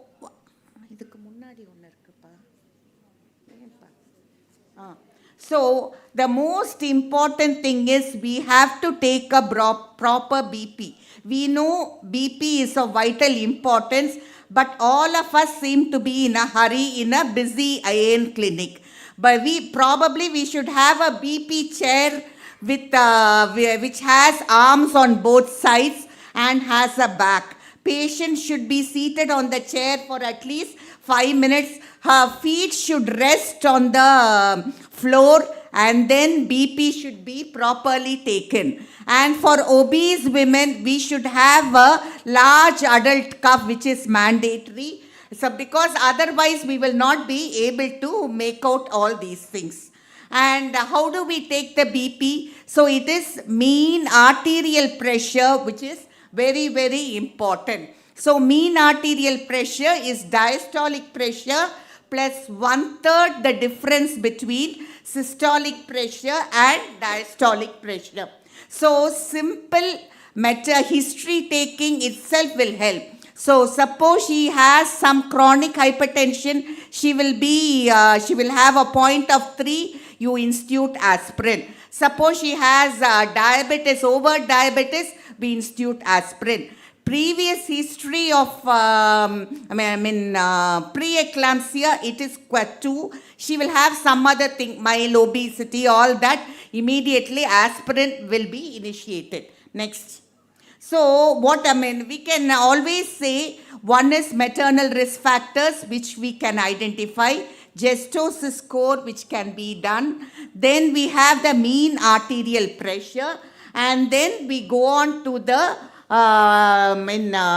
measurement of uterine artery pulsatility index. See, we are supposed to do first NT scan for all our patients at 11 to 13 weeks, 6 days. So when NT scan is being done, easily a uterine artery pulsatility index can also be seen. So with maternal factors itself, we can predict preeclampsia to about 58%. With uterine maternal factors plus mean arterial pressure plus uterine pulsatility index, it can be a whopping 80%, which is a doable thing that we should understand.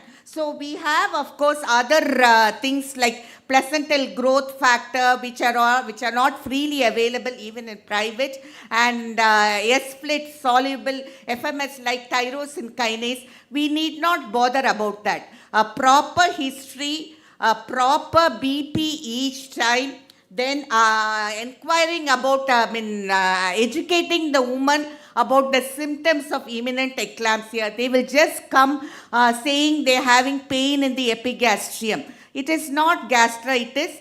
Probably it is an imminent eclampsia which has developed all of a sudden. So simply we can just patience is a hallmark of obstetricians, and that is there for obstetric paramedicals too. So with proper history taking, a whole thing can be done. We can institute aspirin 150 milligram at bedtime from 12 weeks up to 36 weeks. Only the UK guidelines say it can be continued. Others only up to 12 weeks, up to 36 weeks. And we have to talk to them about calcium-rich food. Many of our patients are deficient in calcium-rich food. So WHO clearly states that in women with low calcium intake, less than 800 milligram per day, calcium supplementation 1.5 to 2 grams, or at least 1 gram, that is mandatory. We should talk about the things which are easily available, like green leafy vegetables, taking more of that, taking pulses, lentils, orange, and sesame. All these things we have to educate them. That itself will go a long way in predicting and really preventing to a certain extent. And when it is missed in the first trimester at 11 to 13 weeks, it can be done during the anomaly scan around 19 to 24 weeks. And then if there is any problem, then still to a certain extent it will be useful. Ideally before 16 weeks, but even now it is helpful. It will also help us to do intense surveillance. After that, uterine pulsatility index and all these things do not help much. But we have the other indicators like placental growth factor. Maybe we will get it after a few years. So it is very, very important to patiently listen to her history, identify the maternal characteristics, use gestosis score each time, plot it down, and use aspirin judiciously. And then also note the uterine pulsatility index, which can be done both initially at 12 weeks and if missed, probably during anomaly scan too. So this will help us to prevent preeclampsia to a certain extent. Thank you very much for the patient here. Thank you, madam. Thank you, madam. Now I invite Dr. Hepzibah, madam, who is now a senior consultant at CSI Kalyani. Madam has a lot of innovative things up her sleeve, and today she will be talking to you as why mothers suddenly drop down in this severe disorder. Over to you, madam. At the outset, respected dignitaries, dear friends, the topic given to me is how to prevent. There are a lot of challenges in preeclampsia. It is a disorder of, not a symptom, it is a sign. Patient will not come and tell you that I have a BP. And patient will not come and tell you there is an albuminuria. And when there is a pedal edema, the grandma at home, she will say, it's all, yanakku irundhuduma, adala onnu periya prachana illa. So there are challenges in diagnosis. When a patient comes to us, so as already mentioned, we have to take a detailed history. And when there is a blood pressure is monitored, ask her to wait for some time, and then take a proper history also. She would have had some epigastric pain, disturbance in sleep, and then vision, all that history we should take. There are a lot of challenges, that is the thing. And your urine albumin may not be positive. And the urine albuminuria is not an indicator of severity, even without urine albuminuria, a severe disorder can happen. That is the challenge. Another thing is multi-organ disorder, and every organ will be affected. So preeclampsia cannot be prevented. It can be predicted to some extent, and that too, early onset preeclampsia can be predicted, not the late onset. So it is a challenge to treat preeclampsia. So the early recognition is only by we anticipate. This patient, suppose a twin patient comes, an obese patient comes, and an elderly patient. So all this we have to keep it in mind. So the eyes should see, unless we know this patient is going to be a candidate for preeclampsia, we are not going to detect it. Anticipation and recognition is very important. There is a lot of complications they can go for, like eclampsia, hypertension crisis, abruptio. Suppose a lady comes with around 20 weeks or 24 weeks with a pain abdomen.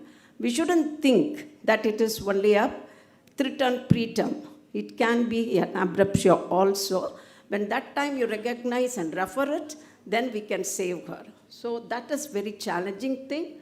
So the early referral, you have to refer in time to a right center and a right vehicle also. Many times they come in their own vehicle. And when you check a BP 140, 80 and 90, you just, sometimes they tell them to go to a higher center. They will go home after a crisis, they end up in a better center. So the referral should be in a right time, right center, and a right vehicle with the right instruction. Another important thing to prevent collapse, whenever a patient is brought in a maternal collapse state, we have to resuscitate in that place itself. Casualty means we have to resuscitate her in the casualty itself. We shouldn't rush her to ICU or to a labor ward or sometime, because the golden time will be lost. And of course, it is a teamwork. One person cannot do it.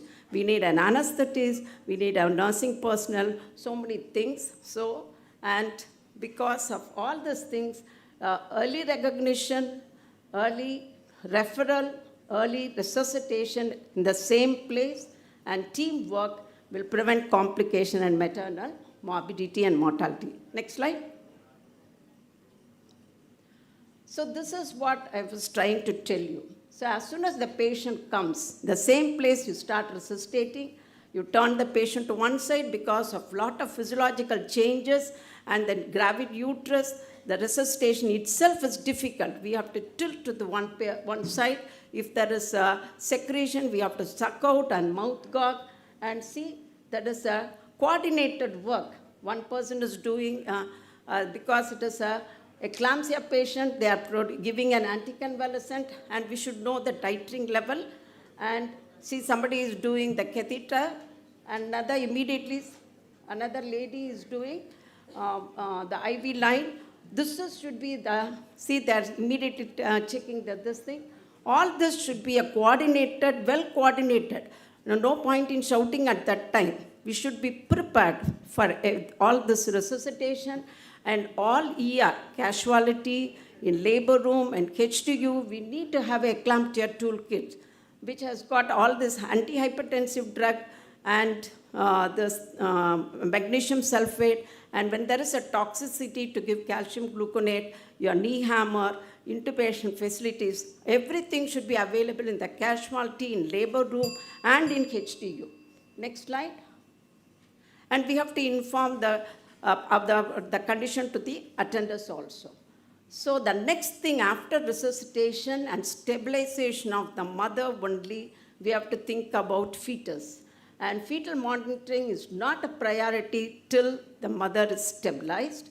Then only the obstetric management comes. And the obstetric management depends upon the condition of the patient. Of course, in all maternal collapse, we have to expedite the delivery. And they say, if the patient is collapsed and the FH is okay, we have to deliver them within 4 minutes. Right, next slide. So this is another important. We were talking about Lakshya, K-sheet and other things. That's a very good tool. When there is 2 yellow thing, there is an alert.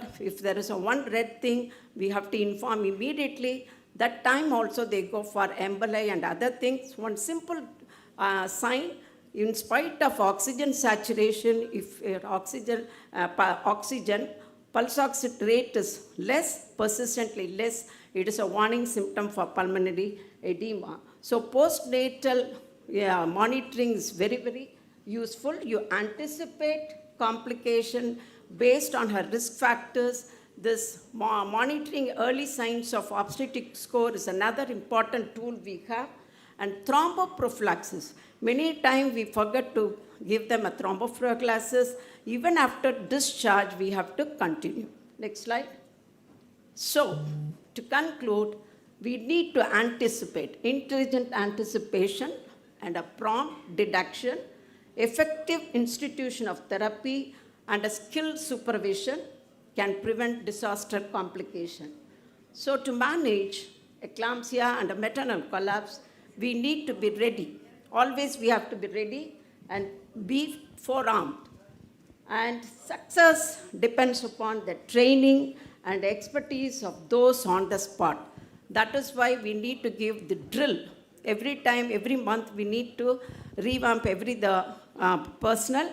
We have to have an expertise on the ground, and we need to have training facilities so that the key to the success is these two.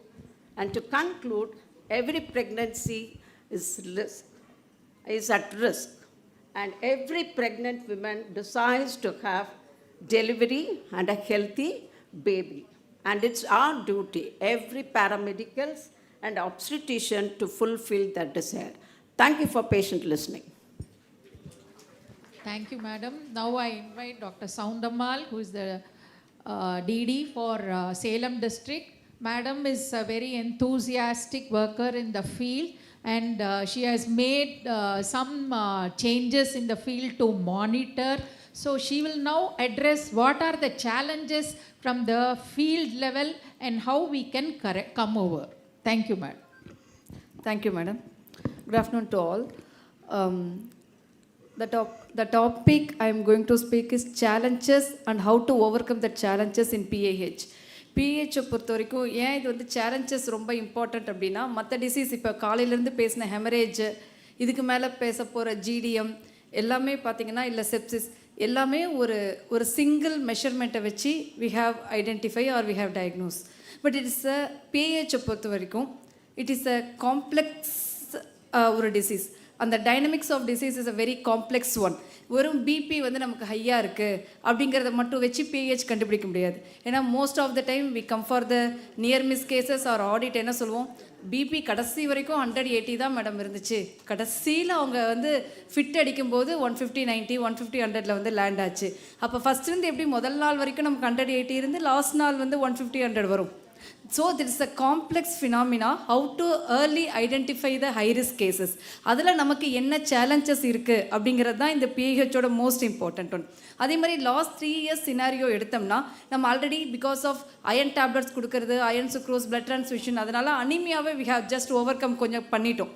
Same GDM வந்தாலே மதருக்கு வந்து already அவங்களுக்கு giddiness வரும், கண்டிப்பாக insulin போட்டுக்குவாங்க, அதெல்லாம் வந்துட்டோம். But PAH அவங்கள PAH இருக்குதுன்னு ஒத்துக்க வைக்கிறதே இட்ஸ் பிக் ப்ராசஸ். நமக்கு டே பை டே இந்த percentage of PAH deaths and PAH high risk mothers வந்து நம்பர் வந்து இட் இஸ் இன்க்ரீஸிங்.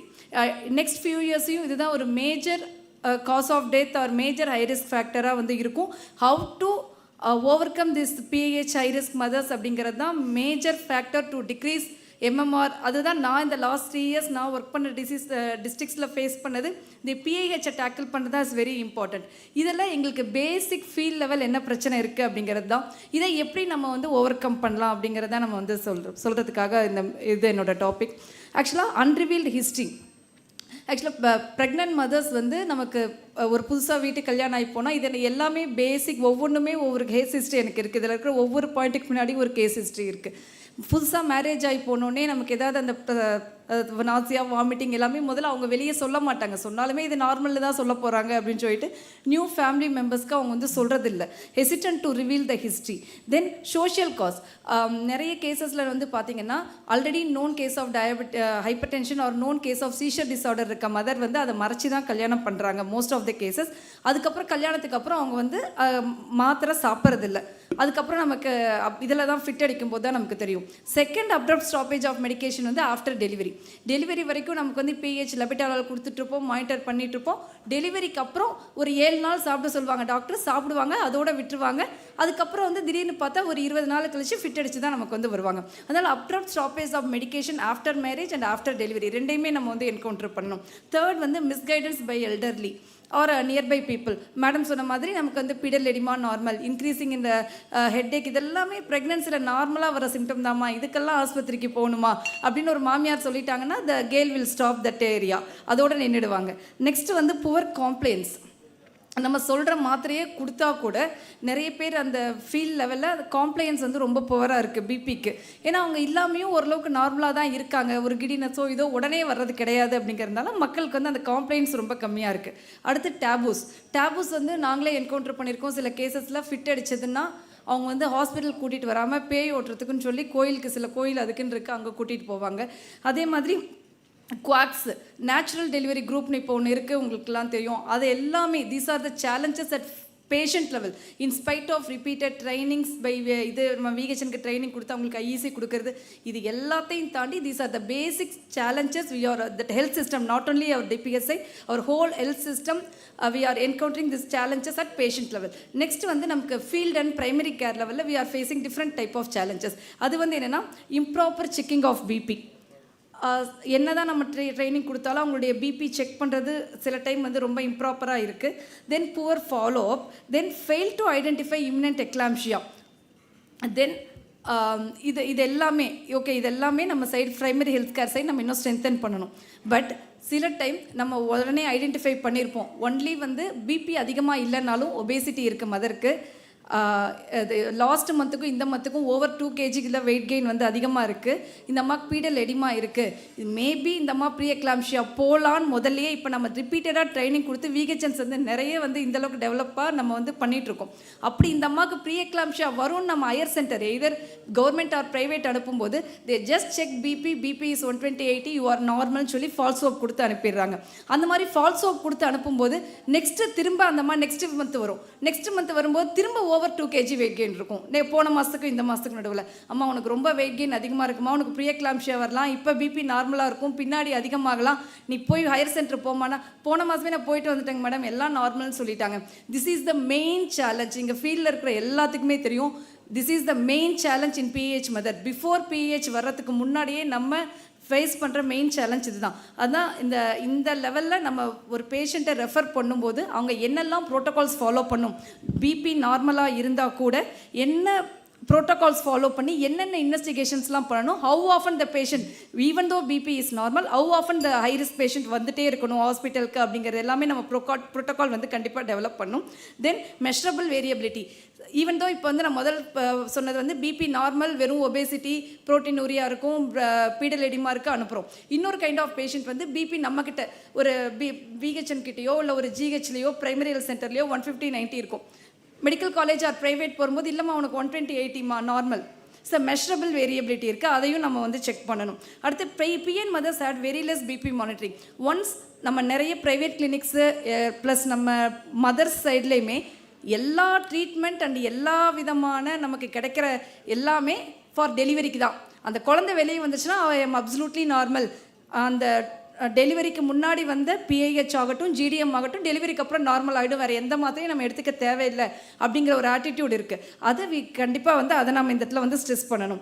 நெக்ஸ்ட் வந்து ரெஃபரல் சென்டர்ஸில் எங்களுக்கு என்ன சேலஞ்சஸ் வந்து இருக்குன்னா, நான் சிமாங் சென்டர்ஸில் basic specialist for these OG cases நிறைய நான் சிமாங் சென்டர்ஸ், நான் தோலோக் ஹாஸ்பிட்டலில் ஓஜி பீடியாட்ரிஷியன் அனஸ்தட்டிஸ்ட் மினிமம் ஒருத்தர் கூட இருக்கிறது இல்லை. அதனால நம்ம பேஷண்ட் வந்து நியர்பை தான் போகணுன்னு விருப்பப்படுறவங்களுக்கு கண்டிப்பாக சிமாங் தூரமாக போக வேண்டியதாக இருக்குது. அது மினிமம் ஒவ்வொருத்தர் இருந்தால் நம்ம எசென்ஷியல் ஸ்பெஷலிஸ்ட் இருந்தால் பெட்டராக இருக்கும்.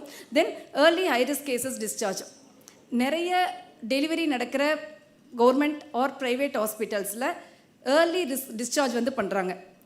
மினிமம் இந்த கேஸ்க்கு இத்தனை நாள் கம்பல்சரி வச்சுருக்கணும் அப்படிங்கிற ப்ரோட்டோக்காலை கண்டிப்பாக ஸ்ட்ரிக்டாக ஆல்ரெடி நம்ம வச்சுருக்கோம், அந்த ப்ரோட்டோக்கால் கண்டிப்பாக ஸ்ட்ரிக்ட் ஆன் பண்ணும். அடுத்தது poor communication in AMA and iris discharge. இப்போ நம்ம வாட்ஸ்அப் வச்சு நிறைய மெசேஜஸ் வாங்கிட்டு இருந்தால் கூட கண்டிப்பாக மெட்டல் டெத் ஆகிற கேஸ் வந்து கண்டிப்பாக அந்த லிங்க் வந்து மிஸ் ஆகுது. 90% ஆஃப் கேசஸ் வந்து ஏஎம்ஏ டிஸ்சார்ஜாக அனுப்புகிறாங்க. ஏதாவது ஒரு சிலது மறந்துருப்பாங்க, அந்த கேஸ் தான் போய் நமக்கு எண்ட் அப் இன் ஃபெயிலியர். அதில் தான் நமக்கு வந்து முடியும். நெக்ஸ்ட் வந்து not adherence to government protocols. Some private hospitals following FOXY protocol, இல்லை நாங்கள் வேற ஒரு ப்ரோட்டோகால். அதனால் எல்லாருமே யூனிஃபார்மாக எல்லாருமே கம்மிங் அண்டர் எஸ்டாப்ளிஷ்மெண்ட் ஆக்ட் எல்லாருமே. அதனால் கைனக் பொறுத்த வரைக்கும் ஓஜி பொறுத்த வரைக்கும் போத் கவர்மெண்ட் ப்ரைவேட் எல்லாருமே same protocol throughout the state compulsory follow பண்ணுங்கிறதுக்கு நம்ம ஒரு இது கொண்டு வரணும். நெக்ஸ்ட் வந்து பெட் டெலிவரி ரேஷியோ. ஏன்னா நாங்கள் என்கவுண்டர் பண்ணுற வரைக்கும் இப்போ ஒரு ப்ரைவேட்டாக ஆர் கவர்மெண்ட் பொறுத்த வரைக்கும் ஒரு 100 டெலிவரினா இத்தனை கைனகாலஜிஸ்ட் இருக்கணும், இத்தனை டியூட்டி டாக்டர் இருக்கணும், இத்தனை பெட் இருக்கணும், இத்தனை ஸ்டாஃப் நர்ஸ் இருக்கணும், மெயினாக பேராமெடிக்கல் ஸ்டாஃப். நிறைய டெலிவரி ஆகிற இடத்துக்கு ஏதாவது திரும்ப டெலிவரி வருது. ஈவன் காலையில் டெலிவரி ஆகுது, அடுத்த நாள் காலையில் டிஸ்சார்ஜ் ஆகுறாங்க. ஈவன் ஹைரிஸ்க் மதர்ஸ், அந்த மதர் தான் நமக்கு டெத் ஆகுது. அதனால் அந்த கண்டிப்பாக அந்த ப்ரோட்டோக்கால் நம்ம ஒன்று கண்டிப்பாக கவர்மெண்ட் வந்து டெவலப் பண்ணி நம்ம இத்தனை கேஸ் டெலிவரி பண்ணால் உங்ககிட்ட இத்தனை மேன் பவர் இருக்கணும், இத்தனை இன்ஃப்ராஸ்ட்ரக்சர் இருந்தால் தான் நீங்கள் இத்தனை டெலிவரி பண்ணணும். நம்ம வந்து ஆடிட்டில் போயிட்டு நீ இவ்வளோ டெலிவரி பண்ணுறீங்க, உங்களை பெட் இவ்வளோ கம்மியாக இருக்குன்னு நம்ம சொல்ல முடியறதில்ல. ஏன்னா அவங்களோட கேஸ் நான் கம்மி பண்ணிக்கோன்னு சொல்ல முடியாது. அதனால் அதை வந்து கண்டிப்பாக நம்ம ஒரு ப்ரோட்டோக்கால் வந்து டெவலப் பண்ணணும். நெக்ஸ்ட் வந்து பிரேக்கிங் டவுன் த பேரியர்ஸ். இப்போ ஆல்ரெடி நான் ரெண்டையும் சேர்ந்து தான் பேசினேன். What are the barriers we are facing, how to break down these barriers. Good rapport between health care workers and AN mothers. கண்டிப்பாக ஒரு மெடிக்கல் காலேஜில் இருக்க ஒரு கைனகாலஜிஸ்டோ ஜிஹெச்சில் இருக்க கைனகாலஜிஸ்டோ மதர்கிட்ட உட்காந்து பேச டைம் இருக்காது. ஒரு விஹெச்என் மினிமம் ½ அன் ஹவர் ஒரு மதருக்கு ஹிஸ்ட்ரி டேக்கிங்க்கு ஸ்பெண்ட் பண்ணி அந்த அம்மா கையை தொட்டு பார்த்து உனக்கு என்ன பிரச்சனை, உங்கள் வீட்டில் ஏற்கனவே நீ எதுக்காவது மருந்து எடுத்துகிட்டு இருந்தியா, உங்கள் வீட்டில் புதுசாக வந்த வீட்டில் கல்யாணம் ஆன வீட்டில் ஏதாவது பிரச்சனை இருக்கா, ஏற்கனவே நீ என்னெல்லாம் ஹிஸ்ட்ரி இருக்குது உனக்கு மெடிக்கல் ஹிஸ்ட்ரி, ஹார்ட் டிசீஸ் இருக்கிறதையே நிறைய மறைச்சி கல்யாணம் பண்ணிக்கிறாங்க. இதை எல்லாத்தையும் detailed history taking with the mother with time நல்லா ஸ்பெண்ட் பண்ணால் மட்டும்தான் இந்த எல்லா பேரியர்ஸ் அட் ஃபீல்ட் லெவலையும் நம்ம வந்து ஓவர் கம் பண்ண முடியும். அடுத்து டிபிஎஸ்ஆர் சொன்ன மாதிரி இப்போ ப்ரைமரி ப்ரிவென்ஷன்லாம் கிடையாது. நம்ம ப்ரைமாடியலாக போயிட்டு அந்த குழந்தை, தட் மீன்ஸ் ஸ்கூல் படிக்கிற குழந்தை அது கல்யாணம் ப்ரெக்னென்ட் ஆகிறதுக்கு முன்னாடியே உனக்கு இந்த ஹை ரிஸ்க்லாம் வரும். அதோட பேசிக் பேராமீட்டர்ஸை வச்சுட்டு வரலாம், இல்லை வந்தால் என்ன பண்ணணும் அப்படிங்கிறது எல்லாத்தையுமே நம்ம வந்து அந்த குழந்தைங்களுக்கு வந்து 100% நல்லா சொல்லிக் கொடுக்கணும். நேம்ஸே கிடையாது, ஃபுல் ஒரு பை ஹார்ட்டடாக வந்து அந்த குழந்தைக்கு வந்து நம்ம வந்து சொல்லிக் கொடுக்கணும். நெக்ஸ்ட் வந்து ஃபீல்ட் அண்ட் ப்ரைமரி லெவலில் பார்டர் லைன் பிபி இருந்தால் how frequent the patient should be followed up, BP ஹையாக இருந்தால் எத்தனை டைம் வரணுங்கிறது எல்லாமே நம்ம ப்ரோட்டோகால் வந்து இது பண்ணணும். அடுத்து வந்து frequent calibration of equipments and utilize MLHPs and WHPs to monitor BP. இப்போதைக்கு WHP நம்ம எப்படி NCD பேஷண்ட்டுக்கு பார்க்க வைக்கிறோமோ அதே மாதிரி இந்த பேஷண்ட்டுக்கும் நம்ம உங்கள் ஃபீல்ட் லெவலில் இருக்கிறதுனால பார்க்க வைக்கணும். strengthen PMSMA camps. Already it is going on. But சில இடத்துல வந்து நமக்கு ஒஜிஷியன்ஸ் வந்து வராதனால திரும்ப நம்ம பிஹெச்சி டாக்டர், ஏன்னா அதை கண்டக்ட் பண்ணாமல் இருக்கக்கூடாதுங்கிறதுனால பிஹெச்சி டாக்டரே வச்சு பார்க்க வைக்கிறோம். பட் கம்பல்சரி இந்த மந்த்லி ட்வைஸ் ஒரு பிளாக்குக்கு 2 கேம்ப் கம்பல்சரி வந்து பண்ணணும். நெக்ஸ்ட் வந்து ரெஃபரல் சென்டர்ஸில் நான் சொன்ன அந்த சேலஞ்சஸ்க்கான இதுதான் பிரேக்கிங் டவுன் பேரியர்ஸ் தான். இம்ப்ரூவ் ஸ்பெஷலிஸ்ட் இன் நான் சிமாங் centres, adherence to the discharge protocols both in government and private. அவங்க இடம் இல்லைங்கிறதுக்காக முன்னாடி டிஸ்சார்ஜ் பண்ணக்கூடாது. Separate private hospital WhatsApp group to share the details immediately. And எனக்கு முன்னாடி பேசின ஸ்பீக்கர் சொன்ன மாதிரி ஜெஸ்டோசிஸ் ஸ்கோர், இப்போ நாங்கள் அதை எங்கள் டிஸ்ட்ரிக்டில் வந்து ஃபாலோ பண்ணிகிட்ருக்கோம். இந்த வருஷம் நடந்த 2 டெத்துமே எங்களுக்கு PH directly or indirectly related to PH. அதனால் ஃபியூச்சரில் பிஹெச் ரிலேட்டட் டெத்ஸை நம்ம ப்ரிவெண்ட் பண்ணுறதா we have a major challenge. We all work together and break that barrier. Thank you. One second, doctor. So I think at the field level we are talking of PIH management and identification. I think your food and what is your lifestyle management? Do we talk about that to the mothers? Is it madam, definitely we are talking, madam. Yeah. No, but you see at the field level what data, what modules do we have on that? And every mother, any PIH motto, it's absolutely lifestyle management. Yes. They have to be on medication and also take care of themselves. So, adukana what can we do under the, maybe you can give us later. You all can think, all your DHOs can think of lifestyle management for the pregnant women, what modules, and MLHP is one of their primary duties. So it's not just the VHN. MLHP should have it in her line list and say, am I giving the daily therapy to that person? What is needed for this? And food and nutrition and salt intake and your exercise and everything should become part. Second, you were talking about the specialist increase பண்ணுங்கன்றது. I would otherwise say, you please train your non-CMOG centers. You know, the reason why we have this midwifery-led care unit here is to say, like, you know, one of the person was saying, you don't have so many OGCs. You really don't need OGCs for every delivery, right? Half of your normal deliveries can be conducted by trained manpower. What is needed is for your medical officers, your staff nurses to be well trained, as good as a CMOG center. So I think we should say not improving specialists, but improve the capacity of all those people in the non-CMOG center equal to a CMOG center. Because the manpower remains the same. Whether a nurse is working in the CMOG center, a nurse is working in the PHC, their original qualification or their potential is the same. Yes. We only have to equip them. So let's make that as a thing, and you all can think of those training programs that you want to take, and we will be there to help. Thank you, ma'am. Thank you very much, madam. That is the point I told Soundamal also. See, we find that when a patient is transferred from one facility to the other facility, the inter-facility transfer, maternal death increases. So when a patient, she won't know whether she would have landed up in a non-CMOG. As madam said, we have already given the guidelines. Like when she has convulsions, what should be the protocol that has to be followed? The casualties nurses can be trained in that. Second, when there is a hypertensive crisis, again we have given the protocol guidelines to go with IV labetalol. So everything is there in place. It is only the mind which has to accept and train those persons. So that will be, I even told Soundamal that do not say this point, but still they have their own, they see that as a challenge. And and regarding the food and the exercise, madam, this is very important. That is why the government of India insisted that a low intake of calcium, we have suggesting that usually we ask a question, he asks definitely, what is the dose of the calcium carbonate tablet? There are a lot of preparations in the market, but we have the carbonate, which is a good absorption of calcium, which is the government of India preparation, and we advise 2 tablets per day, which is not to be taken with iron or milk and things like that. This advice, this health education definitely has to reach out to the mother. This is very important. And also for the exercise, which is a very important point, we kept talking about undernutrition those days, but now we are also seeing obesity and lot of PCOS in the adolescent, and when they get pregnant, it is real challenge because they are ideal patients to develop both GDM as well as pregnancy-induced hypertension. So with that, I now invite Yoganand. I do not know how much I would have drilled him, because we find that in hypertensive disorders, one part is they are not diagnosed because this is a mother who doesn't come for a checkup at all. That is one part. Second part is they have been diagnosed but not on treatment or not being monitored. And third, which we cannot help, is what we find is even that is with 5 days or 7 days, they go for a hypertensive crisis. So these 3 things, and the fourth most important is an early onset. As madam said, I just went through 6 months case sheet. I found that 31 weeks is a period which they develop a lot of complications. After 36 weeks, it gives us time to diagnose the disease, also gives us time to manage them. So we may have to think of including the biomarker in such cases who are going to die. So Yoganand will be dealing with the most important aspect as monitoring. How to monitor these patients will be dealt with by Yoganand. Over to you. Respected MD Madam, experts and participants, good afternoon to one and all. Next slide. Basically, the complex pathophysiology of this disease causing a variety of presentations in the pregnancy, combined with the increased risk of non-communicable diseases, the nutrition issues, this necessitates the importance of a standard operating protocol for treating and managing hypertensive disorders in pregnancy. Our aim would be to identify the existing risk factors and emerging risk factors and management until delivery.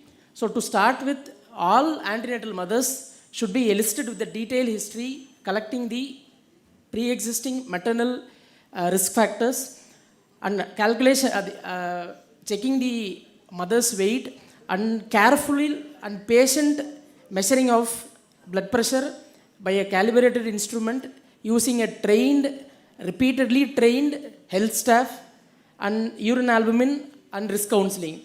And so that we should calculate the Gestosis score.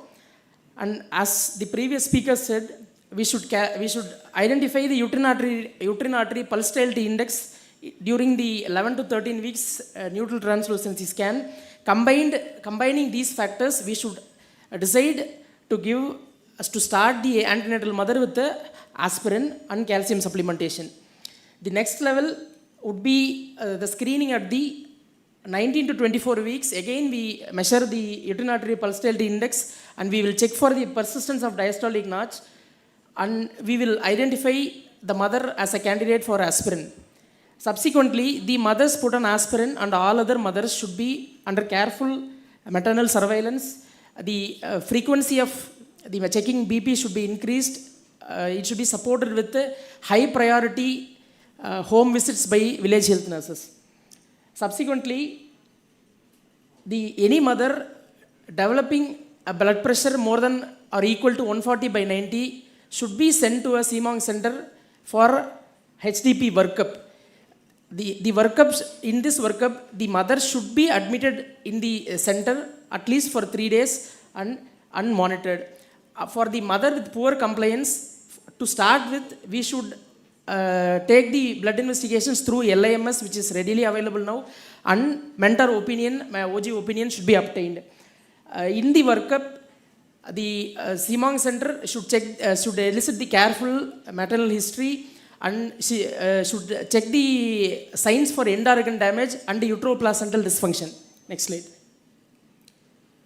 If the mother is found to be a gestational hypertension or mild preeclampsia, should be treated, and after treatment, the discharge should be an informed discharge to primary care, and she should be counseled for at-risk factors, high-risk signs, and we should monitor her in the field very strictly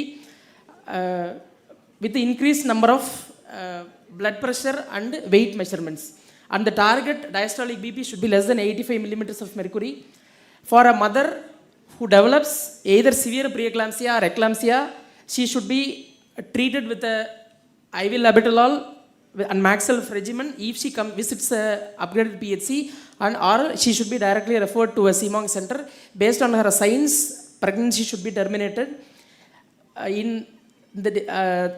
This mother should be admitted in an ICU for subsequently and step down ward. The investigation should be repeated on the 3rd postnatal day, and a mother whose BP is normal without drugs should be discharged after 1 week, and a mother whose BP is okay with the drugs should be discharged after 10 days, and the mother should be put on a thromboprophylaxis with a low molecular heparin for 10 days. Subsequently, in the postnatal period, the postpartum, 1/3 of eclampsia happens in the postpartum period. So, strict postnatal monitoring based on the blood pressure and the imminent signs listed here should be watched, and VHN should be adequately trained to ascertain the imminent signs for eclampsia, and the postnatal visit should be carefully done, and if the mother develops any signs subsequently, she should be referred to a CMONG center for further management. Thank you.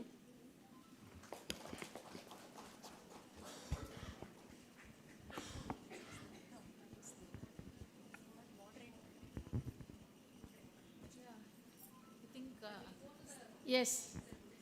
If you have any questions, I think we can take up.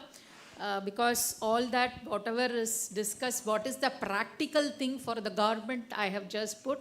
Because PLGF வந்து Tirunelveli medical காலேஜில் pilot பண்ணாங்க, SFLT1 with PLGF. They found that it was not very sensitive. But it is important when you go for a early onset of preeclampsia, along with the other markers, PLGF alone can be considered. So that is, but always clinical history taking. Number death audit la paakradhe second gravida previous history of hypertension irukkiradhu da. This is very important because in late life they go for cardiovascular complications. So this is not only a disease per se of now, but even after delivery in the later age. This we have to, நம்ம எப்போதும் சொல்கிறது என்னென்ன predict இந்த weight gain பற்றி தான். So அதை வந்து ஒரே வாரத்தில் ஒரு 2 கிலோ மேலே போச்சு அப்படின்னா they don't find that. And also we find that abnormal edema, ஒரு தை வரைக்கும் இருக்கும், இடிமாவை கண்டுக்கிறது இல்லை. ஸோ குவாலிட்டி ஆஃப் மானிட்டரிங், குவாலிட்டின்னு பேசுகிறோம். We have to implement that. And now COVID has taught us lot of lessons. WhatsApp or list we have to have between the private, roping them. Pygmy 3.0 version vandadina, it will be very useful where the private physicians can log in and they can put their treatment so that the mother is being tracked. So that is going to really help us. But the other things are, we have to tell them the protocols, uniform protocols between the treating physicians of the physicians of the government and public, private, which madam was telling, we need to have a district level every time on a specific date. If we have that, that is going to work out. And we have to follow them with alert messages. What is that? Headache, epigastric pain, vomiting, because group counseling can be done during the antenatal period. Because health talk, which Usha was persisting, none of them speak to the patients. I love talking to them. So we have to talk to them and patiently listen to them and find out what is their problem, and standard protocols already said. If you have anything, please, it is open to the discussion, open for discussion. Yes. Ma'am, regarding a hypothyroidism patient, madam, we are having a guidelines that if there is an obesity, we have to start aspirin. But in a private practice, every patient, if they are found to be hypothyroidism, they are starting with aspirin. Hypothyroid. See, one thing I want to tell is, Madam Shanti Madam, நீங்க இருந்தீங்க இல்லையா, when to start aspirin சொல்லிட்டு. So Gesto's score இருக்கு. Just for obesity alone we cannot. We have to consider her age, we have to consider her weight, all that she has put. Get a good history taking and apply the score and you can start the drug. And hypothyroid is, we do not have universal guidelines as such. But fortunately, in Tamil Nadu, if you see, all the patients are being done with TSH and T3, T4. And both hypothyroid and hyperthyroid can present to you with preeclampsia features. But only when you go into analysis, you find that albuminuria may not be there, liver enzymes may not be elevated, but still they can again present to you. So your question is not clear. I think my answer is clear for you. When to start aspirin and what about screening? Okay? Yes. Yes.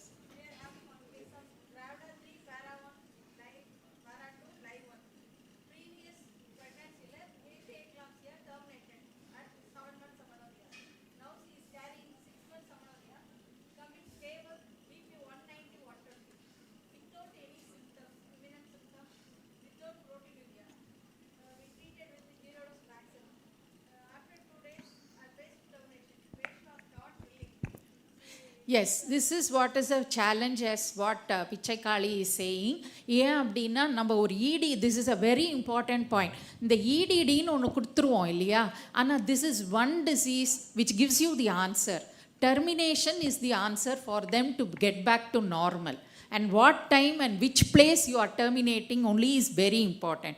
இப்போ அந்த previous ப்ரெக்னென்சியில் 29 வீக்ஸ்னா இன்னும் ஏர்லியராகவே you have to consider.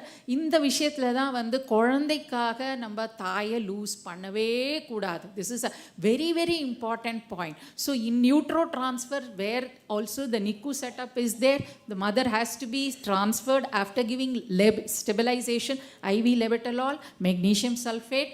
And better if you are going to consider termination, steroids, otherwise I will not even suggest, and send them off to a tertiary care institution. You have to terminate. Yes, definitely.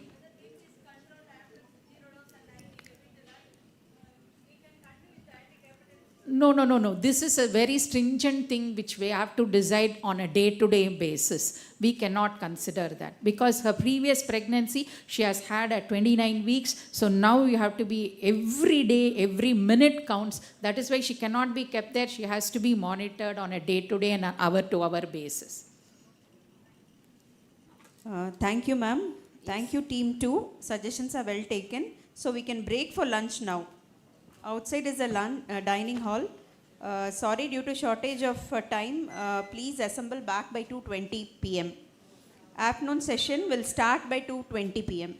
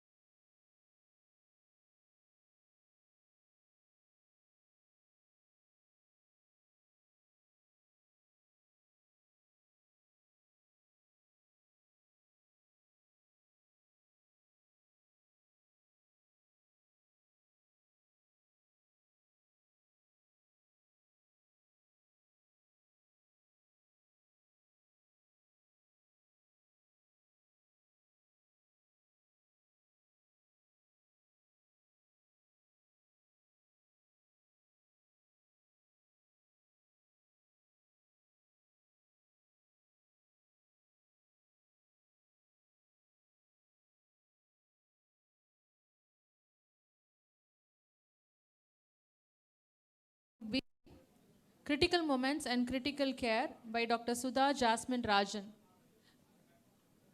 Please project your slide. It would be an online presentation. Dr. Sudha Jasmine Rajan is a professor and HOD, Department of Medicine, Unit 3 and Obstetric Medicine, CMC Vellore. She's been the founder member of Obstetric Medicine and CMC Vellore, has developed and conducted numerous communication, mentorship and online workshops, and blended the learning course for medical education techniques and curriculum development. She has conducted distant education modules on obstetric medicine for MEd and FGIT courses. She has more than 30 publications in her credit, which are internationally peer reviewed, and has contributed for textbook chapters in emergency medicine, obstetric medicine, and her special interests are obstetric medicine, medical education, and mentorships. Over to Dr. Sudha Jasmine Rajan.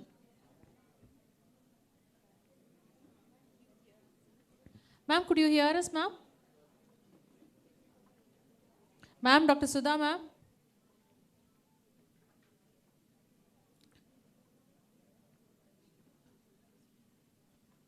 Dr. Sudha, ma'am, are you able to hear us, madam?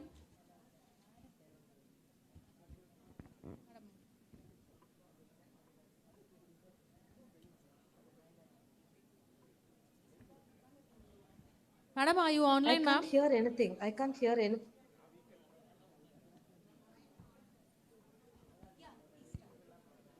Madam, are you able to hear us, Good madam? afternoon. I just want to confirm that I am audible. Yes, madam, you are audible. Sudha, ma'am, you are audible, ma'am. Please continue, ma'am. College fellow, and I would be talking on critical moments and critical care in reducing mobility relations who are admitted into critical care centers, common postpartum, PI, and sepsis.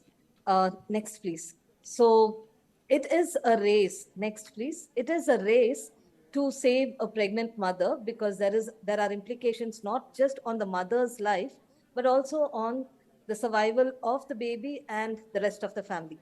So just keep, this has been dealt with in detail today morning. So I'm not going to go through every part of it, but just to say, point out a couple of action that might help with reducing hemorrhage. One of the most important training perhaps is to actually do drills. And this has been emphasized both by Dr. Usha and simulation exercises, not just for a critically ill patient. When there is a critically ill patient or a patient suddenly falls ill, usually when it is unanticipated, there is a lot of confusion, and that leads to sepsis being compromised, an urgent LSC is being done. Complications happen because of panic that happens. So to make the response more prepared, we need to have maybe simulation exercises and training protocols, drills for ACLS in pregnant women. NMC at this point has actually said that all broad specialties should have ACLS training. And ACLS in a pregnant woman is a little different. Even a BLS in a pregnant woman is a little different because of the gravid uterus. So simulation exercises is something that would help. The second is to look at monitoring.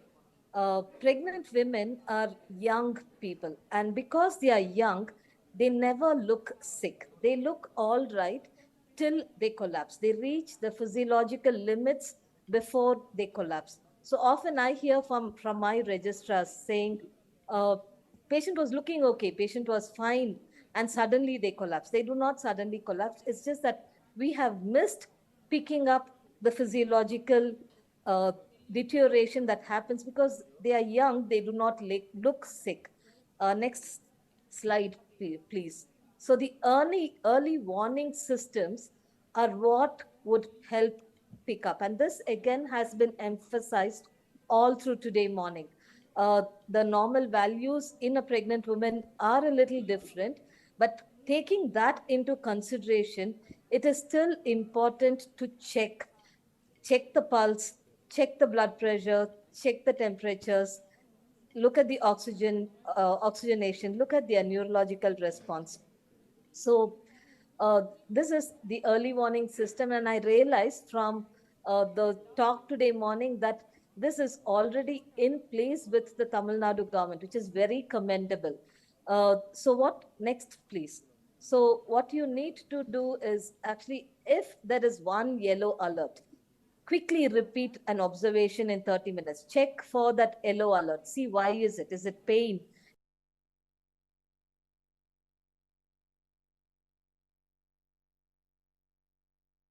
Observation.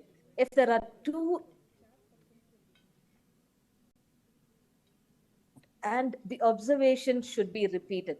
It doesn't stop because the doctor has been informed. The observation and the monitoring has to continue. If there are more than 2 alerts or 2 red alerts, the doctor has to see the patient immediately. Now, this is important not just for the doctors or the nurses to know. It is important for triage people. If you have an emergency department that deals with pregnant women coming in, then every person in the emergency department should be aware of this early warning system. They should know that these are the values, and these values require repeat observation, or these values require immediate action.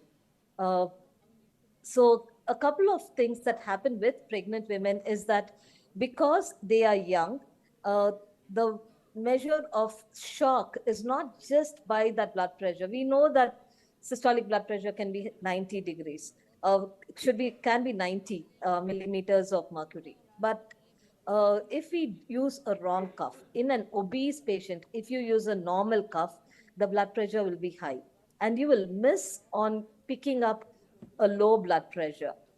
So an appropriate sized cuff, if it's an obese patient, more than 100 kg, the obese large cuff should be used for accurate measurement. The second is because of the fact that they are pregnant, some of the impact of even tests, like if you look at, we say shock is not just blood pressure, but if there is increased lactates, if there is reduced neurological response, all of that is shock. So when you find shock, it's important to look at the periphery and look at the heart rate, look at the blood pressure. If the periphery is cold, then the cause for the shock is either because there is loss of blood, so there is something like hemorrhage that's happening, or there is something like a cardiac dysfunction.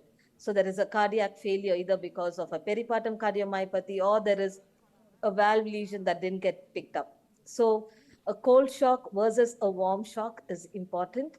And once we pick that up, then immediate action goes in. If it's a warm shock, the peripheries are warm and there is low blood pressure, then think about sepsis. So I'm just going to go through a little bit on just sepsis. I know sepsis talks are coming up, but what do I do in a patient who's coming in sick and my early warning system tells me there is fever and I think there is sepsis? Next slide, please. The first thing to do is to look at the 1 R bundle. The first R is critical, quick response. So cultures before antibiotics. Measure lactates. If you have an arterial blood gas, measure lactates. Usually we would say in a patient who is non-pregnant, more than 4 lactate means shock. But in a pregnant woman, because the physiological volume, plasma volume is increased, even 2 is actually shock. So the values for the lactates is different. And what do we do if there is shock? The first thing is to put them on left lateral position. Take that pressure off the IVC so that there is more venous return. The second is, if there is hypotension, start crystalloids, start IV fluids at least 20 ml per kg, and reassess within 1 hour. I think that's the most important thing. Not just starting fluids, reassess them within 1 hour. They should have responded. Blood pressure should normalize. If the blood pressure doesn't normalize, then you need to start vasopressors. Whatever is available within your setting. If you have dopamine, start a dopamine infusion. If there is adrenaline available, then start an epinephrine infusion. So vasopressors need to get started if with crystalloids there is not enough. assess for the cause of shock. Is there another reason? So blood investigations, CBC, metabolic profile, cultures, imaging, these are really important. If infection is the cause, find the source. If the uterus is the source, then delivery is necessary. If uterus is not the source, then delivery is not the first option.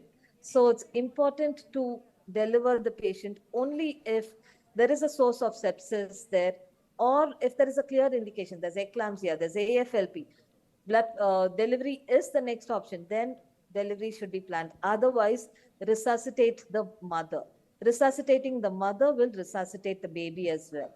So priority is the source control. If you find there is an infection, then that has to be dealt with. If there is an abscess, it has to be drained.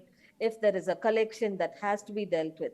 The fetal considerations come in only if the baby is safe enough to deliver. If it's more than 28 weeks, then think about steroids for lung maturity, Maxal for neuroprotection, and do electronic fetal monitoring if the mother is at a gestational age which is more than 28 weeks, or the level to which the nursery that you have is able to handle. The third is, of course, complication prevention. This is very important. Early enteral feeding, starting DVT prophylaxis and continuing it for 6 weeks, avoid hypoglycemia. These are very important aspects. The need for ICU transfers. When should we consider ICU transfer? Always resuscitate the mother and make sure that the mother is safe before you transfer the patient. So check the blood pressure, check the fluids, make sure that the mother is safe for transfer before you transfer into an ICU. I think my time is up. Thank you very much.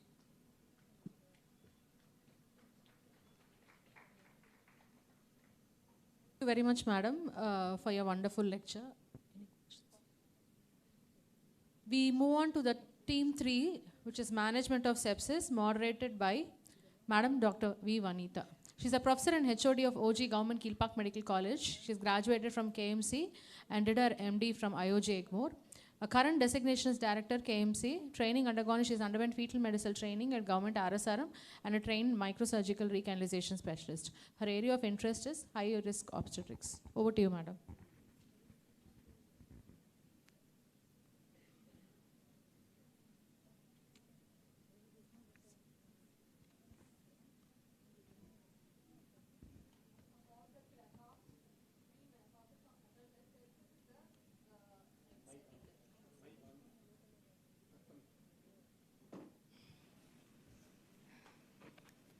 It's the third leading cause of maternal death worldwide, as we have seen from the morning.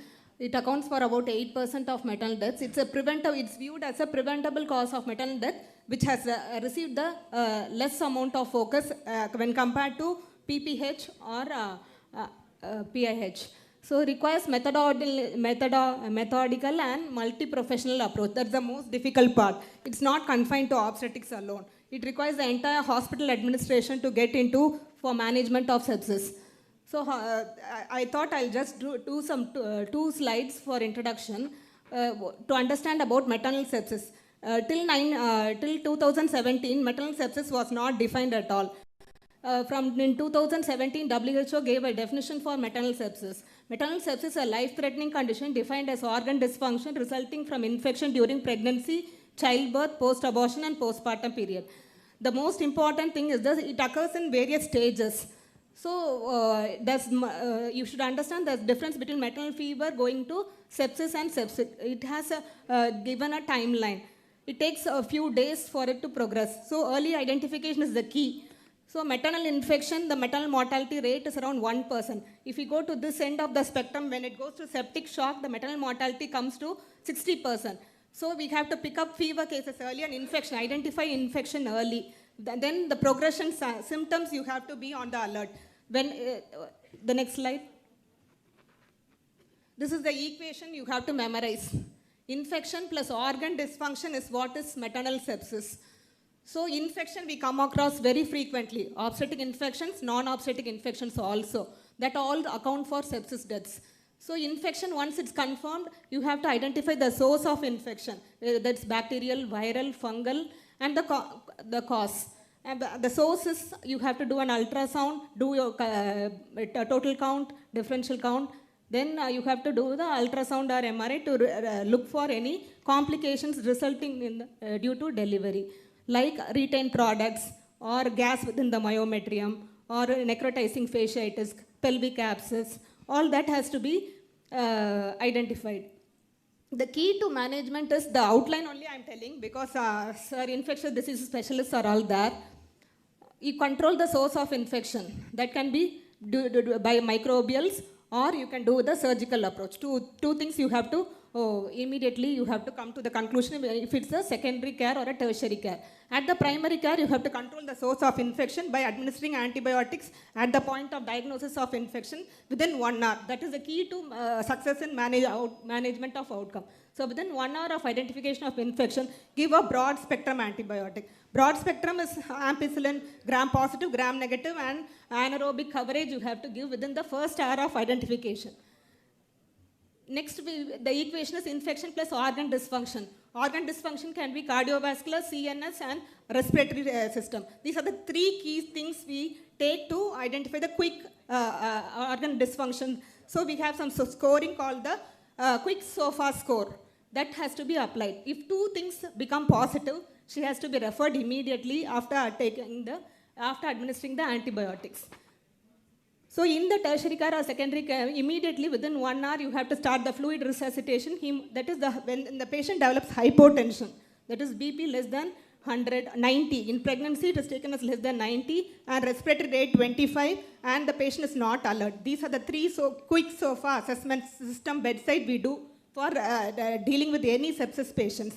Infection, if the patient has fever, you make a quick assessment, quick SOFA score you do, and if the score comes to 2, you refer immediately. The respiratory rate is 25, the BP is less than 90 millimeters of mercury, you refer. And here you have to monitor. Next, with this I stop with the introduction to sepsis. The session outline will be the sepsis scenario in Tamil Nadu, steps for prevention of sepsis and early identification and timely action, which is the key to saving mothers. Infection control measures for prevention of sepsis, and the SOPs to be followed in every institution, specific to each institution. Thank you, madam. Dr. Priya. No. Next, I call upon Dr. Lata, Chief Civil Surgeon, Government Headquarters Hospital and DNB Postgraduate Teaching Institute, Kadalur, to give a talk on Stop Sepsis and Save Mothers, Early Detection and Timely Action. Priya also can add from your point of view, not the statistic part, but your part. Yeah, please. Yeah, maybe after Dr. Lata, you can. Yeah.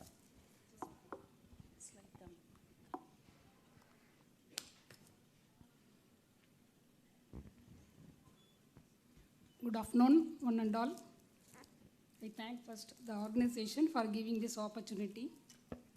My topic is Stop Sepsis, Save Mothers, Early Detection and Timely Action.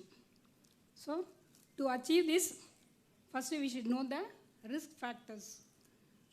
The antepartum period, the risk factors, obesity or any underweight, malnourished mother coming from low socioeconomic status, then glucose intolerance, or already known diabetes, or a mother having impaired immunosuppressant medications, or any chronic infections like TB, HIV, malaria, and leprosy. Then focal infection like pelvic infection, urinary tract infection, throat infections. Then coming to other causes, that invasive procedures, amniocentesis, then cervical encerclage. During the intrapartum period, next slide. So, okay. During intrapartum period, mainly the home delivery, that teenage pregnancy, unmarried pregnancy, then illegal pregnancy, they will, for the fear of social exposure, they will go for home delivery, which will be usually conducted by the unskilled birth attendant. Then prolonged spontaneous rupture of membranes, prolonged labor, multiple vaginal examination, then multiple obstetric maneuver, cesarean section, induced abortions. These are all the intrapartum risk factor for increasing sepsis. Coming to postpartum, any retained product of conception, then during postnatal period, poor hydration, ambulation, poor ambulation, then poor hygiene, personal hygiene, then the left out antepartum and intrapartum high risk factor which can lead to sepsis. Coming to the symptoms. Previous slide. Previous slide.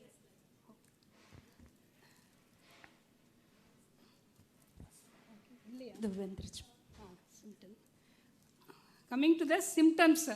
What are the symptoms the mother can have in case of suspected sepsis? Giddiness, easy fatigability, fever or chillness, altered sensorium, any increase in breast size with pain, increased pain, unable to feed, then palpitation, productive cough, breathing difficulty, vomiting or diarrhea, painful and burning micturition, abdominal pain, foul smelling vaginal discharge, or any wound site infection from the episiotomy wound or LSCS wound. Then any discoloration in skin color. Then the last one, reduced urine output or nil urine output. So, if the patient coming with the following symptoms, we should evaluate the mother to identify the danger signs. Next slide. Next slide.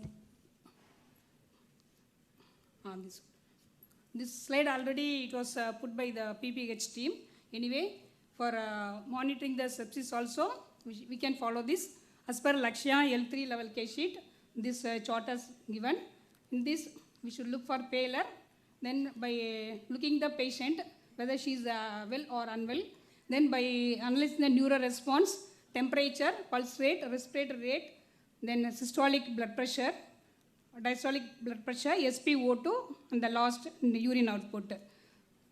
Then coming to that complaints, if the patient giving any complaints or by examination, general examination, hydration, ambulations, then looking for the legs, breast, nipple.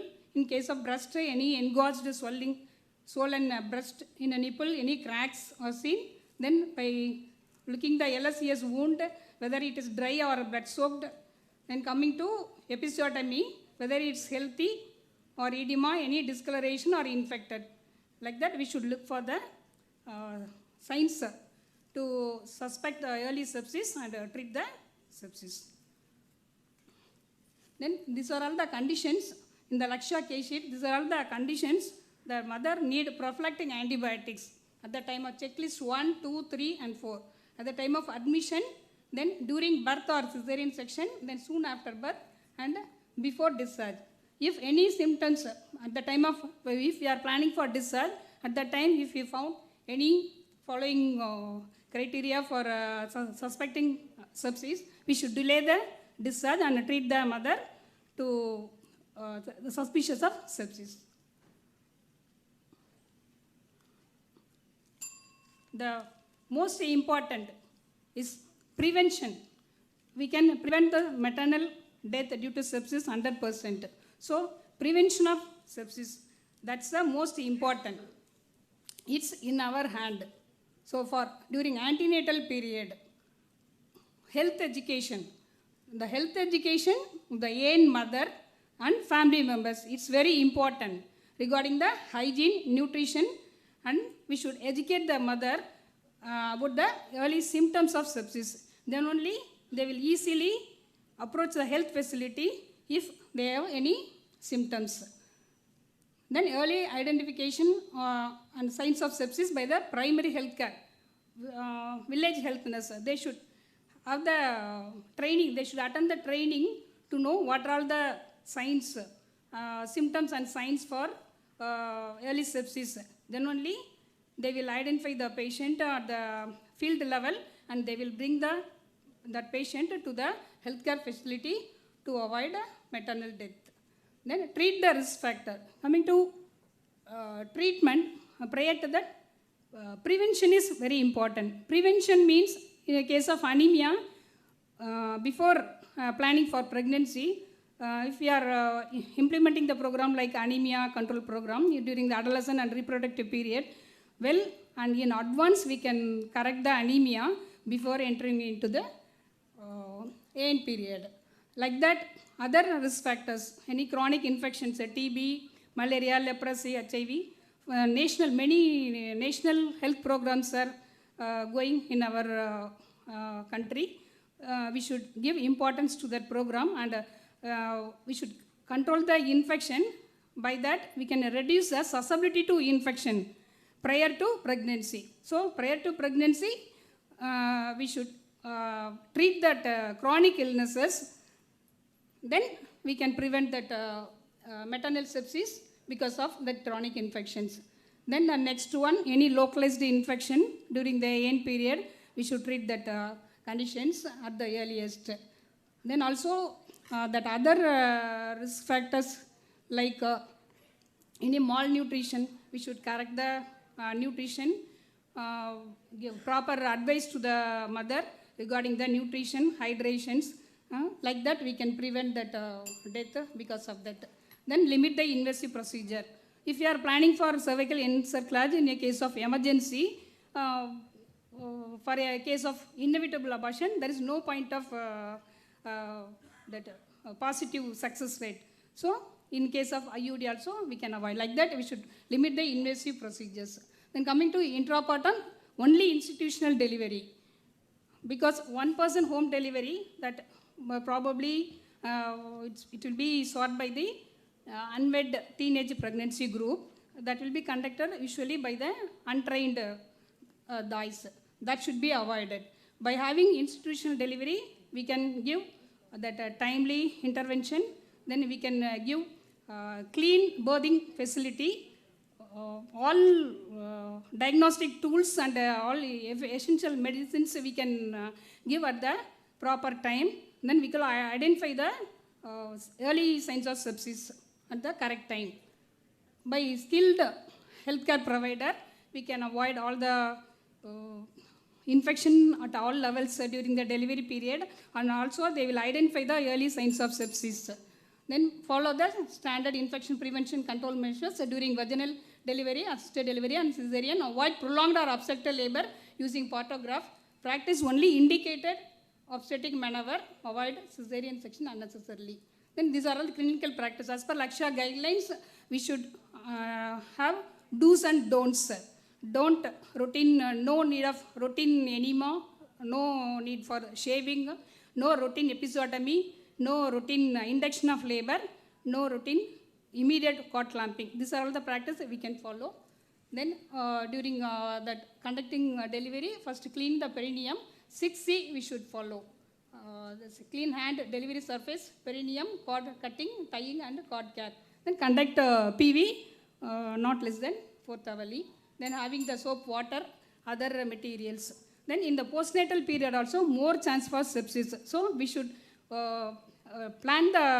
we should decide the date of discharge according to the patient risk factor. We should give information, health education regarding the signs and symptoms of sepsis even during the postnatal period till 42 days.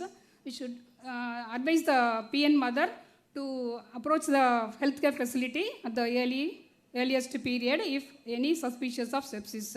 Hydration, ambulations, we should give importance to the postnatal mother. That like that, and the VHN also should make the regular PN visit to identify the sepsis in the postnatal mother. So by a teamwork, we can prevent the sepsis 100%. Okay, thank you. Thank you, madam, for that elaborate presentation. Next, we move on to the next topic, Target the Bug and Save the Mom, Identification and Appropriate Management of Sepsis by Dr. V. Ramasubramaniam, Senior Consultant, Infectious Diseases, Apollo Hospitals, so Chair and Director of the Capstone Multispecialty Clinic, and Adjunct Professor in SRMC and Infectious Diseases, MGR Medical University. Over to you, sir. Thank you very much, ma'am. It's a pleasure to be here amongst you and talk about something which is close to my heart, the early diagnosis and management of patients with sepsis. Have the next slide, please. Yeah. Before the one slide before. There's the title slide missing. One slide which is gone. Oh, cartoon slide. Anyway, I have been taught, and I still find that people are being taught that antibiotics are the miracle drugs to save any issues. So when things don't go well, we keep on adding antibiotics with the hope that things will get better.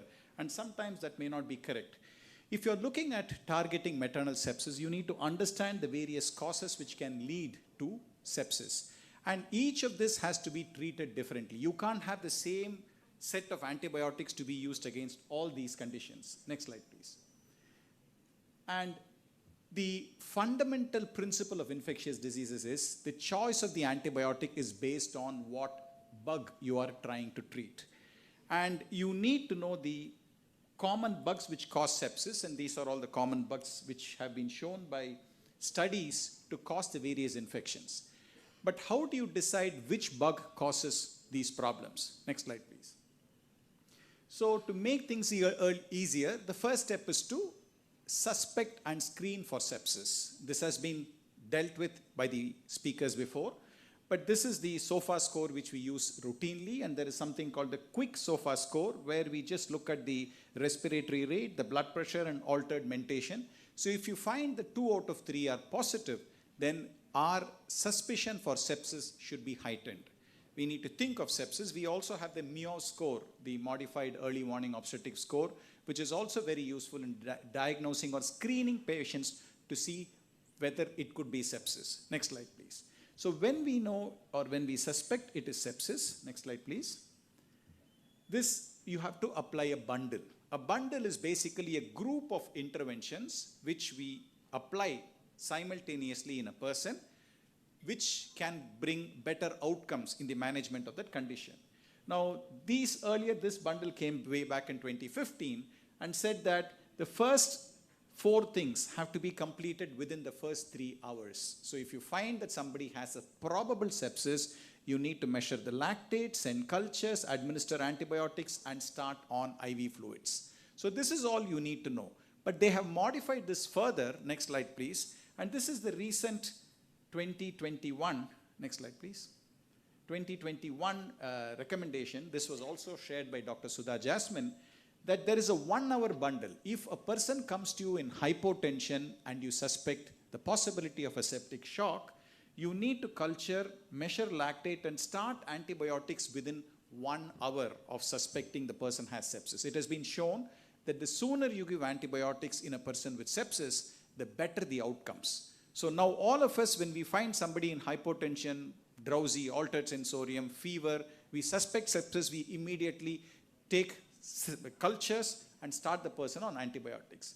But what unfortunately this has led to is, next slide please, the fact that we start early. As this cartoon says, your resume says that you're quick in mathematics. What is 17 into 19? The answer is 35. But that is not correct, but that was quick. So we all do the same thing. We suspect patients and start on antibiotics. What do we start? Whatever we have known. Ampicillin, gentamicin, metronidazole, which is what we used to do. Now they are giving meropenem and metronidazole.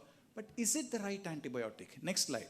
So we need to understand what are the common bugs which cause the problem. If you take a community-acquired pneumonia, it is usually gram-positive agents like Streptococcus pneumoniae, it could be Moraxella, it could be H. influenzae, or it could be atypical organisms like Legionella, Mycoplasma, and Chlamydia. So the drugs of choice are ceftriaxone and azithromycin. I'm talking about seriously unwell patients. If it is a hospital-acquired pneumonia, you need to give a broader spectrum of agents, meropenem and maybe linezolid.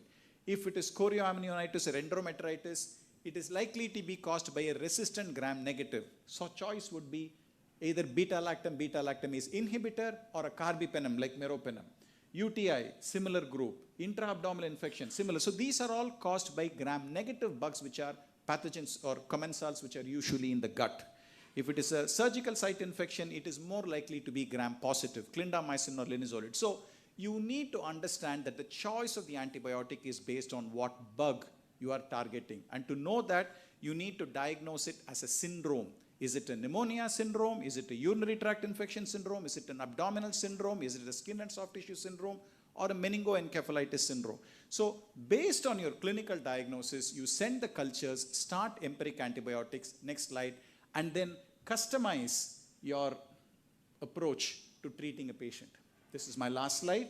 So customization is you start with screening, then you look at the clinical diagnosis. Is it sepsis or not sepsis? If it is sepsis, apply the bundle, send the cultures, start the appropriate antibiotics, and then after 48 to 72 hours, you need to de-escalate. You start on meropenem and you get a bacteria which is susceptible to, say, ampicillin. Even though the person is getting better on meropenem, stop the meropenem and use ampicillin. So bring it from a broad spectrum to a narrow spectrum drug. That improves outcomes. And the shorter it is, the better. So if the person gets better on day 2, 5 days antibiotics is enough. If he gets better on day 3 or 4, 7 days is more than enough. You don't need to continue 10 days of IV antibiotics and then when the person goes home, another 1 week of oral antibiotics. So these are the newer approaches which give good outcomes and reduce the collateral damage of antibiotic therapy. Thank you. Thank you very much, sir. This, in fact, was customized according to the topic. Thank you, sir. Next, we call upon Dr. Priya V. Thomas. Let Dr. Srinivasan. So you can take, I'll just get my slides.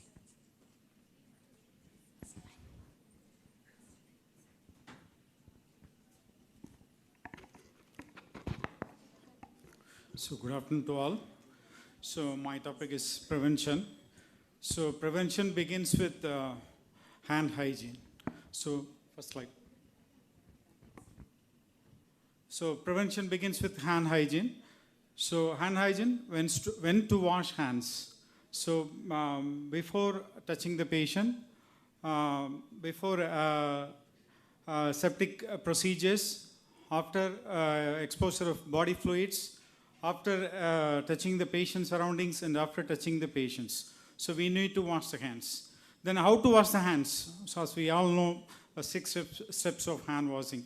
Palm to palm, back of the hands, interlacing fingers, interlocking fingers, and thumb and fingers in circular motion. So what are the sanitizers or what are the hand rubs can be used for this hand washing? So first and the foremost is the alcohol-based hand rub. So all the alcohol-based hand rub, we can use, the concentration is about 60 to 70%, either ethanol or the formulation may be with isopropyl alcohol. Then secondary, we can go for quaternary ammonium compounds. That may be varying a percentage from 0.1% to 0.2% of concentration. And finally is chlorhexidine, which is based upon 0.5% to 2%. So these are all the different hand wash can be used to reduce the spread of infections. So that in this we can have this type of hand wash. What are the type of hand wash? So we can say non-antimicrobial hand wash and antimicrobial hand wash. What is meant by non-antimicrobial hand wash? When we wash the hands with a plain soap or ordinary soap, that is what we use called as non-antimicrobial wash. When we use some agents like chlorhexidine or some other agents, that we used to call as antimicrobial wash. So next we go for cleaning and disinfection. So cleaning is very important to eliminate the organism, to reduce the load of organisms. So this, in the process of cleaning, broomsticks to be avoided. So mopping is to be done by the unidirectional method. So bidirectional mopping should not be followed. So then mopping should be done from the innermost layer to the outermost layer. So that's the important thing. So mopping can be done by using of 3-bucket system. The first bucket, which contains a cleaning solution, that cleaning solution, it contains a detergent or a soap or a water which having a concentration of 1 to 2%. Second bucket is the fresh clean water, which is used to rinse the mops. Next, third bucket is the disinfection solution, which may be 0.5 to 1% of disinfection solution. So different types of disinfection solutions can be used. For example, bleach hypo, we can use 1%. If it is a quaternary compounds, it is 1%. Then if it is a phenolic compound, it may be 0.5% to 1%. So it may varies according to the availability of the detergents or availability of the disinfectants in the particular facility. So after mopping, what we have to do is we have to soak the mop in water with 0.5% of hypo for 30 minutes. Then after that, it should be washed with detergent and it should be washed with water, and it is allowed to dry in sunlight. So when the housekeeping workers are using gloves also should be washed with this 1% hypo for 1 minute, and it should be dried in air dried. So next we are going for the sterilization of medical equipments. So equipment should be disinfected with detergents or bleach. There is 0.5% of detergent or 0.5% of bleach for 10 minutes. Thoroughly wash and rinse the instruments. We have to thoroughly wash and rinse the instruments. Then different methods to be followed for sterilizing this one. One is chemical, another one is physical. Chemical, we can say it is 2% glutaraldehyde can be used. That is, it is exposure time is 10 hours. So for example, endoscope, laparoscope and shops can be sterilized by this chemical sterilization. In case of physical sterilization, you can go for autoclave. So autoclave, we are using 15 lbs pressure, that is 121 degrees Celsius. So we are using this type of pressure to sterilize different items. One is for 20 minutes for unwrapped instruments, 30 minutes for wrapped instruments, and 30 minutes for linen, and 20 minutes for cotton and surgical dressings. Once the autoclaved instruments can be stored up to 7 days if the drum is not open. Autoclaved instruments can be stored up to 7 days if the drum is not open. If the drum is open, again the autoclave is to be re-sterilized within 24 hours. So labeling of the autoclave items should be strictly followed with the autoclave number. Autoclave number, if you are using more than one autoclave, batch, cycle number, date, and technician name and indicator, which type of indicator we are using. Now, we have to validate the autoclave, whether the autoclave is functioning very well or not. So for that, we can use different type of indicators. One is physical indicator, second one is chemical indicator, and third one is biological indicator. Physical indicator, which indicates the temperature, pressure gauge, and recording time. All this is the physical indicator. Chemical indicator, which is nothing but baudic dust, which can be used to check whether the autoclave is functioning well or not. So third one is the biological indicator.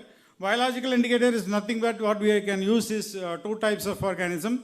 One is Geobacillus stereothermophilus, another one is Bacillus atrophaeus. So these two organisms have the ability to produce spores. So this spores will germinate if the autoclave is not functioning well, and it will turn the color from purple to yellow. So it will indicate the functioning of autoclave. Next, sterilization of monitoring record should be maintained. Cycle record, date and time, cycle parameter, and loading contents. Maintenance record should be followed. Equipment details, then quality control and validation. Validation can be done by calibration of autoclave. Then OT and labor room sterilization. Cleaning of OT and labor room with aldehyde-based preparations as per the manufacturer recommendations. Fumigation of the OT is done by using a fumigator. That is, we can use basil acid. So you have to calculate the amount of basil acid based on cubic meter, that is length into breadth into height.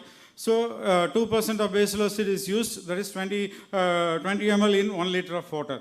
So the contact time of this basil acid is 45 minutes to 1 hour. So after the contact time, by using of sterile cloth or a sterile towel, we have to wipe the entire area. So after performing this one, we have to go for the surveillance. So surveillance can be done by different methods. We can able to take the swabs from these places, wall, floor, ceiling, window, like that. So surveillance can be done by two methods. One is active surveillance and another one is passive surveillance. Active surveillance can be done by using surface air system. That is nothing but an instrument sampler is used which draws a known concentration of air at a particular exposure time. So second one is passive method. Passive method is we are using settle plates. Settle plates, we are using bladder plates that will indicates the index of microbial air contamination. Index of microbial air contamination. So this index of microbial air contamination, which says that 1 meter above for 1 meter for 1 hour exposure, 1 meter above and 1 meter away from any obstacles. So this indicates less than 5 colony forming units for 90 mm diameter of petty plate. So it should not more than that 5 colony forming units. So this will give us the number of colony forming units in the OT. Next one, in case of AC, we are having a lot of moisture content in the AC. So this AC which contains a lot of organisms, Staph aureus, Acinetobacter and Pseudomonas. So we need to remove the filters from the AC at least 15 days once, and we have to wash that filters and we have to use it again. Okay, thank you. Thank you, sir. Next, we call upon Dr. Priya V. Thomas, who is a Senior Assistant Professor of OG at IOG, currently working as Assistant Program Officer for Quality Programs at the NHM. She is an empaneled NQAS Assessor and empaneled NABH Assessor for Healthcare Organizations, and she is also the State Lakshya Nodal Officer. Over to you, madam. Good afternoon, everyone. So இன்றைக்கி நம்ம sustainable development goals இதை தாண்டி நம்ம என்ன பண்ண போகிறோம் அப்படிங்கிறத பேசிகிட்டு இருக்கோம். சஸ்டைனபிள் டெவலப்மெண்ட் கோல்ஸ் பார்த்திங்கன்னா நம்பர் 3 தான் ஹெல்த் ரிலேட்டட் இருக்குது. ஹெல்த் ரிலேட்டடில் 3.1 அண்ட் 3.2 பார்த்தோன்னா maternal health and newborn health related mortality மார்பிடிட்டியை ரெடியூஸ் பண்ணுறது. பட் அதே இதில் 3.8 பார்த்தீங்கன்னா it is related to quality. We have achieve the numbers, but quality வந்து நம்மளால் அச்சீவ் பண்ண முடியல. ஸோ இப்போ காலையிலேருந்து நம்ம கேட்டுட்ருக்க நிறையா இடத்துல கேட்டுருந்தோம்னா காம்ப்ளிகேஷன் ரெடினஸ்ன்னு சொல்கிறோம். You have to be ready, you have to do this checklist ready, you have to monitor like this. So all this are given under Lakshya. So Lakshya அப்படிங்கிறது labour room quality improvement initiative. Labour ரூமுடைய தரத்தை improve பண்ணுறது. இன்றைக்கி பார்த்தோன்னா maternal ஹெல்த்தோடைய vision என்னென்னா to reduce MMR சொல்கிறோம். But what is the aim and objective of Lakshya? லக்ஷ்யாவும் மெட்டர்னல் மார்ட்டாலிட்டி மார்பிடிட்டியை ரெடியூஸ் பண்ணுறது தான். So connecting the missing dots மட்டும் இல்லாமல் வி ஆர் ட்ராவலிங் இன் ஒரு டிஃப்ரெண்ட் ஒரே டைரக்ஷனில் போயிட்டுருக்கோம். 2 ட்ராக்ஸில் போகிற மாதிரி இருக்கும். So there should be a bridge. So இன்றைக்கி அது உங்களுக்கு புரிய வைக்கிறதுக்கு அப்படின்னு சொல்லி தான் ஒரு லேபர் ரூம் மாடல் கொண்டு வந்திருக்கோம். How an ideal labour room should look. So sepsis பற்றி பேசிகிட்டு இருக்கோம். இந்த 3rd cause of maternal mortality is sepsis. நீங்கள் அங்கே அரேஞ்ச்மெண்ட்டை பார்த்தீங்கன்னா என்ட்ரன்ஸ்லேயே பிபிஇ வச்சுருக்கோம். அதாவது உள்ளே போகும்போதே செருப்பை கட்டணும், கேப் அண்ட் மாஸ்க் போடணும், கையை வந்து சுத்தம் பண்ணணும். இதெல்லாம் ஒரு all those things might look very simple. இதெல்லாம் நம்ம வந்து லக்ஷ்யா வருது, என்குவாஸ் வருதுன்னா மட்டும் பண்ணுறோம். But these things should be brought under a regular practice. இந்த சின்ன கை கழுவுற ஒரு விஷயம், because a study has proved that 70% of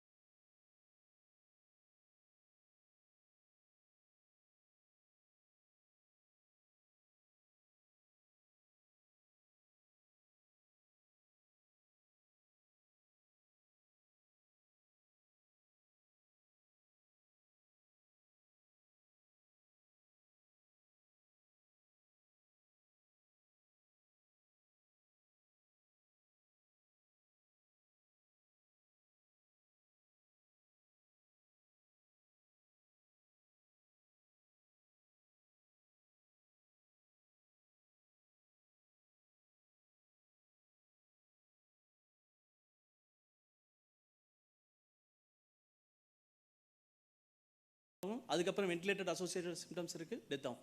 எக்லாம்சியா போகும், பேஷண்ட் வென்டிலேட்டரில் போடுவாங்க. அதுக்கப்புறம் எந்த டியூட்டி டாக்டர் வந்து அந்த பேஷண்ட் வந்து நம்ம வந்து டெத்துன்னு டிக்ளேர் பண்ணுங்கிறதுக்காக வெயிட் பண்ணிட்டே இருப்பாங்க. ஸோ அதனால் வந்து அது வந்து டெத் ஆகும். ஸோ அதனால் வந்து செப்சிஸ் வந்து டெத்து வந்து நமக்கு வந்து மேஜர் காஸ் ஆஃப் கன்சர்னாக இருக்குது. ஸோ செப்சிஸை பொறுத்த வரைக்கும் நமக்கு எஸ்ஓபிஸ் வந்து யார் யாருக்கெல்லாம் முதல்ல வேணும். ஃபஸ்ட்டு வந்து centre, receiver and also environment. Centre யார் அப்படின்னா நம்ம தான் வந்து ஃபஸ்ட்டு வந்து சர்வீஸ் ப்ரொவைடர். நம்ம சர்வீஸ் ப்ரொவைடர், நம்ம சர்வீஸ் மட்டும் ப்ரொவைட் பண்ணல, செப்சிஸும் ப்ரொவைட் பண்ணுறோம். இன்ஃபெக்ஷன்ஸ் வந்து இன்ஃபெக்ஷன்ஸ் வந்து நம்ம எல்லாருமே கையில் டச் பண்ணுறதுல வந்து எல்லா இடத்துலையும் வரும். நம்ம நாட் ஃப்ரம் த இப்போ எல்லா பேசுனது எல்லாமே பார்த்தோம்னா ஒன்லி வித் லேபர் ரூம், அதுக்கப்புறம் வந்து பார்த்திங்கன்னா ஆப்ரேஷன் தியேட்டர், இது ரெண்டை பற்றி தான் நம்ம பேசிக்கிட்டு இருக்கோம். ஆனால் it starts from the antenatal examination. நம்ம ஒரு சப் சென்டரில் ஆன்டிநேட்டல் எக்ஸாமினேஷன் பண்ணுறோம். அதுக்கப்புறம் பிஹெச்சியில் ஆன்டிநேட்டல் எக்ஸாமினேஷன் பேசுகிறோம். பேஷண்ட் வந்து நம்ம ஒரு லேபுக்கு போகிறாங்க. ஸோ லேபரேட்டரியில் போய் அவங்க வந்து ஒரு யூரின் சாம்பிள்ஸ் கொடுக்க போகிறாங்க, பிளட் சாம்பிள்ஸ் கொடுக்கும். யூஸ்வலாக வந்து என்னோட மீட்டிங்ஸில் வந்து நான் ஃபஸ்ட்டு எல்லாத்துலேயும் சொல்கிற ஒரே வார்த்தை என்னென்னா, antenatal mothers are not patients, they are antenatal mothers. நம்ம எல்லாருமே இந்த ஆன்டிநேட்டல் மதர்ஸையும் இதையும் வந்து நம்ம ஒரே இடத்துல வந்து பார்க்குறோம். ஸோ இப்போ எஸ்ஓபிஸில் வந்து நமக்கு மெயினாக வந்து பார்த்தோம்னா WHO நார்ம்ஸ் படினா more number of antenatal visits it involve in more number of cases with sepsis. So antenatal visits வந்து அதிகமாக இருக்கும். எகெயின்ஸ்டாக நம்மளோட பாலிசிக்கு எகெயின்ஸ்டாக வந்து சொல்லிட்டு இருக்காங்க. ஸோ அதில் வந்து பார்த்தீங்கன்னா for every PHC we must have a separate AN room, antenatal examination room. So antenatal examination room should not be done with the regular OP. Regular ஓபியில் வச்சு நீங்கள் வந்து ஆன்டிநேட்டல் எக்ஸாமினேஷன் பண்ணிங்கன்னா it will lead to sepsis. So patients with antenatal patients should not be seen as the OP. அதே மாதிரி பார்த்தீங்கன்னா அந்த antenatal ரூமில் இருக்கிற சில ப்ரோட்டோகால்ஸ் என்னென்ன இருக்கணும். நமக்கு லாண்ட்ரி க்ளீனாக இருக்கணும். அங்கே இருக்க ஒவ்வொரு நாளும் வந்து அதை க்ளீன் பண்ணி வைக்கிறது, அந்த ரூம்ஸ் க்ளீன் பண்ணுறது எப்படி நம்ம பண்ணணும். ரூம்ஸ் க்ளீன் பண்ணுறதுல என்ன எஸ்ஓபியில் என்ன இஷ்யூ அப்படின்னா, நம்ம நிறைய வந்து சப்ஜெக்ட் நிறைய பேசுவோம், நம்ம எஸ்ஓபிஸ் இருக்குன்னு சொல்லிட்டு. பட் ஆனால் அதை ஃபாலோ பண்ணுறதில்ல. நிறைய இடத்துல டிட்டர்ஜென்ட்ஸே இருக்காது, டிஸ்இன்ஃபெக்ஷன்ஸே இருக்காது.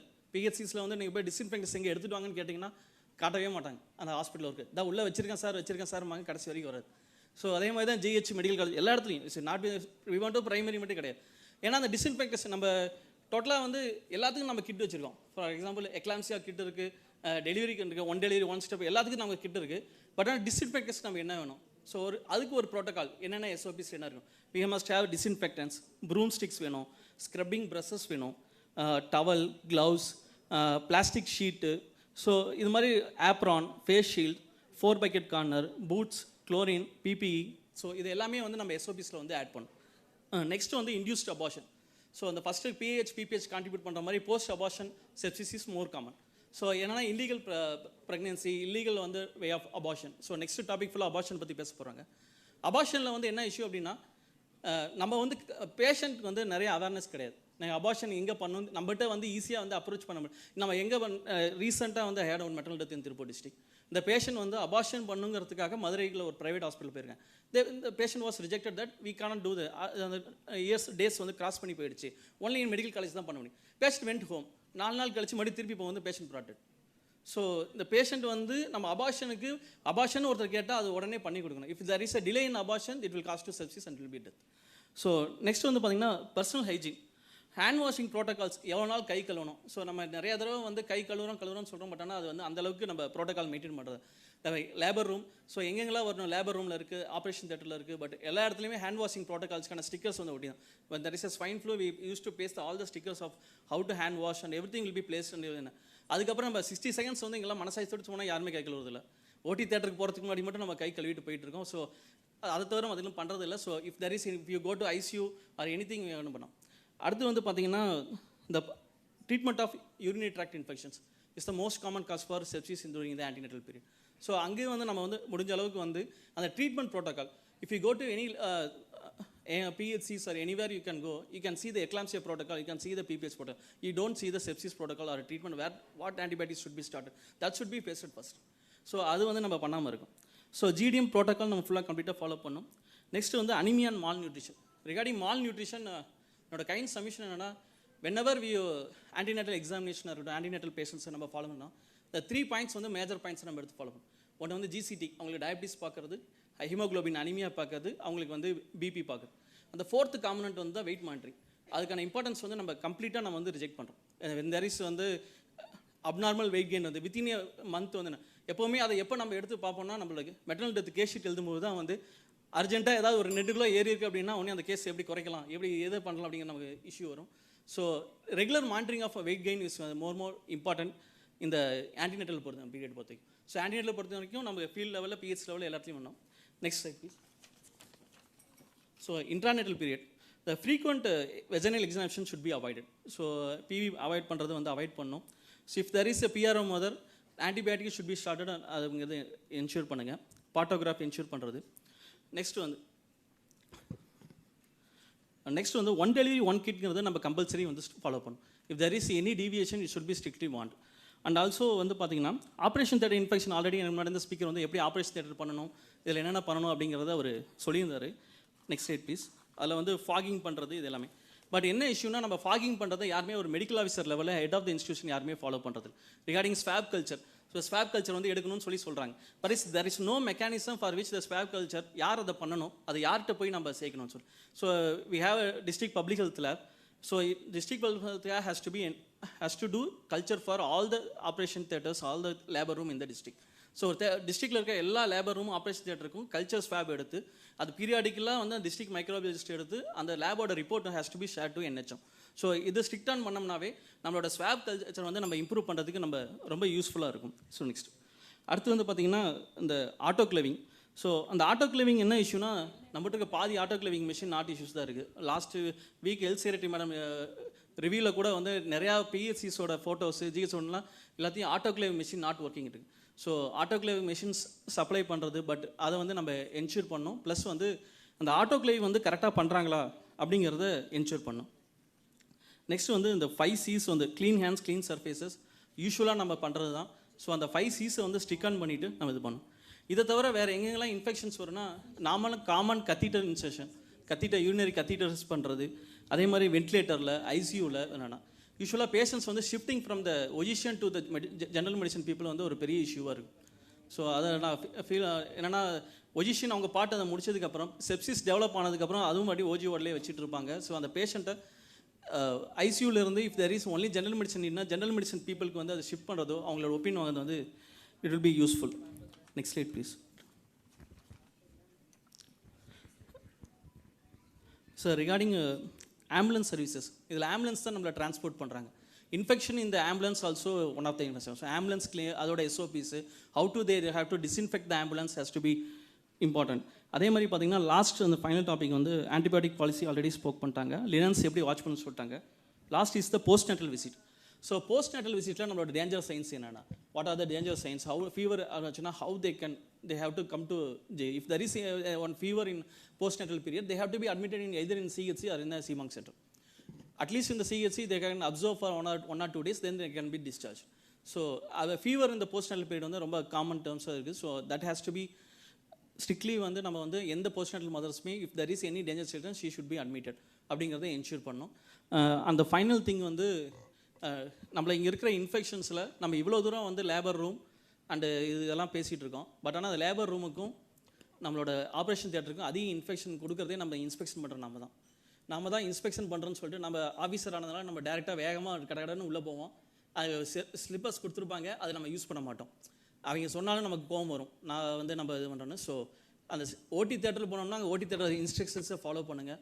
ஸோ தட் இன்ஃபெக்ஷன்ஸ் வந்து கண்ட்ரோல் பண்ணலாம். So there will be less hospital stay, will have a less visit, less sepsis, and we'll have a no sepsis death. Because வந்து மேடம் அடிக்கடி சொல்லிட்டு இருந்தாங்க preventable maternal death அப்படின்னு. I think 100% sepsis is a preventable death. Not a single patient with sepsis can die. So sepsis வந்து நார்மலாக ப்ரெக்னென்சியில் வந்து அது one of த காம்ப்ளிகேஷன்ஸோ ஏதோ கிடையாது, which we have introduced into the pregnant woman. So that has to be prevented. Thank you all. Can I have the previous slide? To sum up, as Dr. Priya had put in the statistics, before Lakshya, the percentage of sepsis contributing to maternal death was 9%, and now it has become 11%, in spite of infection control practices being taught to everybody and put into practice. So how effective are we doing our infection control practices? That has to be audited and monitored very closely. So you have to, as a district official, we have to check the availability of disinfectants around the clock. As the DHO had pointed out, is it available in the PHC round the clock? and the concentration. If only one betadine we are supplying, they are just diluting so that we can, is that happening in our center? All those checkpoints have to be taken into consideration. So the take-home message will be, previous slide. So to sum up, the pillars of prevention of maternal sepsis is, other than infection control, but it is a wash also. Clean water are we providing in the hospitals? How often we measure the coliform count in the water? We deliver normally, 3rd or 4th day patient comes with shock from the postnatal ward. The water quality, the coliform organism may cause sepsis and shock. So the water culture being taken periodically, the hygiene, the disposal kits, what we mentioned, are they reaching the patients? Sanitation, the outlets, the toilets, are they safe enough? And improved patient safety to be provided. Infection control practices has been dealt with in detail, and the implementation phase we have to monitor very closely. Good nutrition, which builds up the immunity towards infection, that is also important during the antenatal period. The appropriate vaccines, have they been taken? Antibiotics, ensure it is available round the clock. And within 1 hour, as we said, the sepsis care bundle has to be started. So are the broad spectrum antibiotics available when the patient comes with a maternal sepsis and shock? So collecting quality data about the morbidity will also help in reducing the mortality. Next. So the take-home message will be the vigilant infection control measures that we dealt with, rapid recognition of sepsis, and early referral to the tertiary care, early and appropriate broad spectrum activity within 1 hour of the sepsis to avoid delay in care and timely escalation. If the patient is not responding at the tertiary care for 48 hours, we should bring in the microbiologist and the infectious diseases specialist also. Supportive care, hemodynamic ventilator support, early ventilator support improves the survival of the patient. Source control, do not delay the surgery when the source of sepsis is in the uterus. Aggressive surgical intervention, these are all crucial to saving the mother's lives. Thank you, madam, for the opportunity. Thank you. Thank you very much, madam. I request all the delegates and faculties to fill the feedback forms given to you before you leave. Thank you very much. Now we move on to the last session, which involves abortion. So I call upon Professor Dr. Kalaivani, Director IOG, Women and Children Hospital, Egmore. She's been the past Director of ISO KGH and Superintendent RSRM lying in hospitals. She's been an UG and PG teacher for the past 26 years and president of various national and international papers. She's conducted numerous workshops on basic obstetric skills and emergency obstetrics and received the Best Doctor Award by Tamil Nadu Dr. MJ Medical University. Over to you, madam. Respected NHM madam, the organizers of this wonderful workshop, and the eminent professors who had come here for this workshop, good morning, good evening to one and all. The last topic for this workshop is on abortion. As we all know, abortion is a simple procedure or a simple intervention that everyone do. Abortion is even done by their own patients themselves. It is done by a health worker as well as a medical officer everywhere. But abortion really contributes to nearly 4 to 13% of maternal deaths. So it is also one of the contributor of maternal deaths. That's why we are going to deal with the abortion now. And 6 out of 10 unintended pregnancies somehow lead to abortion. And according to WHO, 45% of abortions are unsafe.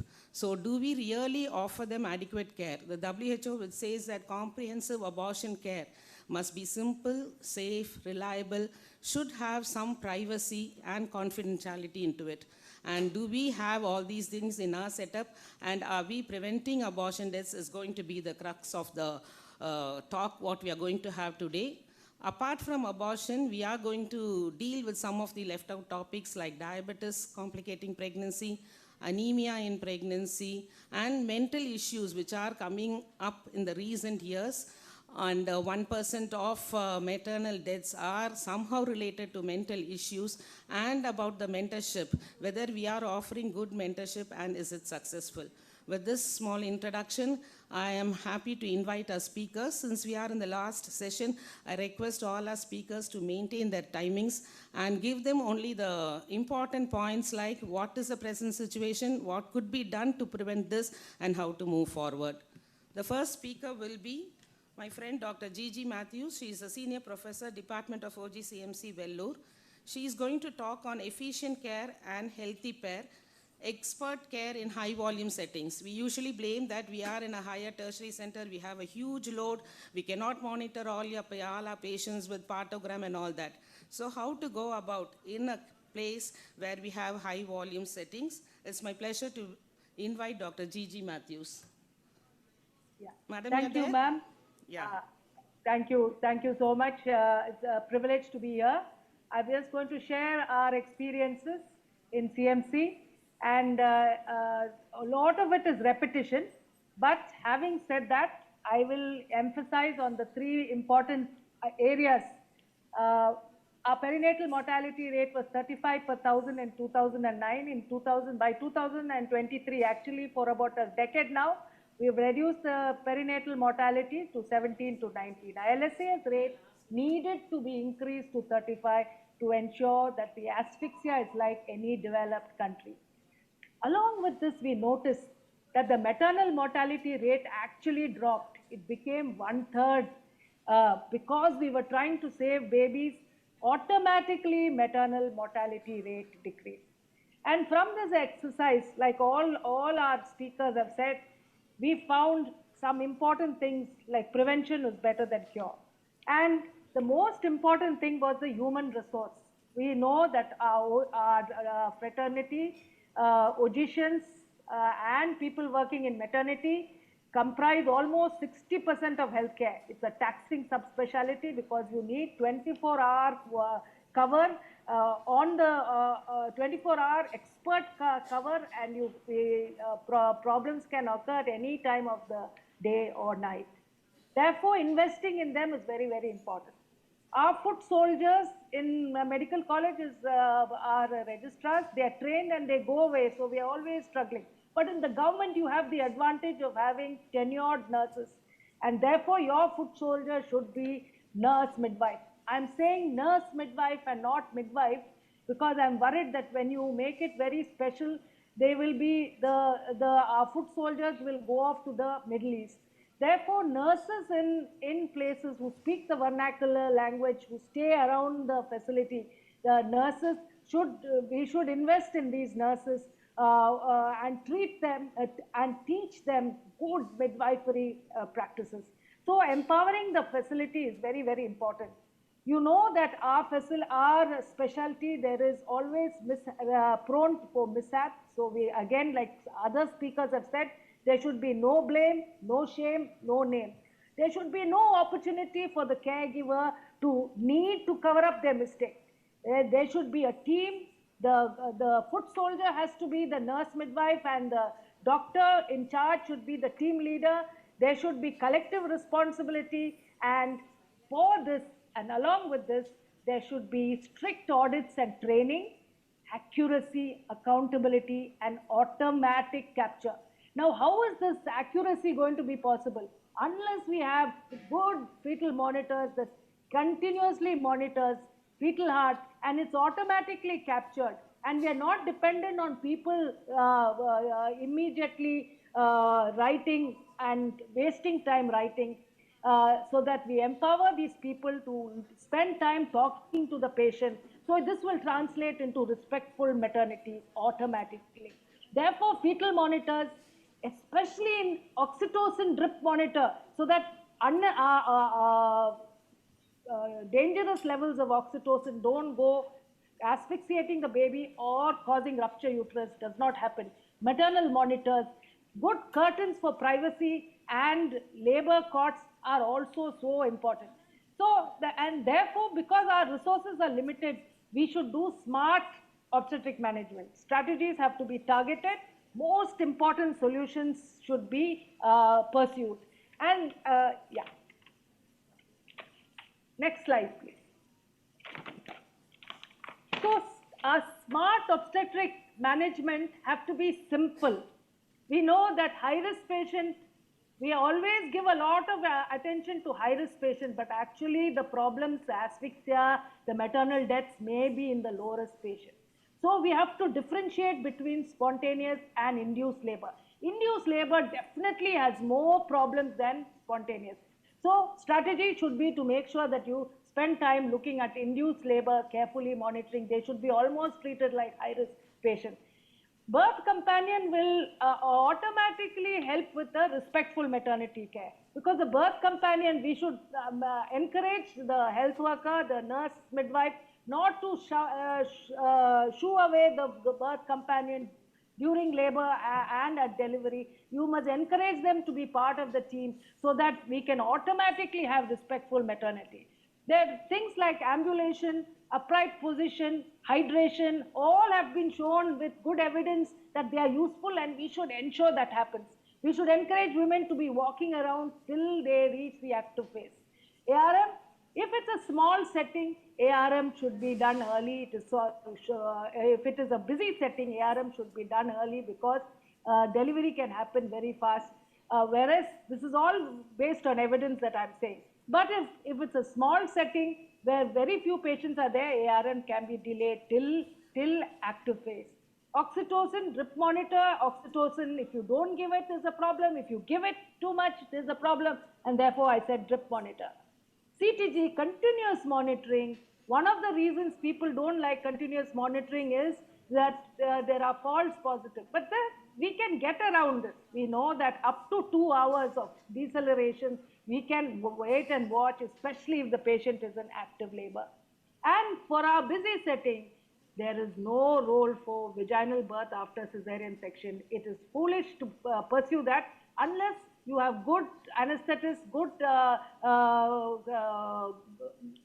backup where a section can happen in 30 minutes. There is no role for vaginal birth after cesarean.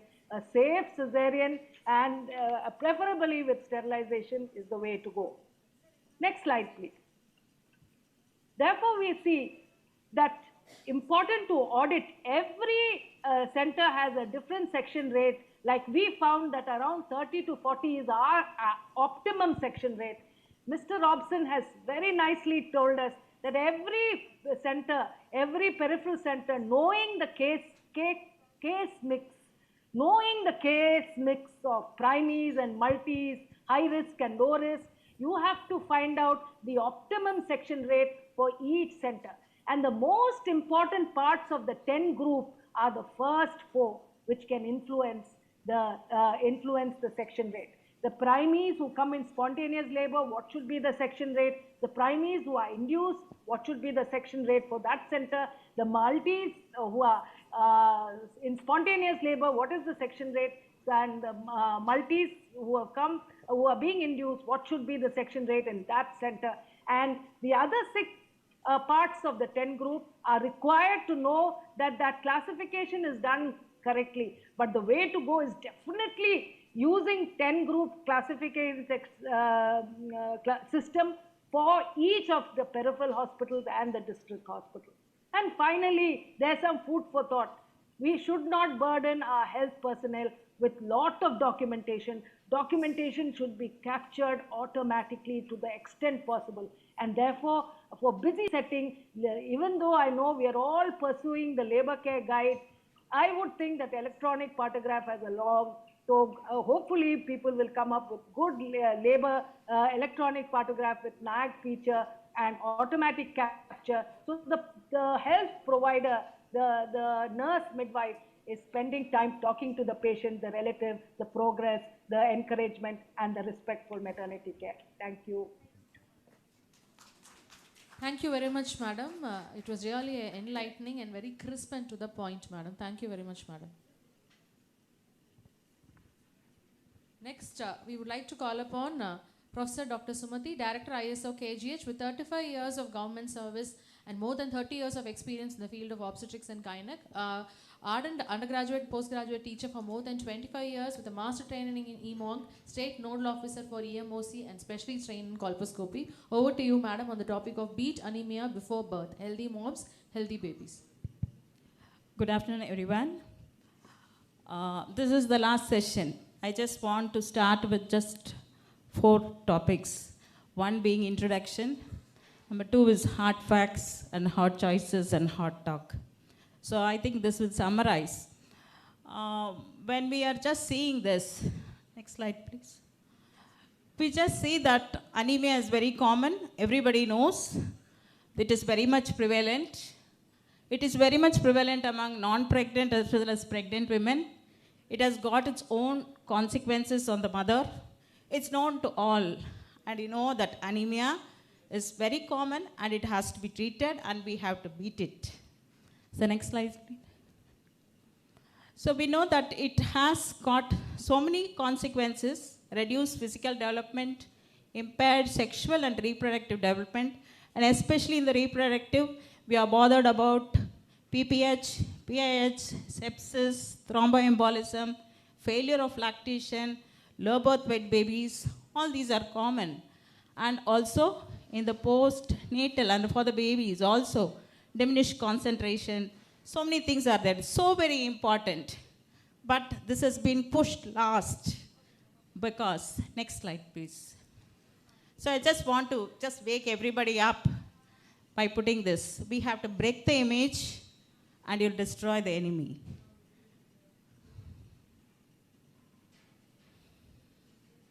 This is a famous movie, Enter the Dragon, and it is the last scene where Bruce Lee just hits Han in the mirror of Han, where you see that the image is at the back, and that is anemia. So we have PPH, PIH, heart disease, thromboembolism, and sepsis. So the image is at the back. So we have to beat it to destroy our enemy.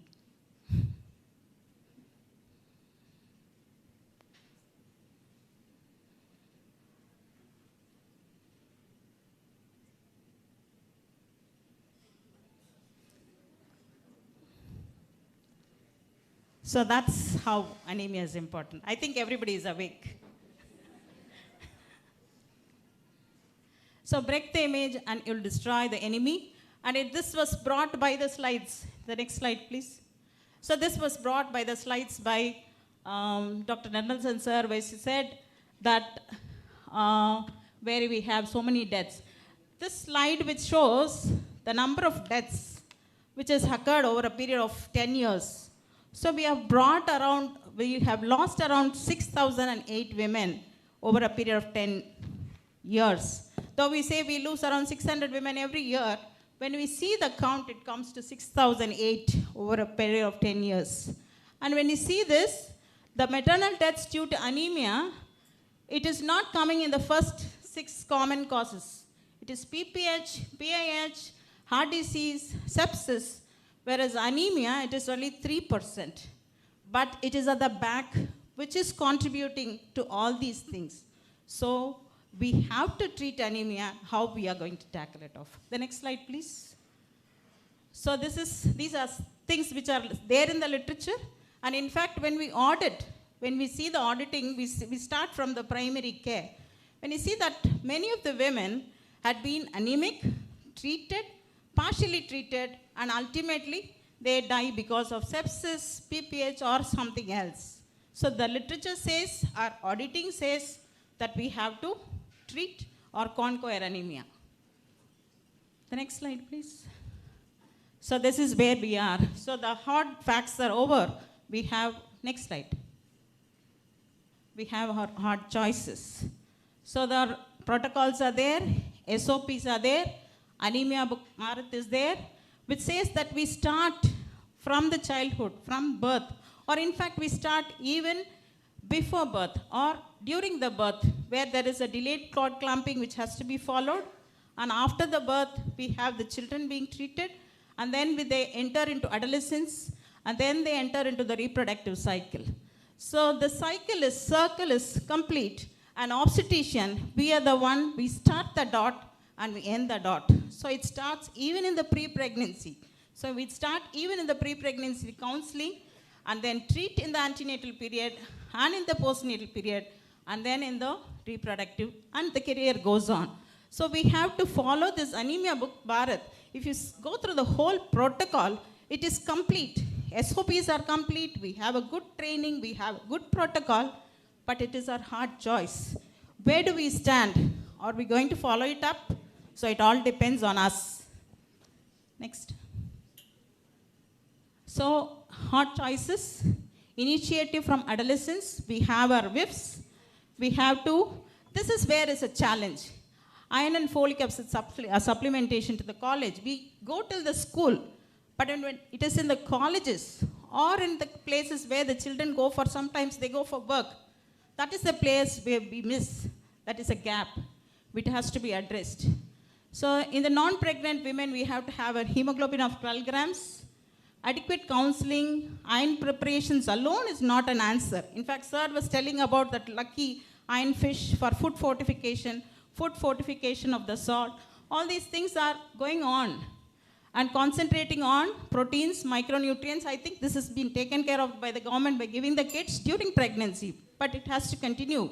And one more thing is, what slide was saying that the severe anemia is 0.4%, and where we have to look for hemoglobinopathies, especially in certain districts where it's important, and think the government has taken steps for liquid chromatography also. Next slide. So here we are doing the hard talk. So is it enough? All the protocols? There is a standing example with Virdhunagar saying, we have an initiative, we had stuck on to the protocols, we have 0 maternal deaths.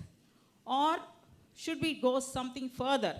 In fact, iron carboxymaltose in antenatal mothers, we are piloting because it is category B3 drug, which has to be absolutely safe when it is going to the community. And postnatal mothers, I think the postnatal mothers can be concentrated with FCM because it is approved. And strict adherence to the protocols is what is needed. Self-auditing at each level, starting from the person who is attending to, is very important. Coordination between the primary, secondary, and tertiary care like that in a table, sitting and talking. It should be there. Mentoring, it should not be avoided. And early referral, especially in cases of refractory anemia, if you follow the protocols, audit, you will diagnose refractory anemia, and then it has to be treated. Stepwise evaluation of severe anemia cases is important. Postnatal anemia, this is the place where we are lacking. Once a mother delivers, she is happy. She is happy taking care of the baby and not of herself. So, as healthcare providers, we'll have to do that. Strengthening the supply chain and logistics is a challenge for the administratives. And Anemia Mukt Bharat dashboard is there. Digital portal is there. One-stop solution for anemia. So, this has to be updated. I think the hard talk will help us. The next. So the humanity's greatest advances are not in its discoveries, but in how those discoveries are applied to reduce inequity, whether through democracy, strong public education, quality healthcare, or broad economic opportunity. Reducing inequity is the highest achievement. So what a powerful statement and vision, which we all hope to deliver in our ways. Next slide.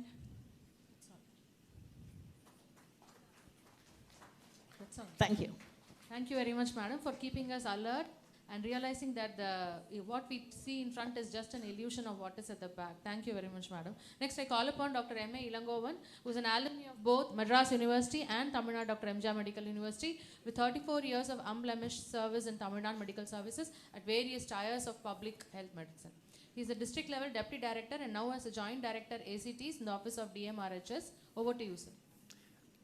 Good evening, madam. அனைவருக்கும் வணக்கம். I am joint director ACTS.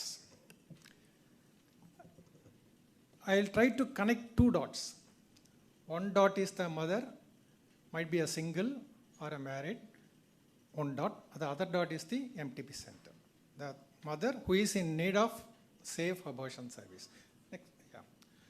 See, there was a debate, interesting debate in the parliament on March 17th in the year 2020, which led to amendment in MTP rules 3B, wherein the upper limit of the gestational age up to which the mother can undergo MTP was enhanced up to 24 weeks.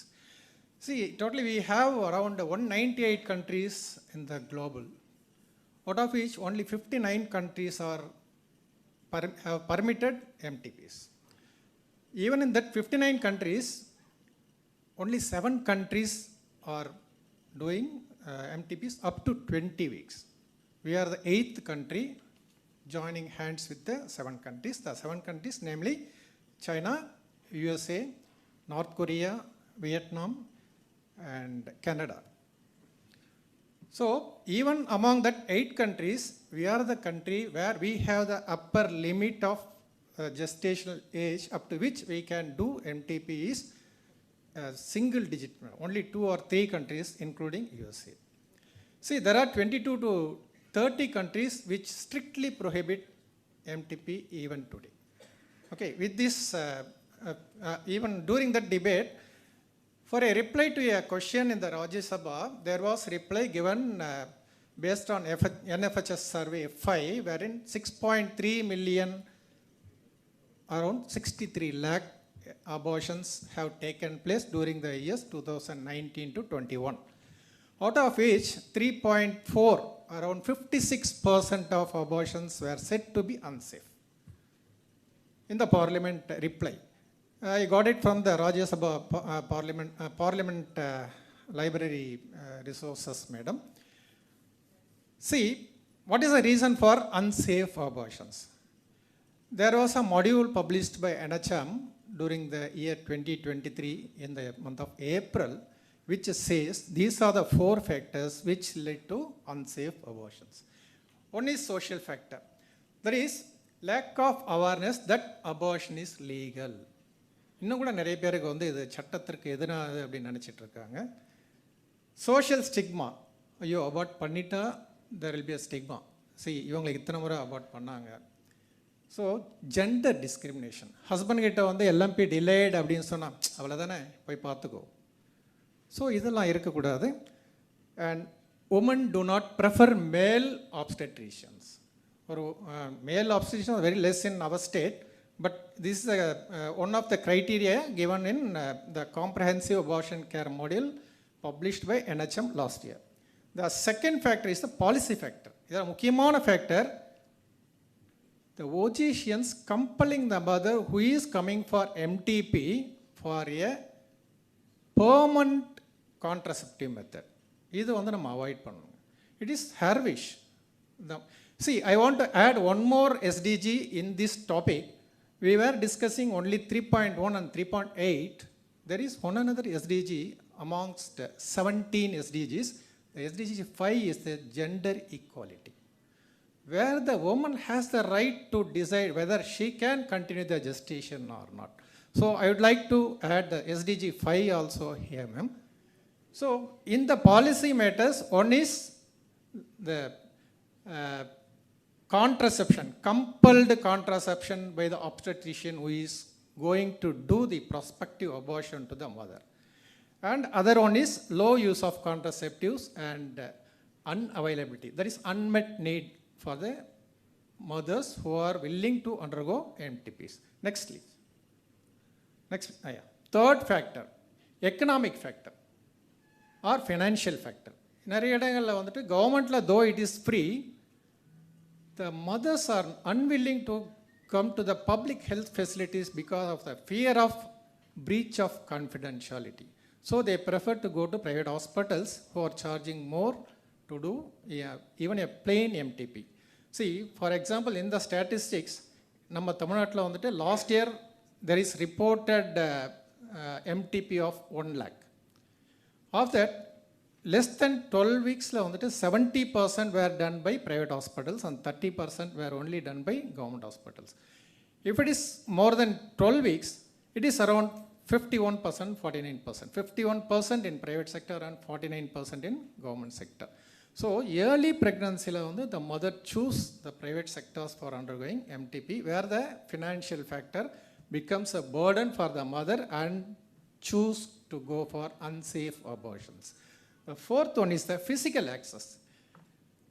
Though we have obstetricians, we are having certain other categories of trained doctors, trained RMPs. இங்கே வந்து nomenclature is registered medical practitioners who are trained for MTPs.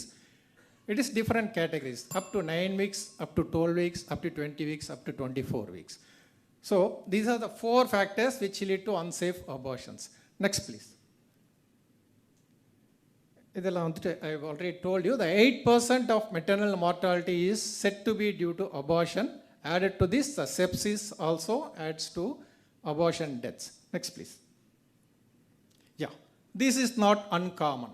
See, you can see, நாட்டு வைத்தியத்தில் கருக்கலைப்பு டாப்பில் வந்து கருக்கலைப்பு செய்த பெண் டாக்டருக்கு சிறை. Yesterday, I would like to submit, SHN was arrested and her home was sealed for having found evidences of done MTPs in her residence, not the subcenter in Dharmaburi district. And 2 persons were secured under Gundas on July 24th in Dharmaburi district by the district collector for having done unregistered scan center and unregistered scanning in the district in Dharmaburi where the JD had done decoy operation. Next, please. So, safe abortion எப்படி பண்ண போறோம்? There are 5 forms. A is application for registration of MTP center. We want more number of centers to be registered. It need not be a postgraduate. MBBS doctor, 3 months of house surgency can do up to 9 weeks of gestation MTP with MMA drugs. 6 months of house surgency can do up to 12 weeks of gestation if she has undergone training for MTP given by Government of India. 5 days of training only, 25 MTPs, 5 MTPs hands-on training. More than 12 weeks panano அப்படினு சொன்னா postgraduate, and 25 cases of MTPs, even MBBS doctors can do 12 to 20 weeks. More than 20 weeks, there should be 2 doctors. Need not be postgraduates. எல்லாமே postgraduate தான் இருக்கணும் கிடையாது. I already told you the 6 months of house surgency and 1 year of senior residency in a obstetric hospital run by government or a training institute which is recognized by the government to impart training on MTP. So A is the application form, B is the license or the approval given by the district level committee chaired by the district collector, the convener being the Deputy Director of Family Welfare. Here the Deputy Director of Family Welfare plays a major role. And another member is the Joint Director of Health Services, where the Chief Civil Surgeon OG and the anesthetist will be visiting the center, prospective center. They will approve the center. Form C is the consent form. It has to be executed by it is an informed consent by the prospective antenatal mother who is willing to undergo MTP. It is to be obtained from the clients who are above 18 years of age. But if it is less than 18 years of age or who is even more than 18 years of age but mentally insane, it has to be given by the dependent.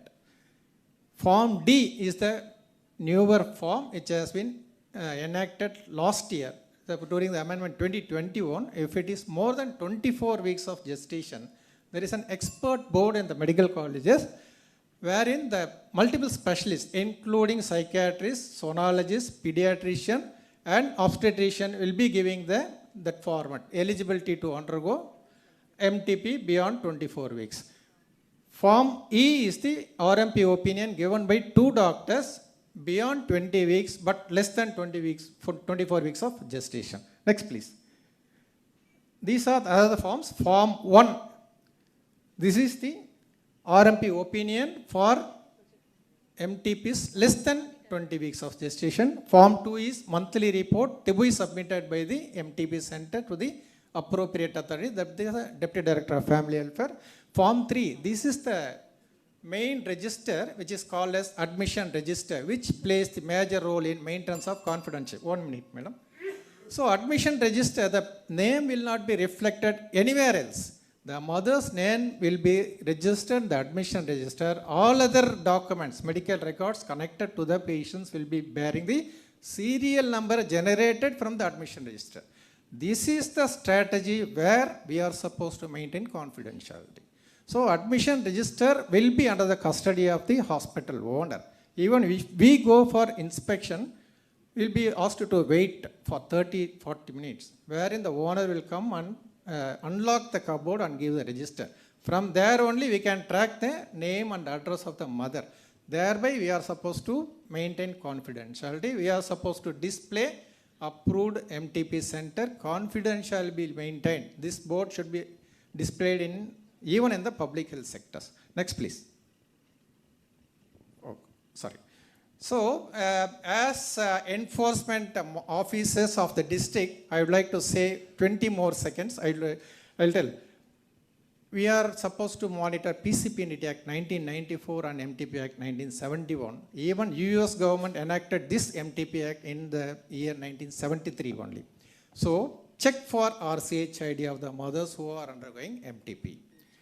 Form F has to be checked. If the MTP center is co-located in a scan center, that is a PCPND center, we are supposed to track the Form F of the mother who underwent MTP and gravida status of the mother. See, SRB, that is a sex ratio at birth, primary எடுத்து பார்த்தீங்க அப்படின்னு சொன்னால் the ratio at birth is 1000 for 1000 boys. எல்லாமே வந்து female babies will outnumber the male babies. 1000 ஆண்களுக்கு 1001 1002 தான் பிரைமரியில் இருக்கும். Second and third gravida in particular the female the mothers who have 1 or 2 female children, this SRB comes down even up to 900 or 850. And living children பாருங்க, LCB பாருங்க, last childbirth data பாருங்க, அடுத்த MTP பாருங்க, habitual MTPக்கு வரதை வந்து avoid பண்ணுறதுக்கு you are supposed to monitor. Concurrent contraception. The MTP center. Yes, ma'am. Yeah. Thank you, madam. Thank you. Thank you. Thank you very much, sir.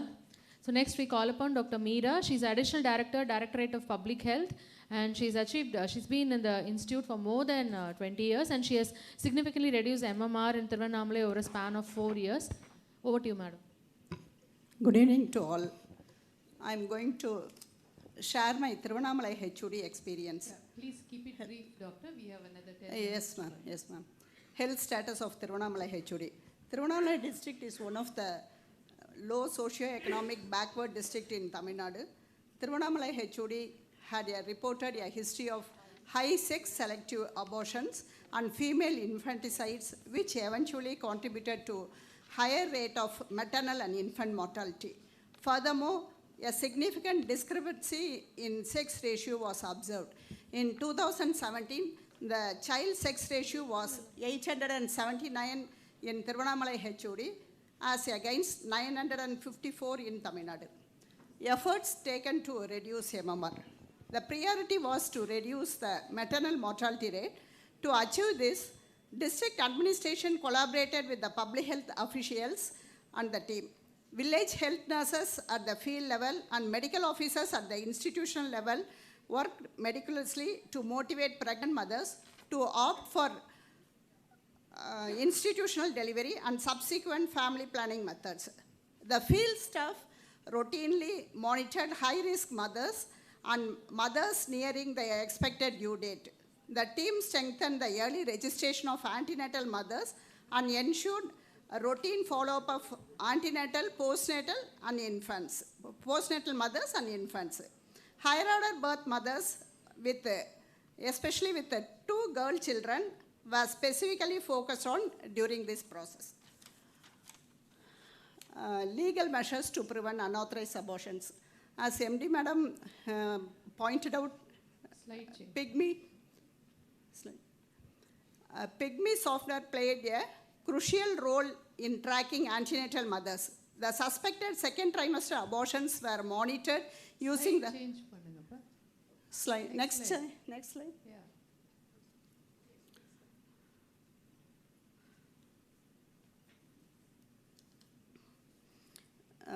Pygmy software played a crucial role in tracking antenatal mothers. The suspected second trimester abortions were monitored using the mother's phone numbers because their numbers were registered in Pygmy.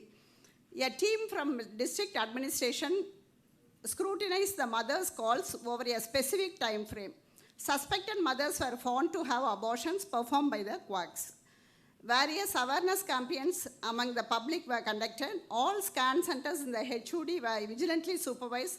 The combined efforts of the district and public health officials led to the conviction of 2 quacks, Mrs. Anandi and Mrs. Kavita, who had carried out 10,000 and 4,000 illegal abortions, respectively, and were apprehended by the authorities.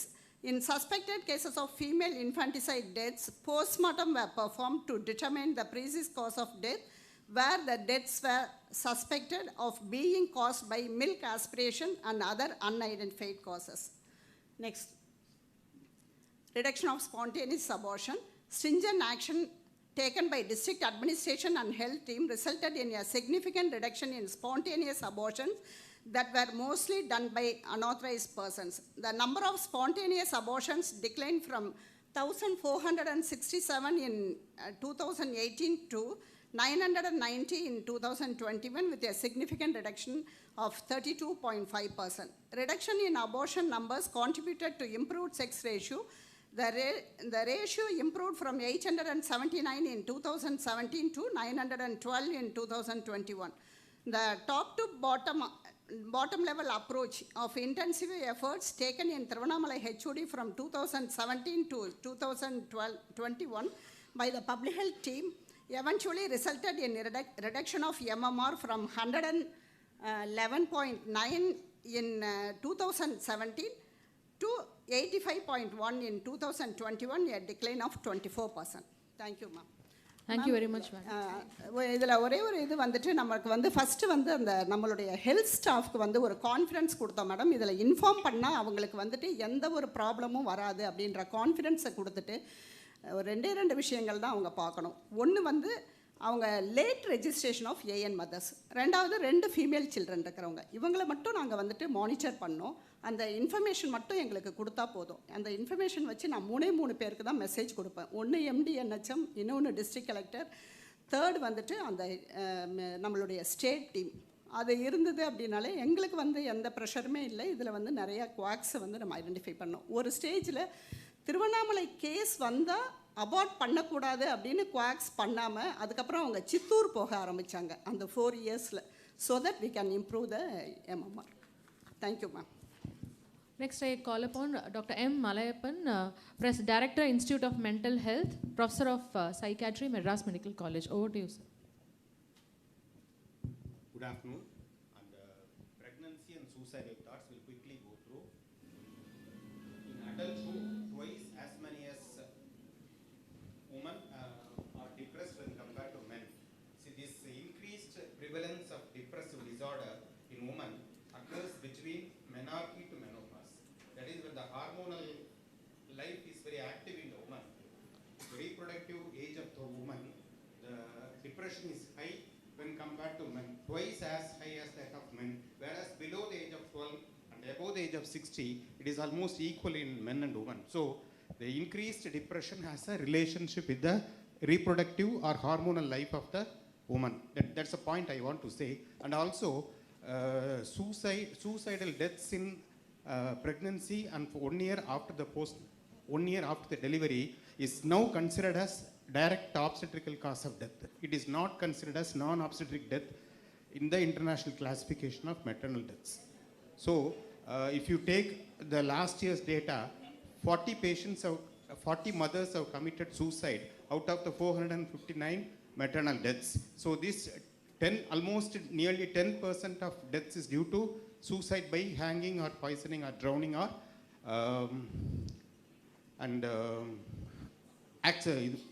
drowning, poisoning, hanging, and one more cause I have heard, burns.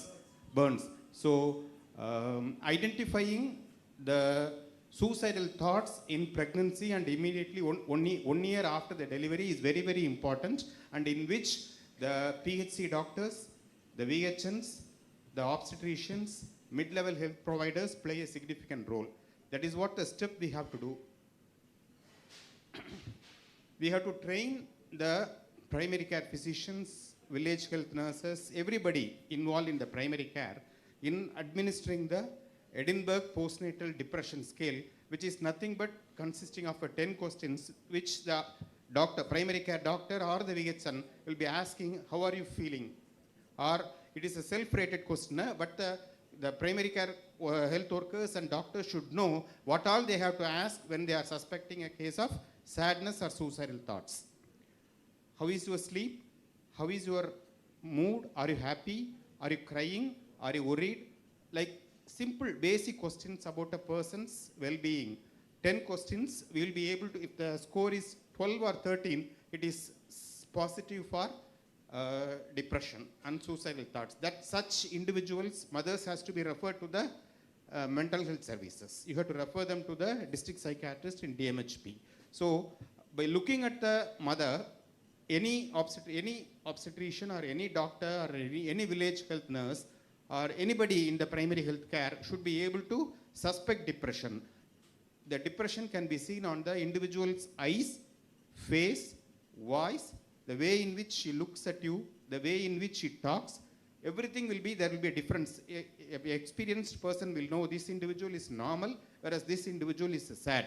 This skill of identifying depression, apart from Edinburgh postnatal depression scale, will help in early identifying cases of suicidal thoughts and depression, so that referral can be done properly and we will be able to treat them actively and prevent suicides in mothers.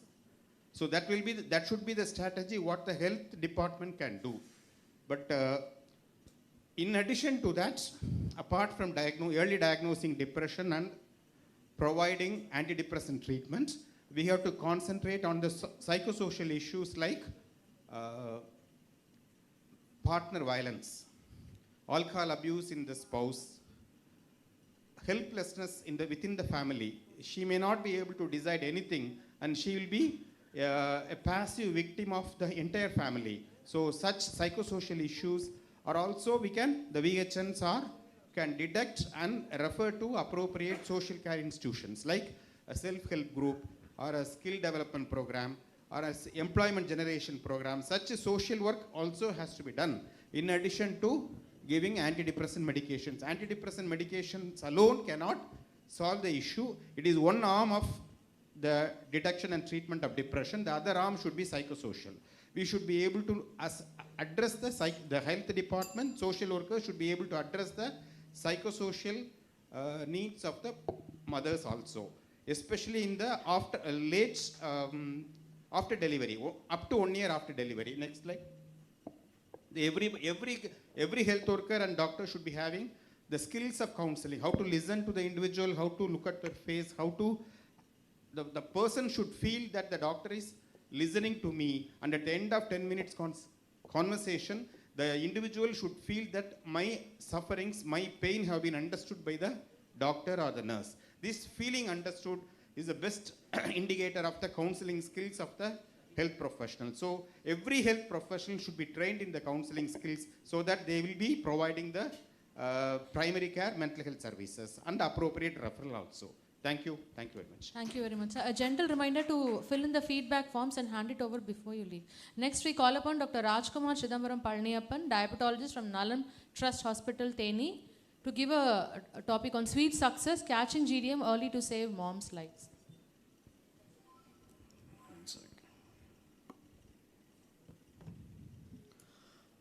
Good evening, everybody. First, I should thank ACS Madam, Mission Director, DPH Health, and the distinguished officials and the august guardians for giving me this opportunity.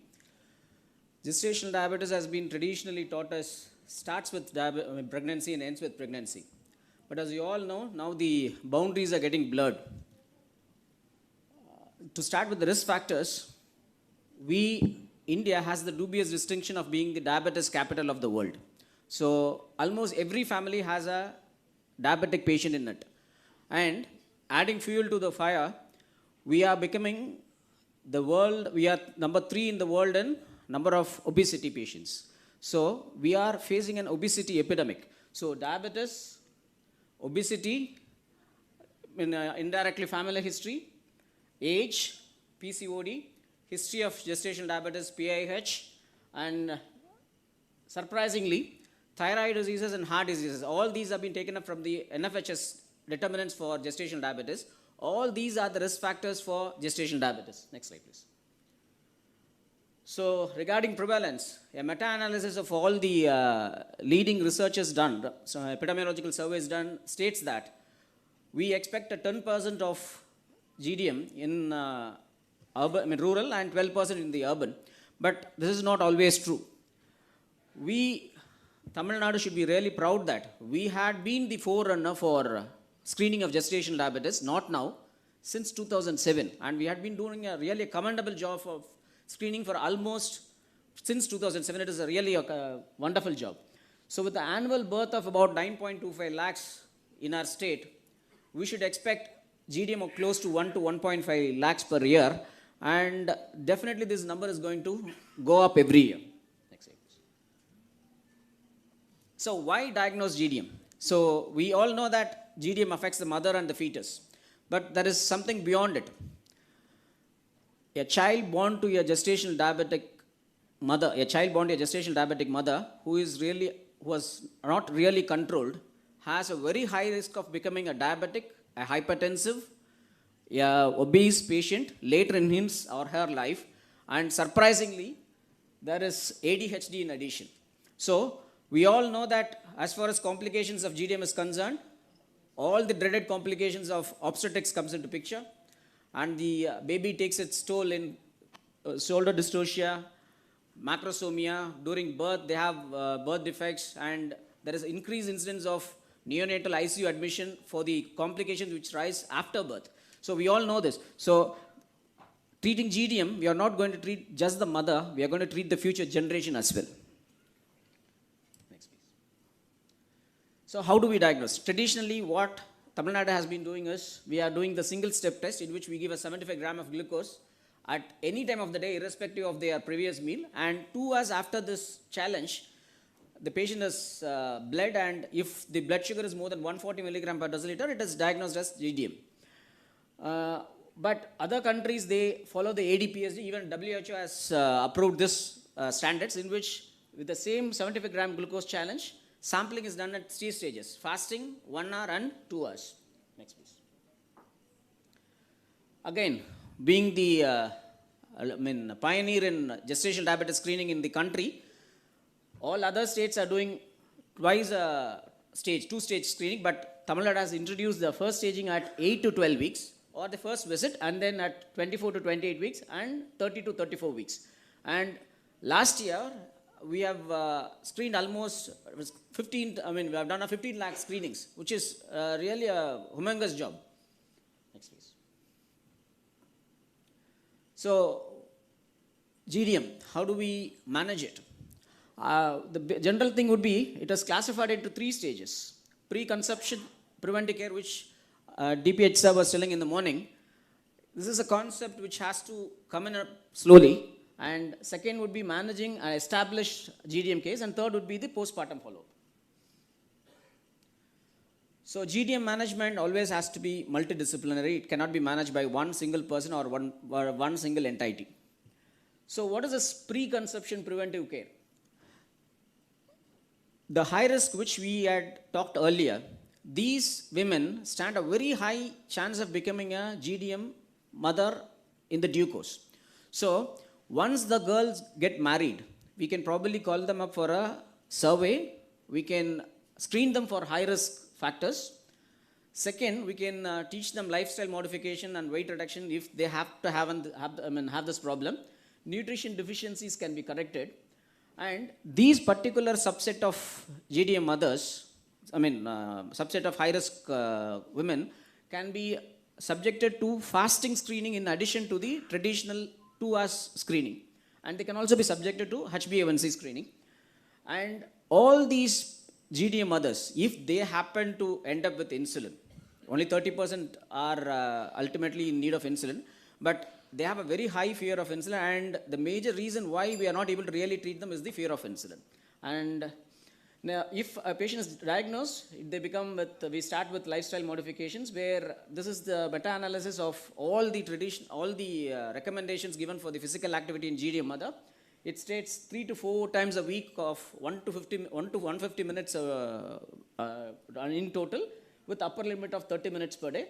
Yoga and meditation, as Tamil Nadu is doing the right way, really helps. Next, please.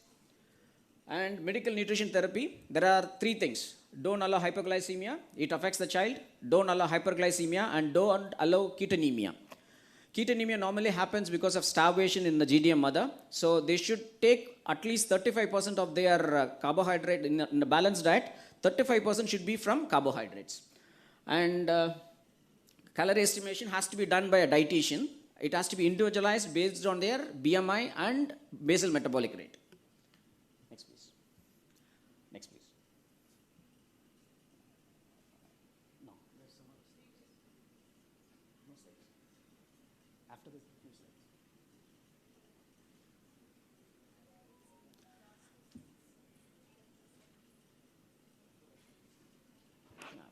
No, I'll finish this.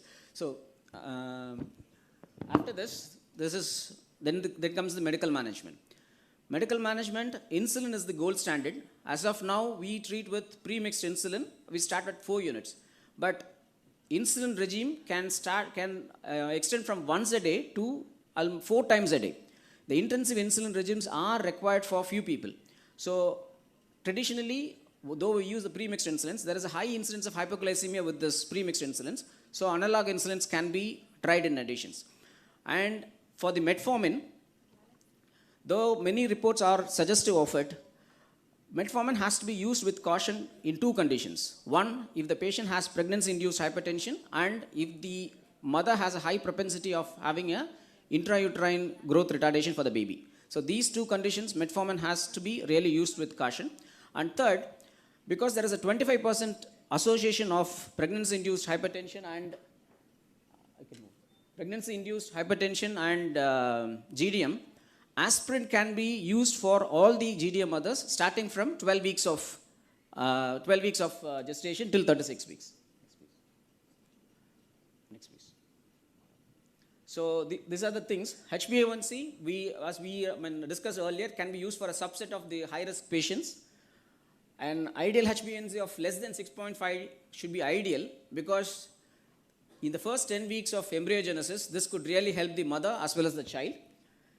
If a patient is on 4 times intensive insulin regime with analog or conventional, a continuous glucose monitoring system will be of real help because it prevents hypoglycemia, it prevents hyperglycemia, and it prevents ketoacidosis.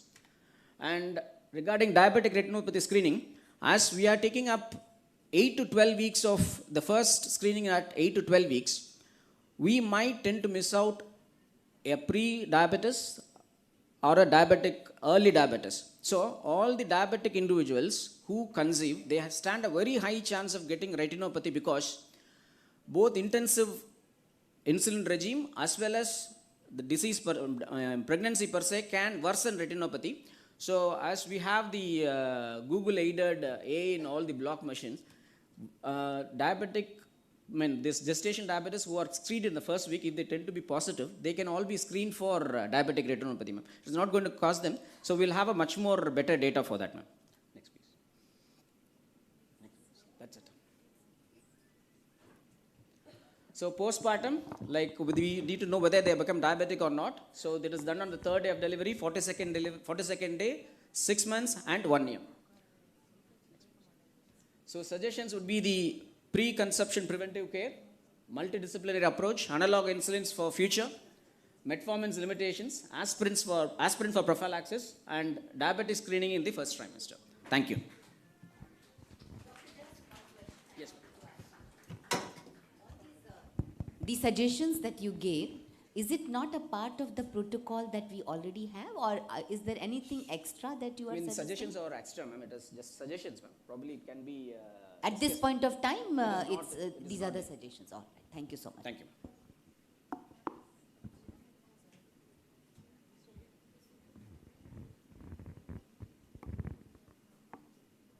So we conclude the session with the moderator's concluding remarks.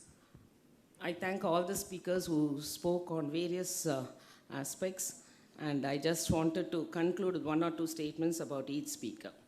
Our first speaker, Dr. Gigi Thomas, she said that we should have smart obstetric management.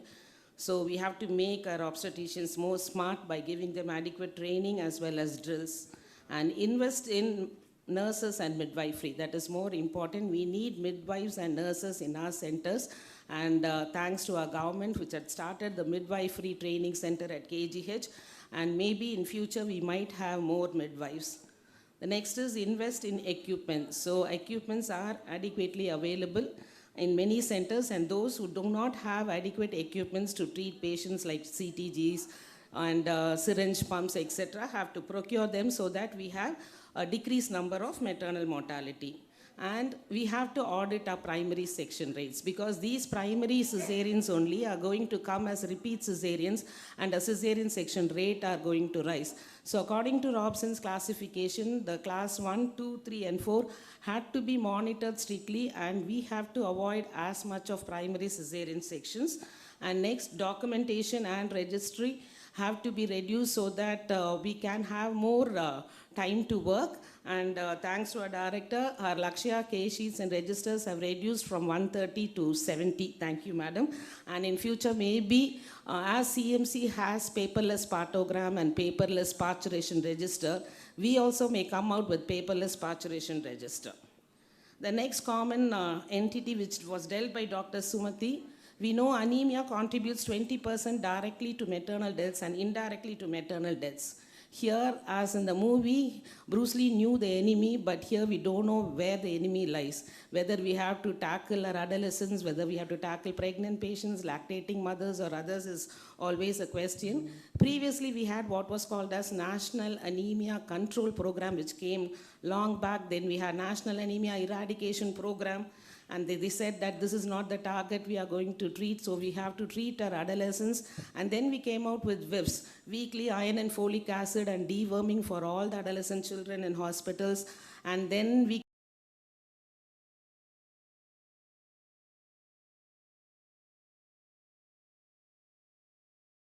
right from childhood. So in that program, we have 6 target groups. We are treating right from 6-month-old babies. From there, we are treating anemia, then children, then adolescents, pregnant women, lactating women. So a huge target of people have to be treated if we really want to control anemia. And now we have what is called as a NIPI, where National Iron Plus Initiative have come out. They said that it is not 100 tablets that is going to control anemia. We have to extend beyond that. So we are giving anemia, iron and folic acid from the 3rd month onwards, and we are continuing in the lactation period for another 6 months. So the time period during which we are giving iron and folic acid is increased in this initiative. And what they found out was the coverage of the beneficiaries. We found that only 70% of the women are getting iron and folic acid tablets in spite of our intense drive, and only 30% consume them. So naturally, all these women end up in pregnancy and childbirth with less amount of hemoglobin. So we always insist 12 by 12. At 12 years, you must have a hemoglobin of 12, and patient must enter into pregnancy with adequate hemoglobin levels, and she should be treated for anemia so that she enters in pregnancy or in childbirth with adequate hemoglobin level. If she has that 12 grams of hemoglobin during her delivery, a little amount of blood loss, 500 ml, she can tolerate and prevent blood transfusion. Regarding abortion, though there is a social stigma, people not coming into government services, a professor used to say, whenever a patient comes for an abortion, do it. If you don't do it, this patient will go to a quack and end up in some kind of complications or sometimes even death. So we have to be liberalized. And suppose a patient who can come in a bus, have an abortion done and goes home on the same day itself, why not it is possible in an abortion clinic in a government setup? We ask for so many investigations, we ask for so many certificates like that, and then we delay the abortion. So abortion should be user-friendly, and abortion care services must be confidential. In fact, we don't even write the names of the patients. We give them an identity number, so that with that number we can trace, only the provider will know the number. So we have to liberalize our abortion so that we don't end up with unsafe abortions and increase in mortality rate. And mental issues, it's really a shock that many obstetric deaths are due to suicides. Many of them are depressed and anxiety is there. Many of them are on antidepressants. So this history also has to be elicited in the antenatal period itself, and people who are having depression or depressed have to be identified by the simple questionnaire, as sir has said, and then talk to the patient in the postnatal period. They go in for postpartum blues. So postpartum blues is so common. 20% of women have postpartum blues. After 3 or 4 months, they go into depression and they go in for psychosis. But if you identify a patient with postpartum psychosis, it is our duty to treat them before they do any harm to the child and for herself. Regarding GDM, we are the forerunner in identification of GDM. Unlike anemia, once you identify a GDM, it's very easy to treat. So in the first trimester itself, do an OGCT, and we are proud to say that IOG had the first diabetic clinic in India itself, and we are marching towards primordial prevention. That is, if you identify by doing an OGCT at the 8th or the 9th week itself, you can prevent complications more. And we are lacking in postpartum follow-up in diabetes. We don't follow these mothers. We have only 30% follow-up only. And why we have to follow up is they are going to be the burden of non-communicable diseases in the future. They say around 9%, 10 to 20% of the babies born to GDM mothers will be obese at 9 years of age, and they will also get diabetes. And 25% of the mothers who have GDM will get diabetes within 5 to 10 years. So if we want to reduce the burden of NCDs, we have to follow up these patients. Previously, we used to say obstetricians have to take care of 2 lives. We have to take care of the baby as well as the mother, but now we have to take care of 2 generations. If we leave this mother, this baby is going to be a diabetic, she'll become a GDM and going to deliver a baby with GDM. So it is our duty bound to save these patients from all these NCDs. And with that, I conclude the session, and I thank once again for the opportunity. Thank you.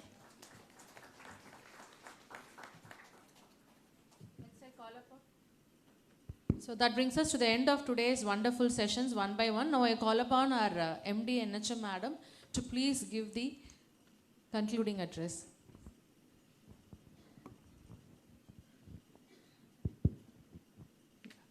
Good evening. Thank you so much. I must thank the speakers who have been very resourceful today, very brief, and I know the time was limited. We had a lot of topic to talk about, and with the given time, I think you have conveyed the most important points for all of us to take home. And the most important part of today's meeting is that we have understood critical areas we have to work for. And each topic we discussed today, starting from PPH to sepsis and PIH and all other factors that are leading to death, each one of them is something that all of us at the district level, you will have to have an action plan at the district level to understand what is it that we will do for these issues. It can be beyond this also. Maybe your district has a specific issue of, say, high order birth. We didn't dwell in detail on that, but maybe your district has a specific issue that you will have to think of. You being the field workers, you know what is there, what needs to be addressed. Out of all the topics that we have discussed, please pick up each one of them, discuss. And the speakers here are here, have assured or have given their support to say anytime you want any more information on how to go ahead, what is the district specific plan that you would want to do, we will all be there to support you. So, this is a forum in which you have met the experts, you have understood the policy of the government, you have understood the importance that we are giving here, and I think we are here to support you. Let it percolate down the line. Most important thing, I was just telling in the morning that what I like about this conference is the audience. We have called the MCHOs, we have called the one who matters. We have called the one who actually are in the field working. So all the work is done by you. You are the ones who are the backbone of maternal and child health, and it is you who now have to put people together. You have to bring the team together and then say, now let's plan. This is what we all know this. Nothing was new. One, it is a reminder to tell you that these are important. Second, it is our, after all the analysis we have done, maternal death analyse பண்ணும்போது these are the things which are missing. Madam கொடுத்த பேர் இது, missing the டாட்ஸ்ன்றது madam கொடுத்த பேர். அது ரொம்ப ஆப்டாக இருக்கிற ஒன்று. நல்லா பண்ணிட்டு இருக்கோம், நிறைய பண்ணிட்டு இருக்கோம். Somewhere something is missing. அந்த மிஸ்ஸிங் லிங்க்ஸ் தான் இது எல்லாமே. இதில் உங்களுக்கு எது முக்கியன்றது நீங்கள் எடுத்துக்கணும். ஒவ்வொரு டிஸ்ட்ரிக்ட்டுக்கும் சில இஷ்யூஸ் ப்ராமினெண்ட்டாக இருக்குது. அந்த பிளான் ஆஃப் ஆக்ஷனில் எப்படி பண்ணணும், and we want it to continue. It is not that இன்னைக்கு நம்ம ஒரு ஒர்க் ஷாப் பண்ணிவிட்டு then again we go back and again tomorrow in that group that we have, WhatsApp group, we keep getting deaths, details of deaths that are happening. That should not happen. So once we go back, it is a day-to-day job. Morning during the lunch time we were discussing ஒரு நல்ல DD, JD, MCHO இருக்கிற ஒரு districtல suddenly you see there is a drop.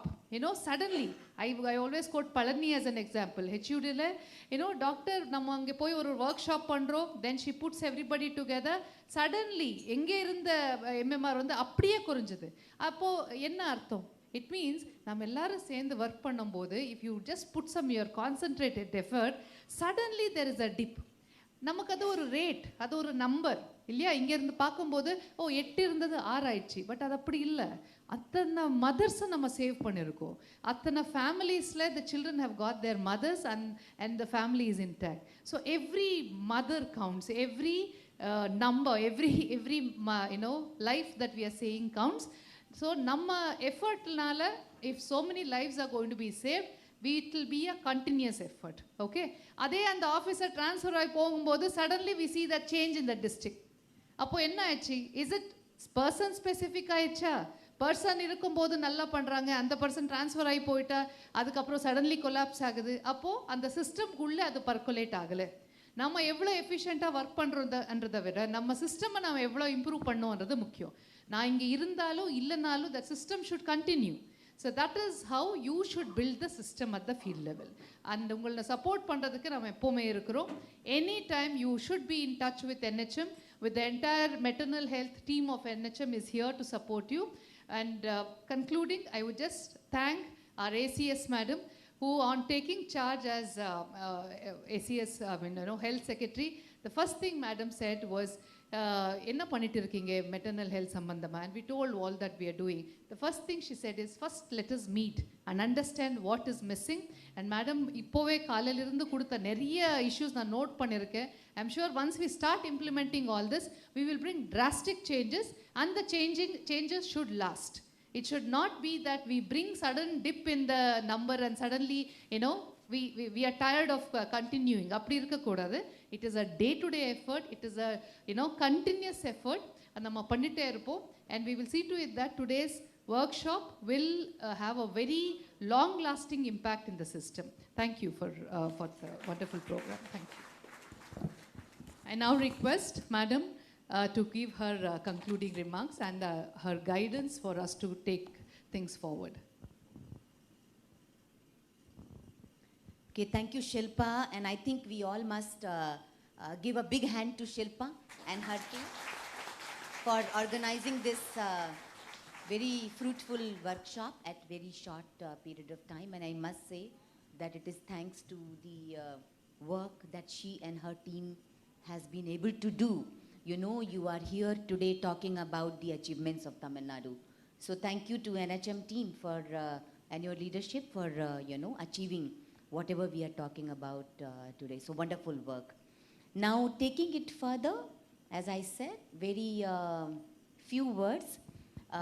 Right from Tirunelveli, where MMR is about 77 last year, to Nagarkoil and to Velur, where MMR is something like 12, or Velur it is about some 20, Velur is 22. So you have an entire spectrum. எல்லா டிஸ்ட்ரிக்ட்ஸ்லேருந்து வந்திருக்கீங்களா? It's everybody has come, right? So those who have come from Nagarkoil, Kanyakumari, can you just raise your hands? They have come. And somebody who has come from Tirunelveli, just raise your hands. Yeah, so in the spectrum, we have so many districts. What I suggest is that immediately after this workshop, I would request all of you to make your own teams at the district level. Please make your own team. We will support you. Look at all the cases of deaths that have happened. Find out what are those 2 or 3 things you can do. No need to make very big plans, as she said, because that may or may not work. But can you do 2 or 3 very important interventions which are in your hand? And try to bring down the deaths, which is highly avoidable. Correct?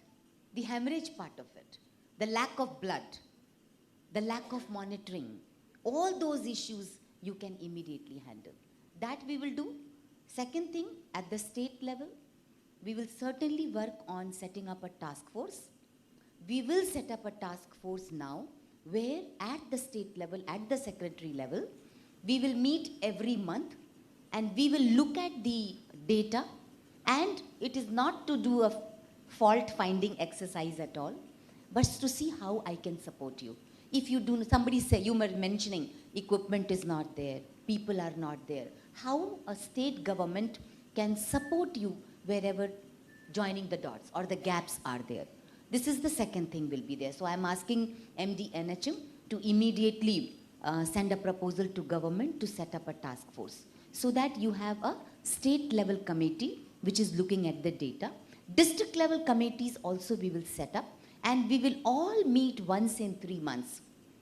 Again, the same team, maybe a little, with little bit more time, we can meet and see in the last 3 months, what is it that we did? Could we do something? Did we make any improvement? Or at least did we learn something, But we have to take it as a mission. We have to make sure, I really don't care whether our rate is coming down or not, but what we care is that no mother should die because of negligence or because of lack of care from our side. Correct? So we go back with that resolve. Other things will automatically happen. MMR will get controlled, IMR will get controlled. If we think that because of us, no mother should die on such a happy occasion of giving birth to a child. So with these words, I want to thank each and every one of you for your service.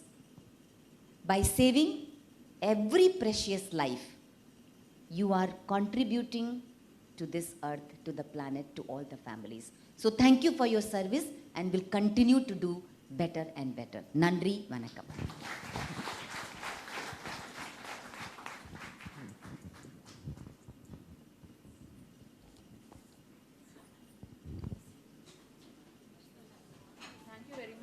We hereby conclude the session. Thank you one and all. Thank you.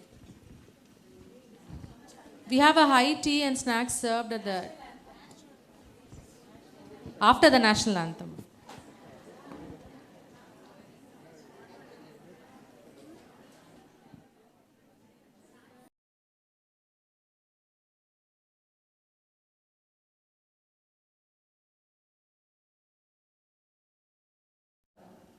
Punjab, Sindh, Gujarat, Maratha, Dravida, Utkal, Vanga, Vindhya, Himachala, Yamuna, Ganga, Ujjala, Jala, Sisaranga, Tava Shubha Name Jage, Tava Shubha Ashisha Mage, Gage Tava Jaya.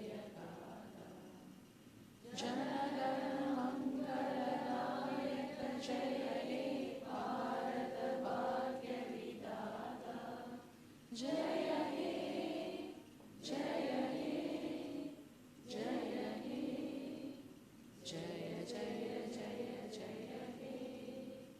Thank you.